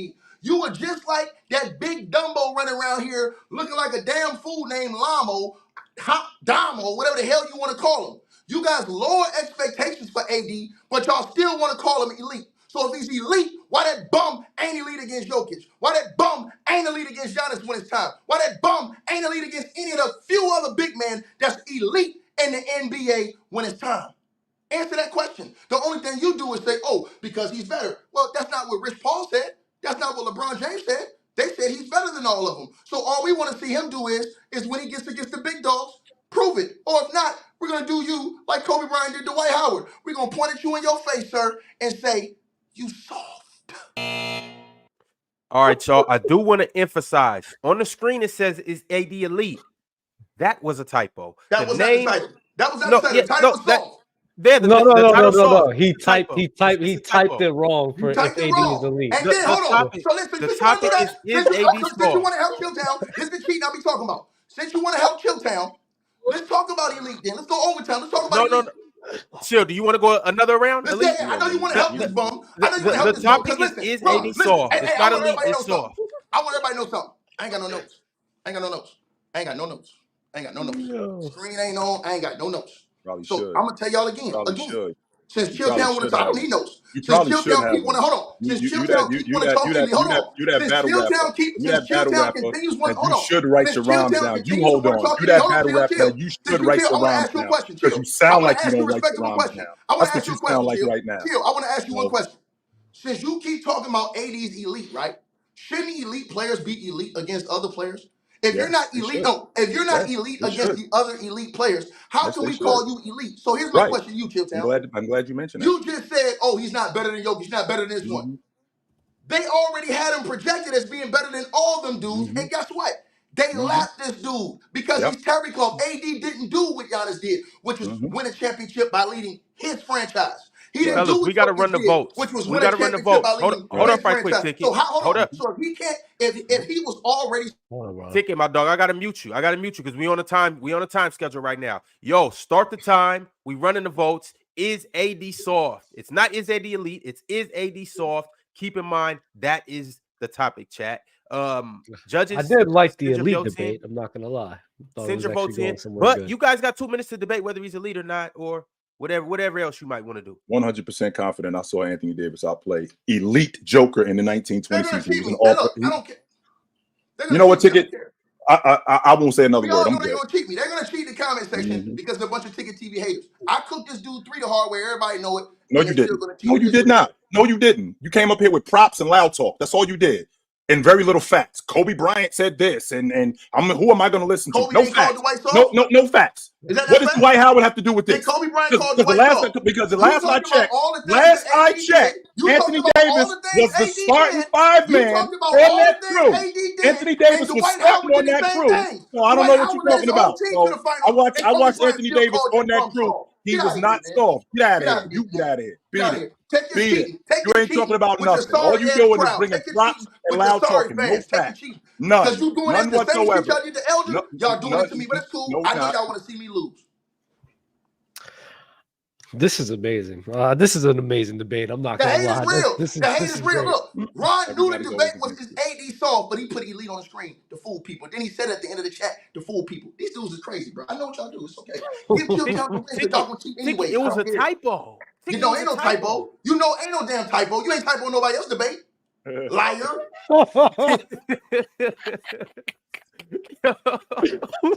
Yo. Go ahead and give it to him. Give it to him. Because that's what y'all want to do. Y'all want to try to bring me down. But guess what? Can't none of these niggas bring me down. Cause I know what I am, dog. Believe that. I know I'm best.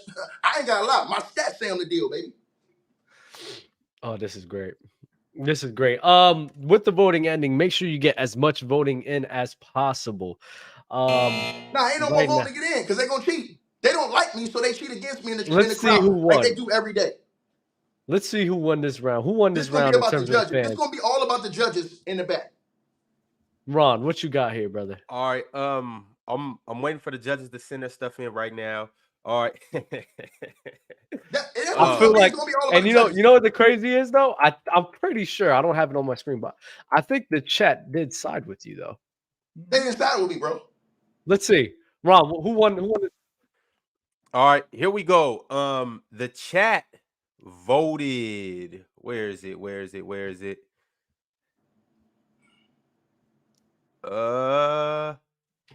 Last time I seen it, it was 53% chill. Yeah, Chill won the chat. They Chill won the chat. I'm gonna lose every chat, so I've already acknowledged that. My whole thing is with the judges. All right, Chill got the chat. It's 1-0.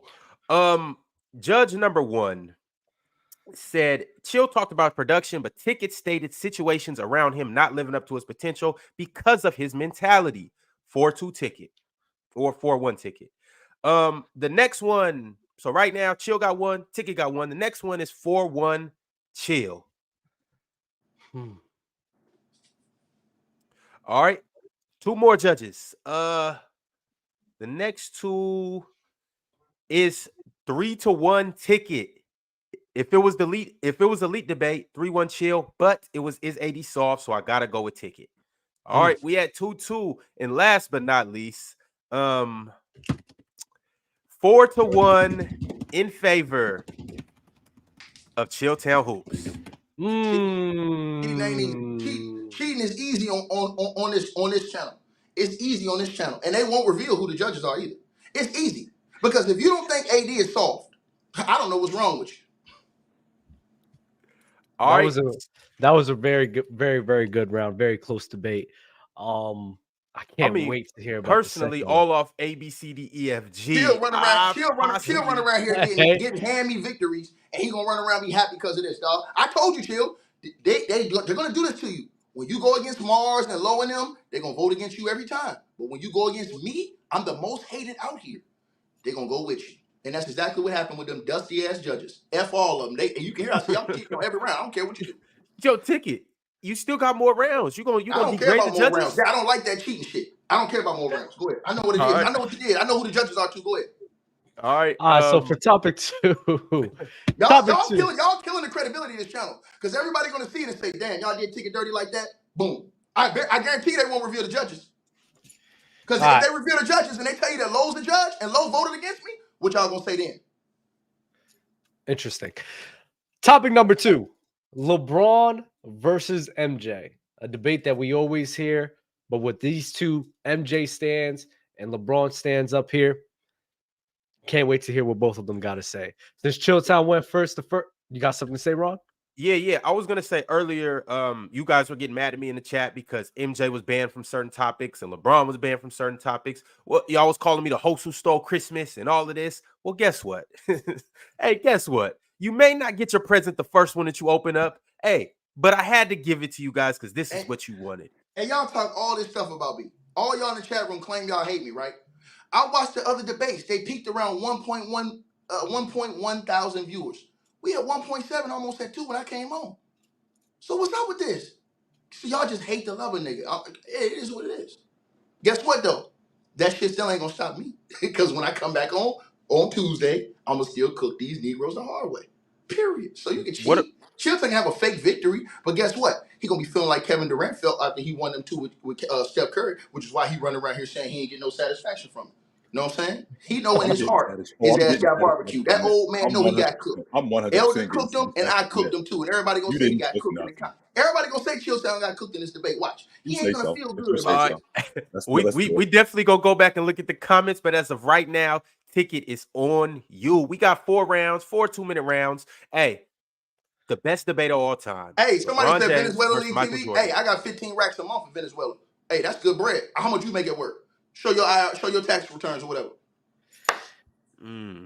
Ticket could chill in the chat at the same time. Talking about clapping, the peel's coming right to you, Ticket. Jordan versus LeBron, assuming you have Jordan, of course. Why is Jordan better than LeBron James all time? The time starts whenever you're ready. Well, first of all, it's just easy. First of all, when the man got to the NBA Finals, he never lost in the biggest stage. He lost in the playoffs before, sure. But when he got to the biggest stage, he never lost, and it never went to a Game 7. Also, another thing, Michael Jordan made the All-Star team from day one. He was an All-Star every single year of his career. LeBron James wasn't. He missed it 1 year, and we know which one that was, right? So that's another blemish on his resume. A third thing that we need to think about, too, is this. Yeah, ChillTown's going to come and say, oh, LeBron James has a longevity this, longevity that. It took the man damn near 20-something years just to break Michael Jordan's records that he had in 14. So is that really that impressive that Michael Jordan broke all the records? Said I got tired of beating these moms, went home, smoked a cigar, played some golf, and changed wives a couple times? Did that feel good for y'all or what? Now, so let's go back to this debate a little bit further and talk about Michael Jordan. Michael Jordan also won the MVP and Defensive Player of the Year award in the same year, something that LeBron James has never thought about. Michael Jordan, ChillTown will say this, oh, well, LeBron James should have won more MVPs. He only had 4. Michael Jordan had 5 MVPs the last time, and he should have won MVP damn near every year in his career too. So what is that saying? Now, let's keep going. Let's talk about Michael Jordan's averages, because this is very important when you're talking about longevity versus we talk about production. Michael Jordan right now still leads in all-time playoff point averages per game. He leads in that, right? In the playoffs when it counts, over LeBron James and over everybody else. Michael Jordan has the highest PER in NBA history over LeBron James, who's so efficient, who's also a great player. Oh, and by the way, since we want to talk about the efficiency, getting guys involved with others, guess what? When Doug Collins put Michael Jordan at the point, Michael Jordan averaged down there a 30-point triple-double playing at the point. Like I said before, until he took him off the point. And the only reason why Mike didn't do that is because he wanted to play the 2 and shoot the ball, and it worked for him. He got 6 world championships versus LeBron, who wanted to facilitate, and he got him 6 NBA Finals losses. Go ahead, ChillTown. You up, bum. Convince these bums to vote for you again. I think it's interesting, Ticket, that you talk a lot about winning, yet you don't big up the all-time great winners. And I think that that's the biggest problem that I have with you. Because when I hear you talking about NBA Finals all time, what you're trying to tell us is that Jordan is the greatest winner ever. Only except he's not. Because if you're going to talk about him being the best winner ever, why don't you bring up guys like John Havlicek, who's 8-0 in the finals? Why don't you bring up guys like Sam Jones, who's 10-0 in the finals? Why don't you bring up guys like Bill Russell, who's 11-1 in the NBA finals? Why don't you bring up guys like that? Because you have this tendency to talk so much about winning. In fact, it was from you. It was from your mouth that you say, quote, Did he get it done? Because that's all you care about. You care about winning. So you do not big up the guys who have won more, who have won just as much, if not more. You don't talk about Jabbar. You never talk about any of these guys, but you always talk about Michael Jordan being the best winner, being the best ever. And you're talking about LeBron James in the NBA Finals. Well, I'm glad you brought up him in the NBA Finals, because in the 10 NBA Finals that LeBron James was in, just so you know, Ticket, in 6 of them, he was not favored. In 4 of them, he was. So with that being said, in 6 of them, he wasn't favored, and he actually won. He wasn't favored in 07, lost. Was favored in 11, lost. Was favored in 12, won. Was favored in 13, won. Wasn't favored in 14, lost. Wasn't favored in 15, lost. Wasn't favored in 16, won. Wasn't favored in 17, lost. Wasn't favored in 18, lost. Was favored in 20 and won. So we're talking about a guy who in 10 NBA Finals wasn't favored as much as Jordan was, who, by the way, in the 6 NBA Finals that he was in, he was favored 5 of those 6 times. 5 of those 6 times he was favored. So if you're going to talk about guys being winners, if you're going to talk about winning, Ticket, you got to start bigging up these guys that won more, because you can't keep doing that. It's easy to beat your points, ChillTown. You want to talk about guys who won and this and the third. The reason why we don't big up some of those guys like Bill Russell, like some of the other jabronis you named, is because they won, but they weren't on the level of Michael Jordan as a player winning, sucker. A lot of these guys were the 2nd, 3rd best players on their team, jabronis, so you don't get a cookie for extra credit, chump. Like I said before, you have to be the creme de la creme. You have to be the man, the myth, the leader, and the legend. And then let's talk about those NBA Finals. Favoritism. You know what, bum? It shows you that bum you praise with all that help he had ain't as great as you think he is. That's why he wasn't favored in the NBA Finals, because his sorry ass would never been in the Finals if he'd have played in a Western Conference and the dogs that them guys had to play in the West every year and had cakewalks to get to the Finals. So if he was really that damn great, his ass would have been favored like Mike was a lot of the times, because he was better than everybody else, which proves why he's the GOAT, you jabroni. You're easy to beat, ChillTown. Every single thing you get at me, I'm Barry Bonds with this thing. Knocking it out the park. Now, let's keep going to the other points, right? Let's talk about Michael Jordan's career versus LeBron James' career even more a little bit. Let's talk about the meltdowns. This should be the biggest, and the Rock means biggest thing right here. That's the separator. We saw LeBron James on a self-constructed super team that got on the stage and said not 1, not 2, not 3, not 4, not 5, not 6, milk in the very first NBA Finals. And you know what? Michael Jordan never had a series like that when all the chips were on the line, when the deck was stacked in his favor like Jokic did. So all them lame points you brought up about him being favored against, well, guess what? The time he had the favors in his hands, he choked. Now, shut your ass up, sit down. I don't need the other 15 seconds. Go get some Just for Men and wait for me to come back and stomp a mud hole in your ass again and these bums to cheat for you in the crowd and in the back. Go ahead, Chill. So I'm glad you brought up the guys that you just did, because that's another point that you're wrong about. Because last I checked, like you just said, Ticket, you talking about winning, these guys were the 2nd and the 3rd best players on their team. Ticket, did you know that Bill Russell averaged 20 and 20 in the playoffs for 4 straight years? 4 straight years he averaged 20 and 20. You know who else can say that they did that? Chamberlain. That's it. He was the man on that team. Not only was he the man, John Havlicek, when Bill Russell had retired, they had won the NBA championship off the strip to him. And he was the finals MVP. And he was also an all-league defender for almost a decade. This is the same dude who you don't talk about. Just so you know, Ticket, when you're talking about being on that level, John Havlicek, in the history of the NBA when he retired, these how many guys scored more points than him when he retired? These many. That's it. When he retired. So you want to talk about guys being on that level. A 13-time All-NBA performer, right? I'm sorry, an 11-time All-NBA performer, a 13-time All-Star. So these guys are on that level, yet you don't bring them up. And the reason why you don't bring them up is because it doesn't fit your narrative. Because I think it's interesting when you bring up the Western Conference. Because when you bring up the Western Conference, I mean, I think you said that the Eastern Conference, was if he was in the Western Conference, it was something different. If he was in the Western Conference at 25 years old and on, I'm having a really hard time thinking that he wouldn't win. That's number one. Number two, Ticket, if you're going to do that, if you're going to talk about the Eastern Conference being weak, then you got to do the same thing with the Los Angeles Lakers when they had Jabbar and when they had Magic. Because this is the same Los Angeles Lakers 7 times in 9 years.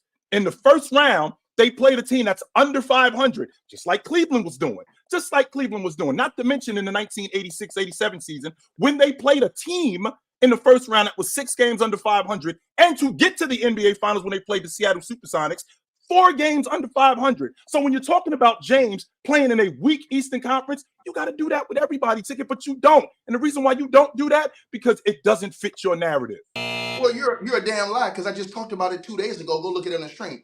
I was just talking to Ron and everybody was in the chat, you big liar, about how easy it was for guys in the Eastern Conference back in the days to get to the NBA Finals because they only had to play 1 round. Most of them back in the 70 days, you want to give them credit for, when these guys now got to go through 3 rounds in 1 conference, then win an NBA championship to win the whole thing. So that's another reason why we tax and we don't give them as much credit, because they had an easier road. And then let's talk about all those guys you talked about from the Celtics. That's the point. Most of them were from the Celtics.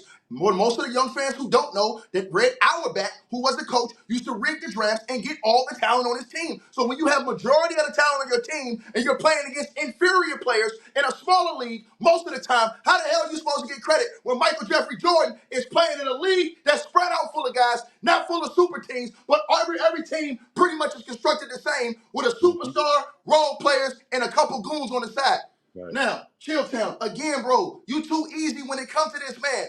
Michael Jeffrey Jordan passed the test of everything. He passed the test of time. He passed the test of greatness. Why is this? Because let's talk about his difficulty. Let's talk about what happened when Scottie Pippen didn't play. What the hell did Chicago Bulls do? They were still the best team in the NBA with just Mike and Dennis Rodman while Pippen was out, you damn fool. It's easy to cook your ass. A caveman can do this. Again, let's look at LeBron James. What has he done? Went from team to team to team, switched superstar from superstar, trying to get more chips. So you answer this question. Who's playing with more talent all the time? Is it LeBron James or is it Michael Jordan? It's easy. LeBron James had over 120 trades on his watch. You know how many Michael Jordan had? Less than 30. Sir, we ain't even got to talk about this. And right now, as of today, they're talking about trading the whole team they hyped up about bringing back from last year to this year, because this bum in year 21 is still trying to jiggle his way. So I'm glad you brought up what he has done and what he has basically been working with. So we're talking about a LeBron James who was that dude right from the beginning. Like you said, Ticket, he didn't make the All-Star team as a rookie, but he did make it for the next 19 years after that. That's not something that somebody else can say, except for Jabbar at that point. So he's the only one who did that. And then we're talking about a guy who I don't know how much more can be done for a guy who we've never seen this in NBA history, folks. Just so you know, LeBron James in the 08-09 season when he won the league MVP, he led the team in points, rebounds, blocks, steals, and assists. Not only did he do that, won the league MVP and took his team to the Eastern Conference Championship, where he averaged almost a 40-10 triple-double. With that being said, I don't know anybody else who could have done more to get their team to the championship and win it. Nobody else could have done that, except he did that, and he got criticized for it. I'm 100% confident that there is nobody else who could have done that. So now we fast forward to the next season of the 09-10 season, where he averaged 25, 7, and 7. Nobody else in the league was doing that when he did that. Nobody. He led the league in second half points. He led the league in fourth quarter points, and that team won 60 games. That's with a washed-up Shaquille O'Neal. That's with Sean Marion. That's with Anton Jameson. These are guys who are rotation guys. He's doing this with these guys. And it's interesting that you mentioned him being with a bunch of superstars. Just so you know, when Dwayne Wade decided to take a back seat to LeBron James, what happened? There was a parade on Biscayne Boulevard. Not 1 year, but 2 years, when Dwayne Wade told James, you got to be you. I'm going to take a step back and you run it. They end up winning the whole thing. Not 1 year, but 2 years in a row. So we're talking about a guy who then moves on in 2015, where they're not favored to win the NBA championship, with 2 guys who have never had any postseason appearances. Forget postseason success. No postseason experiences. And he took them to the NBA championship. Bro, you keep harping on the same things, bro.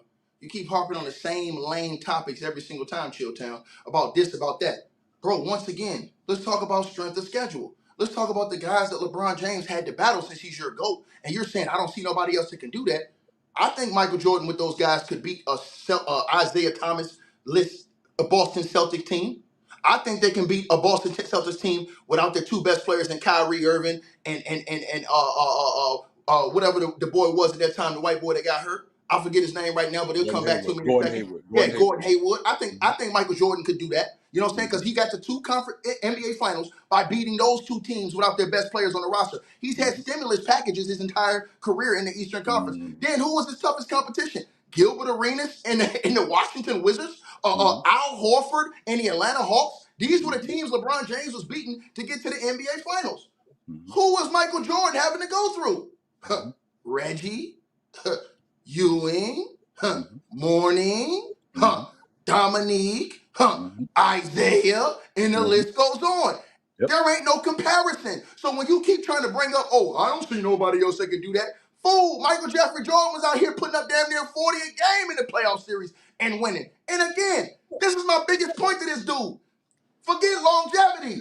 Ladies and gentlemen, if me and ChillTown are running a track, we're running a race on a track, right? And I finished first. And ChillTown is far behind me. He finishes, but everybody say, hey man, Chill looks strong with his run. What the hell do it mean if I did all that stuff first in way lesser time? LeBron James is still playing in year 21, still trying to catch records that Michael Jordan broke almost 20 years ago. Sir, you're done. Rob, was that the last one or is there more rounds? Y'all got one more in you? Chill, you done? I got another one in me. Let's go. I got an extra clip.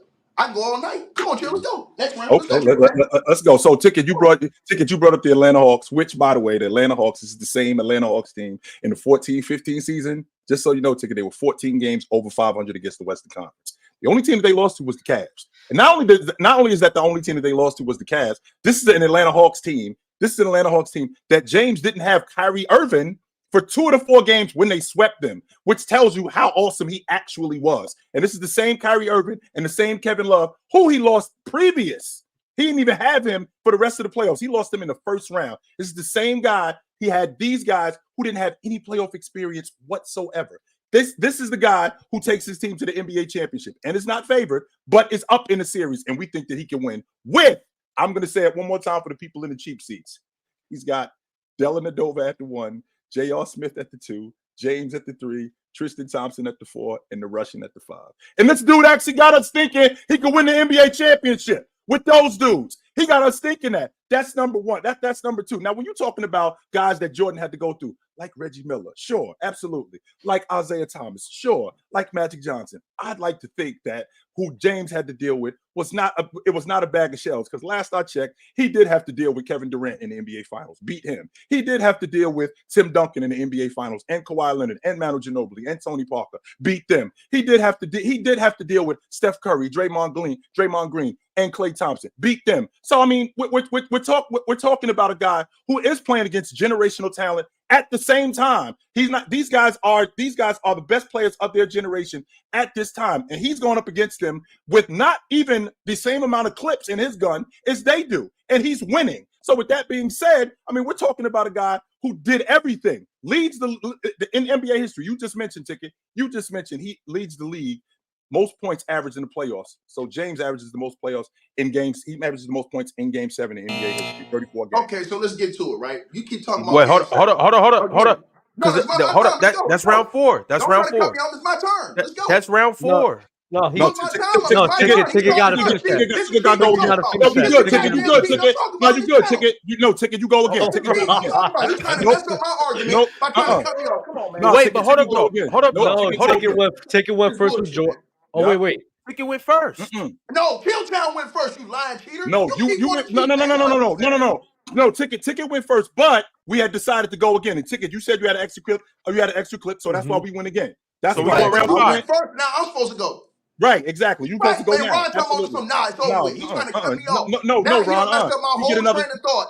He don't mess up my whole train of thought because he's trying to filibuster. Hold up, though. Ticket, you didn't go first? Ron, just say you want to. Ticket did go first. Ticket, you did go first. No. I didn't go first. Chill just went on his round. No, so Chill on this round. He went first instead of Ticket. So on this extra round, Chill went first, and then right. And then I'm going next because I went last, fool. All right, y'all ready to run the polls? No. All right, go ahead, Ticket. And then we're going to run the polls. Ticket gets to go again. Ticket gets to go again. All right. Come on, Ticket, it's on you. Y'all see what it is? Ticket Y'all gets see to go what they again. doing? This is what I be talking about, y'all. This is what I be talking about, man. This is what I be talking about, bro. It's disgusting, man. It's disgusting. Ticket, it's on you. Man, look, man.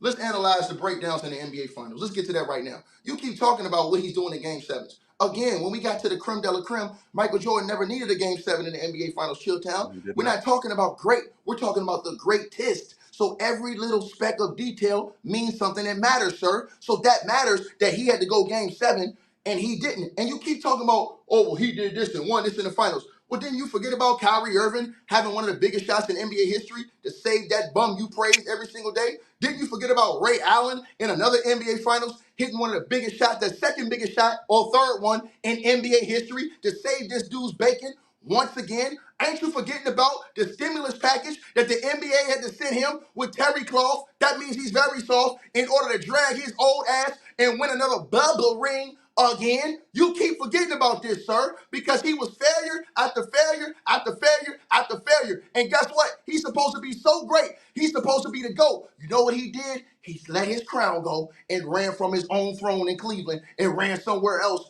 because he couldn't get it done. You know what Mike did when he was getting his ass whooped by the Larry Bird Boston Celtics? You know what Mike did when he was getting his ass whooped by the Isaiah Thomas Bad Boy Pistons? You know what he did? He went and got in the weight room. He got his weight up, sucker, not his hate up, and went through them and won with the same team, sir. And he was the leader. He was the catalyst, sir. And he was the one calling the shots, sir. He didn't have to worry about Ray Allen getting a lucky rebound from Chris Bosh because Tim Duncan was sitting on the bench because Greg Popovich don't lost his goddamn mind. You understand what I'm saying? Taking the best player that was probably on the court off the court at that time when a series was on the line, and Chris Bosh gets a lucky rebound and kicks in his bum and saves his legacy again, because that would have been another loss on his NBA Finals resume, sir. And again, ChillTown, this is last but not least. I have to keep saying this, bro. When we talk about Michael Jeffrey Jordan, all the things he did great in his career, everything, LeBron James in year 21 is just passing this. That's not great. Got chill over here sweating, man. Now we can see it here and get some of the voting from the poll. Watch him cheat again. Watch the crowd cheat again. Go ahead. Put the poll up, Ron. It seems as if the chat may be in Ticket's favor right here. I'm just reading the comments right now, but I thought it was a really good MJ versus LeBron debate. How you got Chill? How you feel about how everything went today? Good. This is fantastic, man. I love beating on Ticket. Man, I love it. I love beating on Ticket. Man. Body shots at the body shot. At the body shot. Hey, at the body shot. You gonna go home tonight feeling bad about this victory, bro. Real talk. At the body shot. At the body shot. So all this is a bunch of loud talking. That's all it is. This ain't loud talking. I gave you That's facts. all it is. That's all it is. That boy folded when it was all on the wood. Loud talking. And look, when we're talking about the GOAT debate, Chill, every small minute detail matters. Yes, it does. Yes, it does. So when you choke and you have the biggest breakdown of a superstar in NBA history, in the NBA Finals, you keep talking about how he wasn't favored to win. But when he was, he choked. When he was favored to win, he choked. So that he wasn't. Hold on. That's it. You're not listening. One time. I heard everything that you just said. One time. That debunks your point. Hold on. No, it doesn't. No, it doesn't. One time. One time he was favored and he lost. Your point about being one time. That's it. Guess what, ChillTown? Guess what? One time. Not only was Michael Jordan not favored in every finals, Michael Jordan wasn't even favored in every series. Don't you know that the Bulls were not favored in the Eastern Conference Finals against the Indiana Pacers? They favored the Pacers to win that series, sir. Yes, and what did the Bulls do? They won. Michael Jordan wasn't picked to win that one series against the Utah Jazz. And what did he do? He won. So stop lying, bro. But I'm glad you brought that up. Though, Ticket, here's the problem with everything that you just said. Ticket, the problem with everything that you just said is you just said that he didn't go to a game 7. There's a reason why he didn't go to a game 7. He didn't go to a game 7 because John Paxson knocked down a 3 to win the game. That's why he didn't go to a game 7. He didn't go to a game 7 in game 6 against the Utah Jazz in 1997 because Scottie Pippen came up with the steal to end the game. To end the game. Now forget what he did because it wasn't just him. It wasn't just him. That's the point that I'm making. Okay, buddy. All right. That was a nice little. Cheat me again. Hey, go ahead and cheat me again, Ron. Nice little rebuttal. It looked like body shot at the body shot at the body shot. Nobody cheated to the highest order, Ron. All right. How could you forget that, Ron? Ron is Reverend Beyond Love up here, bro. We clearly said we was going another round. Sister Gina, can I put my hand on your succulent, perky little? Down, Satan. Down. I rebuke you. We clearly said we was going another round. You are a dirty preacher up here, bro. What are you doing, B? We clearly said that we was going another round. Clearly we did. We said that. And I'm going first. Ron is a preacher that be in the pulpit telling y'all to do the right thing, and he banging all the chicks in the church. That's what the hell he is, bro. He's sad, bro. I mean, if you gonna put it that way, look. Here we go. You ain't nothing but a heathen, boy. Getting rebuked on live YouTube TV is crazy. But we have the chat voting right now, and the chat voting had it 63% to 36%. ChillTown. TicketTv Media. So TicketTV Media got the chat vote. Ron, since he won the chat, they're gonna screw me in the vote back in the back. Watch. Let's see what we're. Lo. Let's see what we got back there. Hey, Lo, go ahead and do what you do. Go ahead and do what you do, dog. All right. So the first, and keep in mind these judges are Henry Durth. That's a lot, bro. It's Buddy. It's Henry Durth. It's Buddy. It's Low, and it's James B. All right. Those are the 4 judges right there. The first one said it's very close, and this is Low. He said very close. I want to say it's 2-2, but Ticket closed it out, so he got Ticket in a narrow edge. Low did. Henry Durth, obviously you guys know, he got Ticket in a sweep. So that's that. Man. Henry ain't no vote. Hey, bro, this dude's lying, bro. This dude's disgusting, man. It's too I feel bad for you, bro. Because Ron is disgusting, bro. This dude is crazy, bro. It's 2 more judges. Can I tell you who it is? I know what you do, bro. Right. I know what you do, bro. I know what you do. You got all these people fooled. I know what you do. Ron, it's 2 more judges. What's up? What's up? Oh my God. All right, nah, we not doing that, yo. That's out of pocket. Nah, hell nah. Look, y'all. Hey, I appreciate y'all for tapping in with this shit is done. I'm closing this down. That's crazy. I'm Ron Diddy. I'm Ron Diddy. Ron Diddy is crazy. That's wild. Man got on shiny suits, dancing all up in the videos for ChillTown. Oh my God. All right, y'all. The last 2 votes. So right now the chat chose Ticket. 63% said Ticket. The first judge said he nearly has Ticket. The second one, or nearly has Ticket. The third one has Ticket in the sweep. The fourth judge has Ticket 3-1.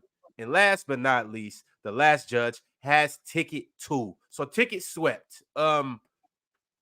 Damn. Low. They gonna get me on this one. They gonna get me on this one, Dub. Hey, Dub, watch how they screw me on this one. And guess what? This one, me and ChillTown I don't even know what Chill's gonna pick. And he don't know what I'm gonna pick. I have to really freestyle because he can pick the guy that I'm thinking about. So this is real freestyle right here. This ain't even no thinking, y'all. Go ahead, Chill. It's off the top. All right. Hold on, Ron. Does Chill go first every round, or do we switch it? No, y'all switched it the last round. Y'all no, we didn't switch it. We didn't switch it. I went first. He went first. It's my turn. Ticket. I started with you on the Jordan. No, but I'm saying he went first last time too. It's my turn. No, he went first on the bonus round. No, he went right, but it's my turn. We switching. It's my turn. It's my turn to go first. Ticket. You went first on the Jordan debate. No, I didn't. Went first. Chill went first. Ticket. I promise you. You went first on the Jordan debate. On the extra round, Chill grabbed it. And then there we go. I got you. Go ahead. Yeah. Okay, so hold on. Okay, I got you. Go ahead. Nah, the bonus round, Chill just I got you. Go ahead. Cool. All right, bet. So it's 1-1 right now. This is the one that's going to decide it all. One of the most, this is actually something that could go any way and any way possible. It's completely up to your own interpretation, right? But this is the best trade that's ever happened in NBA history. Again, the best trade that has ever happened in NBA history. You got to get deep in your bag right here. You got to get deep in your knowledge right here, right? So ChillTown, you can take a little second to process it, but whenever you're ready, floor is yours. Right quick. I don't want no confusion. It's 4 rounds. It's 4 rounds. Hey, everybody, y'all chat, y'all trolled the first round. Whatever y'all did the second round, yo, let's be honest for this round. Let's be some responsible individuals. You know what I'm saying? Even if I lose, I'm cool. I'll give Chill his props. But don't cheat this debate. You two judges, y'all sad, bro. Go ahead, Chill. Low, Buddy. Y'all hear that? Yo, Henry. You keep saying Henry. Ain't no Henry, bro. All right, Chill. It's on you. So, The best trade in NBA history. We're talking about dynasties. That's how trades happen. You know, we're talking about dynasties. And the best trade in NBA history happened in 1977 because the Lakers do not want to pay Gail Goodrich. So in the process of them not wanting to pay Gail Goodrich, they ended up moving him. And with them moving him, what you know about the NBA in terms of free agents today, it's not what it was back then.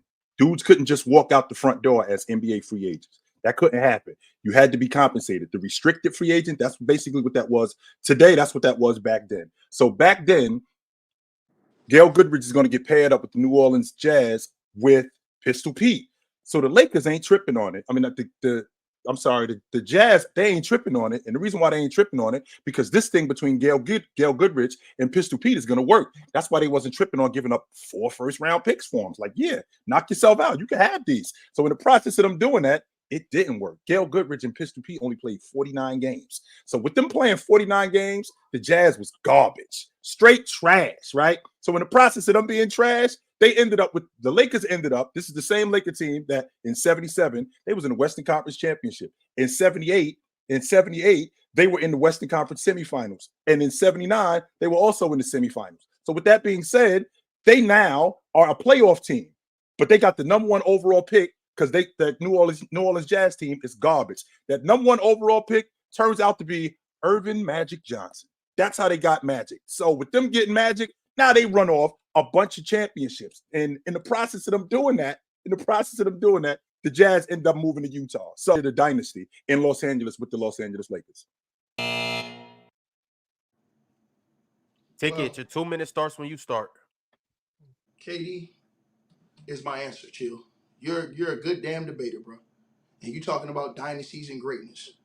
But remember, and I'm going to take off my glasses for this one, Kevin Durant was traded too. He was traded in a sign and trade. And to me, that is the greatest trade in NBA history. And I'm going to tell you why. Since you want to talk about dynasties, he made the Golden State Warriors a dynasty. He took Steph Curry's career and elevated Steph Curry's career from people having doubts whether or not he really beat Jokic in that first NBA Finals. Because like you said in the last debate, Kyrie Irving was hurt. Kevin Love was hurt. So people had questions. And Steph Curry's performance wasn't that great. He didn't even win the Finals MVP. But with Kevin Durant coming over there after they lost the next year to LeBron James in that NBA Finals, Kevin Durant, in his own way, going to the Warriors, not only made them unbeatable in what you just said in the last debate, so you can't take that back because you just said, oh, we're here to play KD and the Warriors and all these other teams. KD made the Warriors unbeatable. And the only thing that stopped them was the injury from winning more chips. Because you saw when he got back on the court, he was smoking Kawhi Leonard like a blunt. Easy work. They were going to win that championship even if KD was healthy. So Kevin Durant was the greatest sign and trade. He was a sign and trade in NBA history because he changed Steph Curry's career and made him a top 10 player because Steph Curry may have not gotten the top 10 status because you said yourself that if Steph Curry never got KD, LeBron James had their number. And if he had their number and they weren't winning no more championships, that made Steph Curry's career irrelevant going forward as far as winning. And it doesn't put him in the stratosphere that it did. So KD, and it's just around one, made the Golden State Warriors a dynasty by going over there.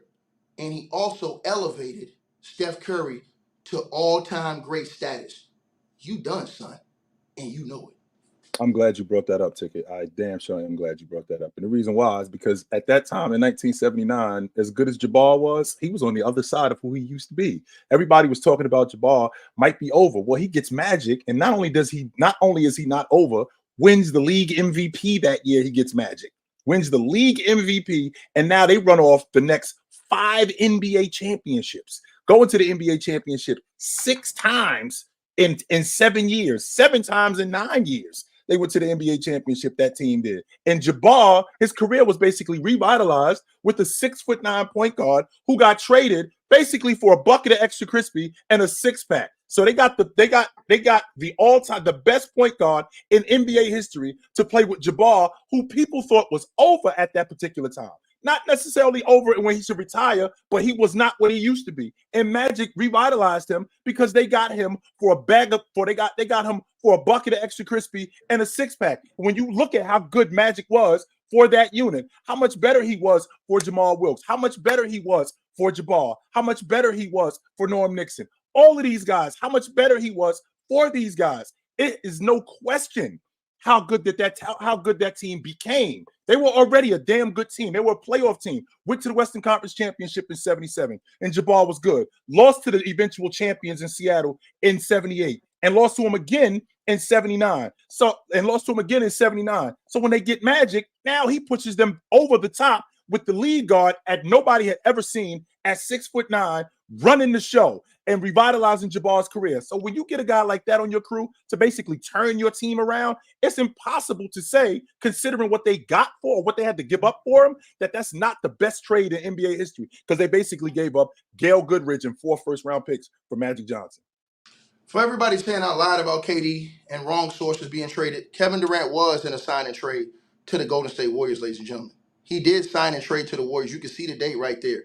He did sign and trade to the Golden State Warriors. So a lot of you guys that really don't know basketball, that's not on my level, you didn't know KD signed and trade to the Warriors. He signed and traded to the Warriors to help OKC to not leave them hanging high and dry. But since y'all really don't know basketball, that is exactly what happened, sir. ChillTown knows I'm not lying. That is the absolute truth. Because if I was lying, ChillTown would have attacked that point. So you guys don't know basketball. He was in a sign and trade. You can look it up, the sign and the trade terms, ladies and gentlemen. Matter of fact, I'm going to use this round right here just to educate guys, ladies and gentlemen. So again, for you guys who said he was not signed and trade, that is absolutely wrong. He was signed and trade, and you guys can go and look it up online. Again, the Warriors reached a deal, as you guys see right here. The Warriors reached an agreement on a trade to send Andrew Bogut to Dallas. Bogut, who will make $11 million in his final career, will be placed by free agent Zaza Pachulia, who reached an agreement with the Golden State Warriors on a 1-year, $2.9 million contract. Now, just because the hate for me is at an unbelievable level that these guys don't know basketball, a sign and trade is still a trade. There have been many players in the NBA who have done sign and trades to help facilitate money for teams. He wasn't just going to go sign with the Warriors. They had to do a sign and trade to make the money work because of the salary KD was making with Steph Curry, all them other dudes that was on the team, Klay Thompson, Draymond Green, and all the other guys they had on that team. Learn basketball, man. It's so sad these guys don't know basketball on this channel, bro. He was a sign and trade to the Golden State Warriors, ladies and gentlemen, and then he was outright traded to the Phoenix Suns. So again, KD was the best trade in NBA history. And that's not plagiarism, that's knowing your facts. I just pulled that up, Lil Ox, Cheddar Bob, Nas, and Ron. It's funny how you putting their stuff on the screen while I'm debating, bro. Y'all dudes are sad, bro. Come on, man. This is whack, bro. Come on. So, like I was saying, so we talking about Magic Johnson jumping on this crew and them trading for him and what that meant, not just for the Los Angeles Lakers, what it meant for the NBA. Because the Lakers were they were a good team, and when Magic got on the crew, they became a great team. And then they traded for more players. I won't even mention how they got James Worthy, because I mean it was almost unfair how they got James Worthy. That David Stern would have shut the NBA down. I mean he wasn't the commissioner yet in 1982. How they got James Worthy, so I won't even talk about that. Or the same way they got Byron Scott. Which, I mean, we talking about a San Diego Clipper team who, at that time, the way that the Lakers were built, and since I do have a couple of minutes, Ron, since I do have a minute or so, I can give you the skinny on how they got James Worthy. They got James Worthy because that same year in 1979, the Cleveland Cavaliers owner, he was just giving draft picks away. So the Lakers sent the guy named Don Ford to Cleveland for a future first-round pick, right? So basically, they sent Grant Williams to the Atlanta Hawks, thinking that the Atlanta Hawks was going to be good, only except they was trash. That future first-round pick ended up being the number 1 overall pick in the draft. In 1982, the Lakers get the number 1 overall pick in the draft, and they draft James Worthy. That's how they ended up with that dude, right? So I want you to fast forward, Dub, to the very next season. Right? I want you to fast forward to the very next season, because the Lakers have the number 4 pick. How they get the number 4 pick, Dub? I'll tell you how they got the number 4 pick. The San Diego Clippers got the number 4 pick, and they draft Byron Scott. So the Los Angeles Lakers pick the telephone up and go, hey, I got a question for you. How you feel about handing over Byron Scott for Norm Nixon? The Clippers is like, word, that don't sound like a bad idea. We'll do that. So the next thing you know, the Los Angeles Lakers get Magic Johnson, James Worthy, and Byron Scott for Don Hudson, Gail Goodrich, and a bunch of first-round picks. You want to talk about the best trade in NBA history? That's highway robbery right there when you're talking about that. So that created a dynasty for the next decade. Again, to clarify my point to you guys, y'all can go to NBA.com since y'all said I had bad sources. Y'all see right there, it says NBA.com. And it says when Kevin Durant was traded to the Golden State Warriors, and it put the date up there so you guys can go check it out. It's right there online. Again, it was a sign and trade with Kevin Durant going to the Warriors. He had to do that. Now, let me get back to you, ChillTown, because I don't want to race this round talking to jabronis and about jabronis again. Now, the reason why Kevin Durant's trade helped them is it helped more than just Steph Curry. It also helped the career of Klay Thompson. It also helped the career of Draymond Green. It helped Draymond Green become this so-called fake Hall of Famer because y'all just told me the other day he wasn't a Hall of Famer in y'all's eyes before KD went over there, but him winning those extra chips made him a Hall of Famer. And then let me say this.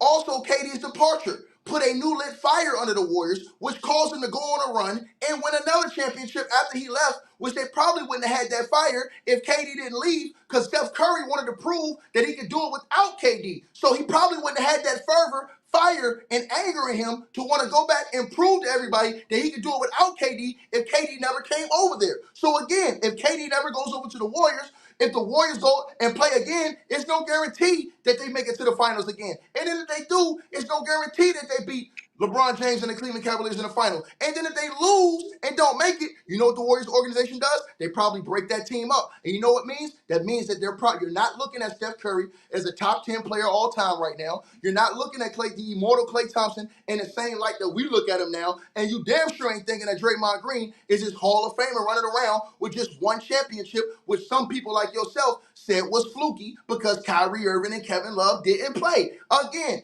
KD made them unbeatable in everybody's eyes that was watching the game. They said he cheated the system, he cheated the game, and what he did made the NBA unfair. That's why that was the greatest trade in NBA history. And a sign and trade is technically a trade, ladies and gentlemen. So with that being said, Ticket, we don't know the Los Angeles Lakers the way we know them today if that trade with Magic does not happen. They don't end up with the #1 overall pick. We don't know the Los Angeles Lakers the way with you. As good as Steph Curry is, as good as Steph Curry had already won the NBA championship. Steph Curry had already won the league MVP in back-to-back seasons before that trade happened.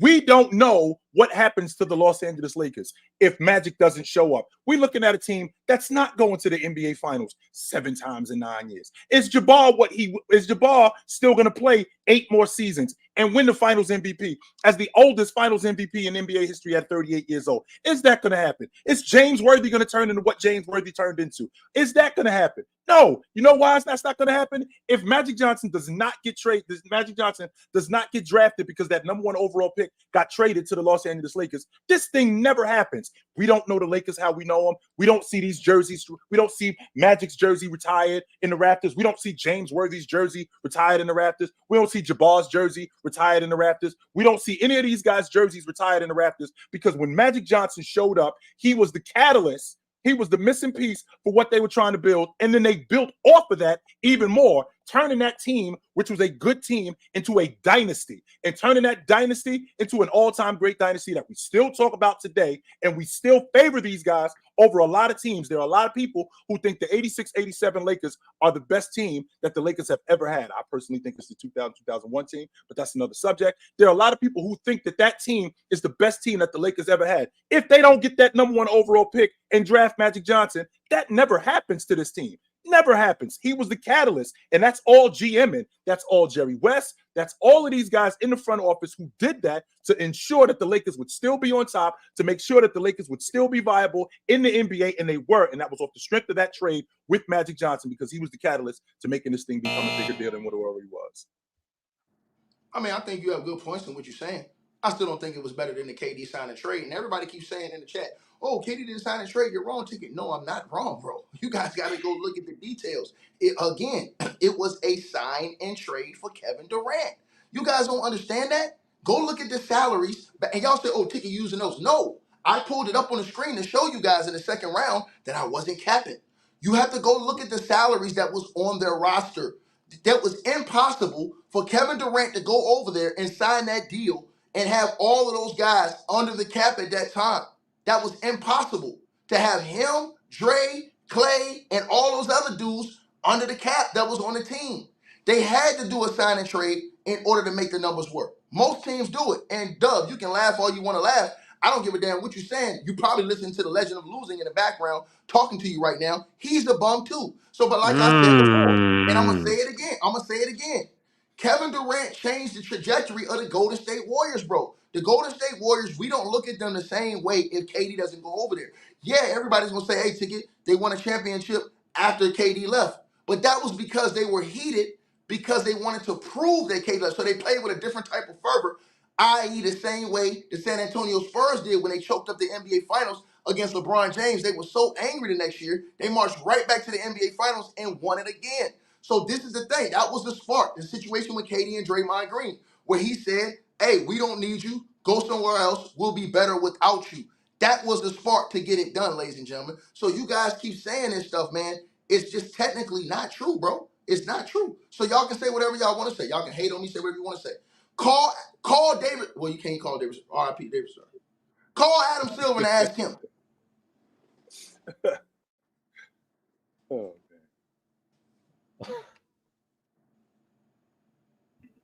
all right, y'all. That's that. Let's go ahead and run the time. Let's go ahead and get these votes in. Judges, I need you to send those through. Chat, I need y'all to get busy. It's about 1,700 people in here. Y'all all go and vote. Y'all in here? Y'all watching? Go vote. Exercise your vote. Doug, did you fact check? I'm Ticket. I've been looking the whole entire time as you guys been talking. The Thunder got nothing in return. So it was hold on. They got no money or anything. How is it sign and trade if they didn't get anything? No, you're not listening. They cleared it off their books. Look, hold on. Look at what they did. Look at the move right here. It didn't say that they got anything in return for that. Look at the teams that move. What you call it moves that look, I'm gonna read it to you right now. Hold on. I'm gonna read it to you right now. I'm gonna read it to you right now, the exact trade, the exact deal. Because it's right here, bro. I'm gonna give it to you right now. So the exact deal is that the Warriors with the sign and trade. Look again. Why would the articles report that the Warriors landed KD in the deal forcing the Andrew Bogut trade? Hold on, wait. I have somebody on here. I have somebody on here that wants to talk to you. Hey, you hear? Yeah. Ooh. Low, say something. You're on the mic. You're on the mic. You hear? I'm on the mic right now? Yeah. Yes, you are. Yo, this nigga Ticket is the most ridiculous person I've ever met in my life. That's not a trade. KD just signed to the Warriors. No, I'm signing trade. And they traded other players to free up space to sign trade. KD. That's not a sign and trade. I told y'all Low was a judge, and Low hates me. And Low hates me. They got Low as a judge, and Low hates me. I told y'all that. You are getting embarrassed. You a liar. You a liar, Low. You a liar. He's calling you a liar. Hey, hold on. Am I gonna believe the Legend of Losing, or am I gonna believe NBA.com? You tell me. Okay, Legend of Losing. And I knew you was a judge too. I don't think he is a judge. Man, I don't think he is a judge. He's the Legend of Losing. I can't confirm or deny whether he is a judge. I can't do that. But the chat, it's in right now, and it looks like yeah, Chill. You won the chat vote. Chill got it. 71% of the votes went to Chill in the chat. Outside of the chat, I got the judges. The first judge said simply that Chill swept. The second judge said 4-0 Chill. The third judge said that's not a trade. I'm looking. That shit's everywhere. Either way it goes, 3-1 to Chill. And the last judge said the value of Magic Johnson to that dynasty is higher than KD because Steph won with other forwards, so it's tough. Ticket made good points for Steph's legacy being lifted, but the dominance without KD is still there, and they went 3-1 to Chill. That's good. I mean, I could have went Kobe, but that was easy to me.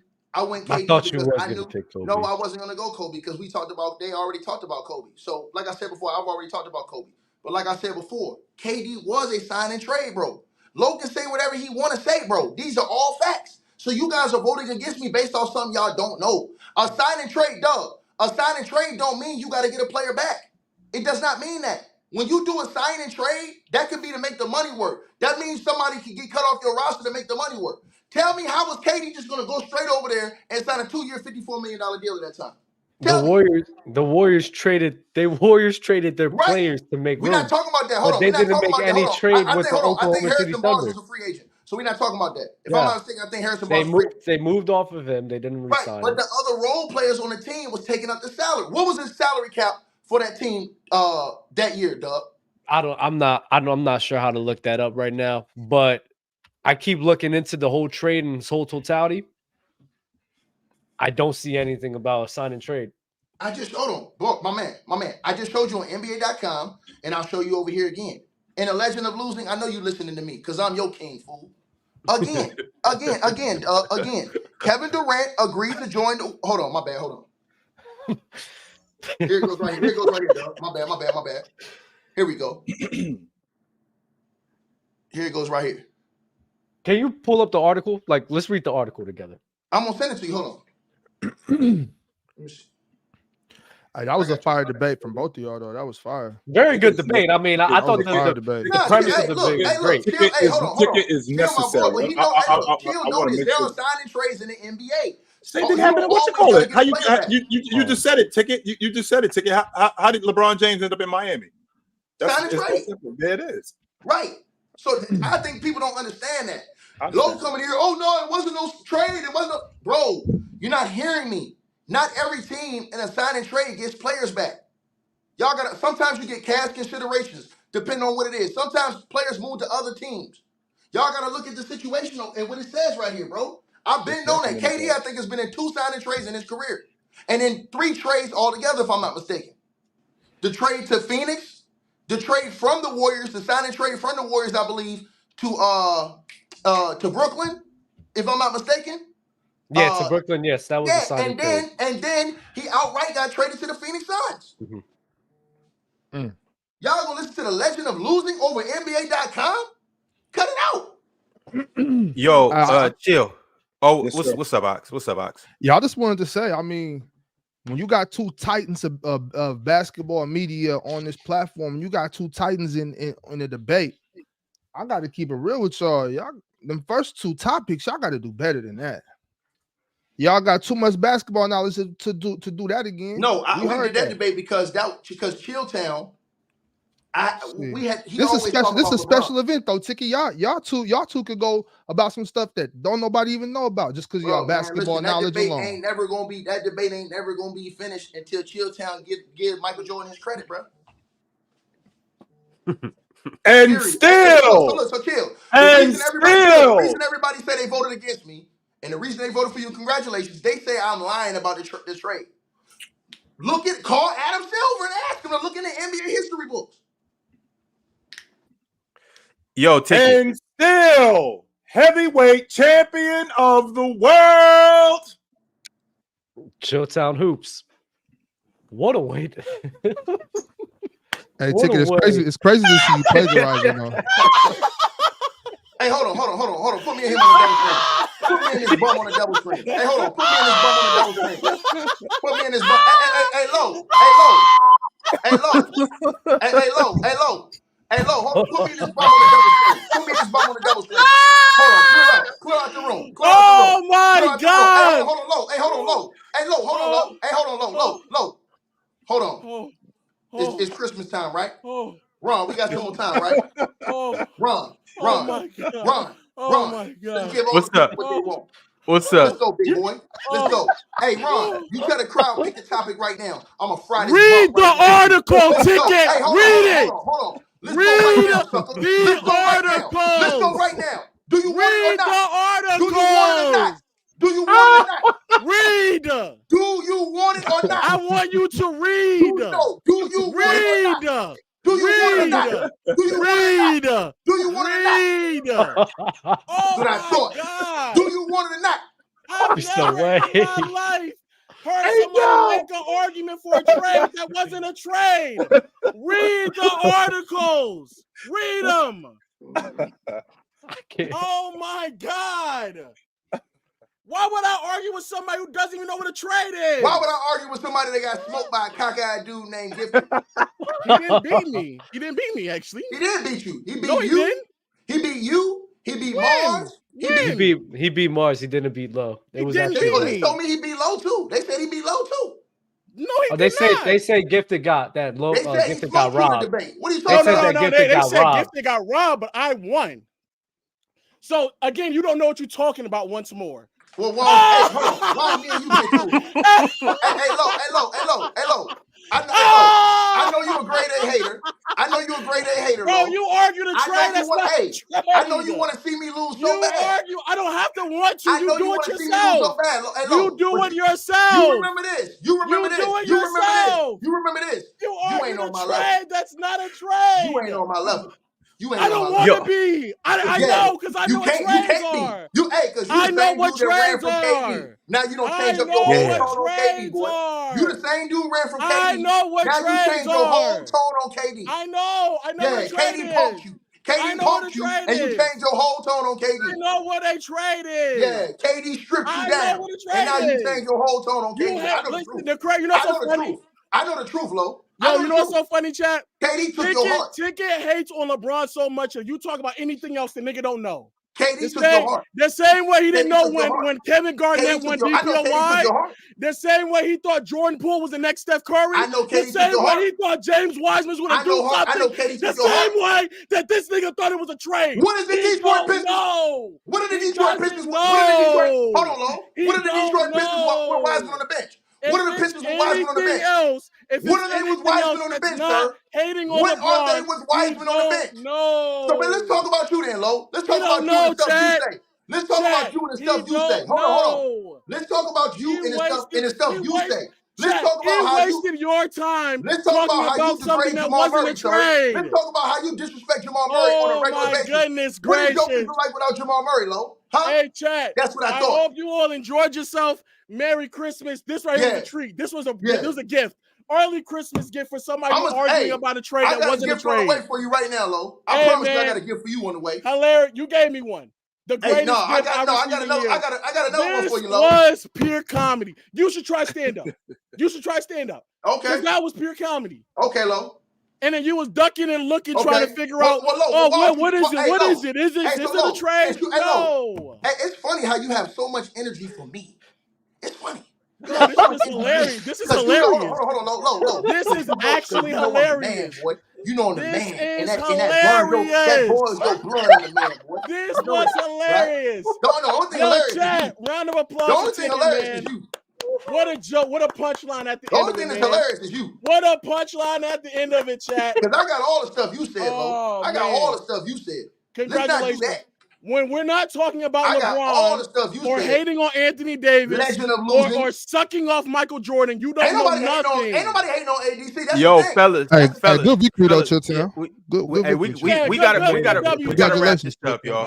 We gotta wrap it up. Low down, what up, brother? What up, Low down? What up, Chill, my brother. What up, Low down? I'm a cheat for you every time. Good W, Chill. Hey, Lo, why you wasn't acting like that when they cheated and gave you the victory against ChillTown? What Atlanta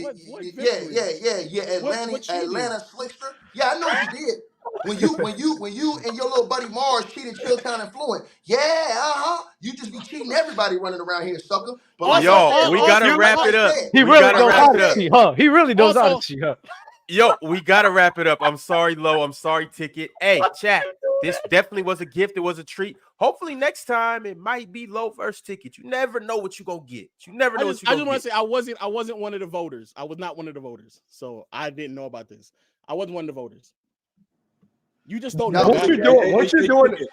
Everyone's saying you was doing the stream. You was doing. Yeah, I was streaming something. I was streaming on a whole nother platform. I was streaming on a whole nother. Yo, we out. Make sure you subscribe. Make sure you like the video. Hey, we'll catch y'all during the next card. Until then, plagiarism. I won without even the final round because I won the first round. What y'all dudes? I'll see y'all next week. All right, chill. Low down, my dude.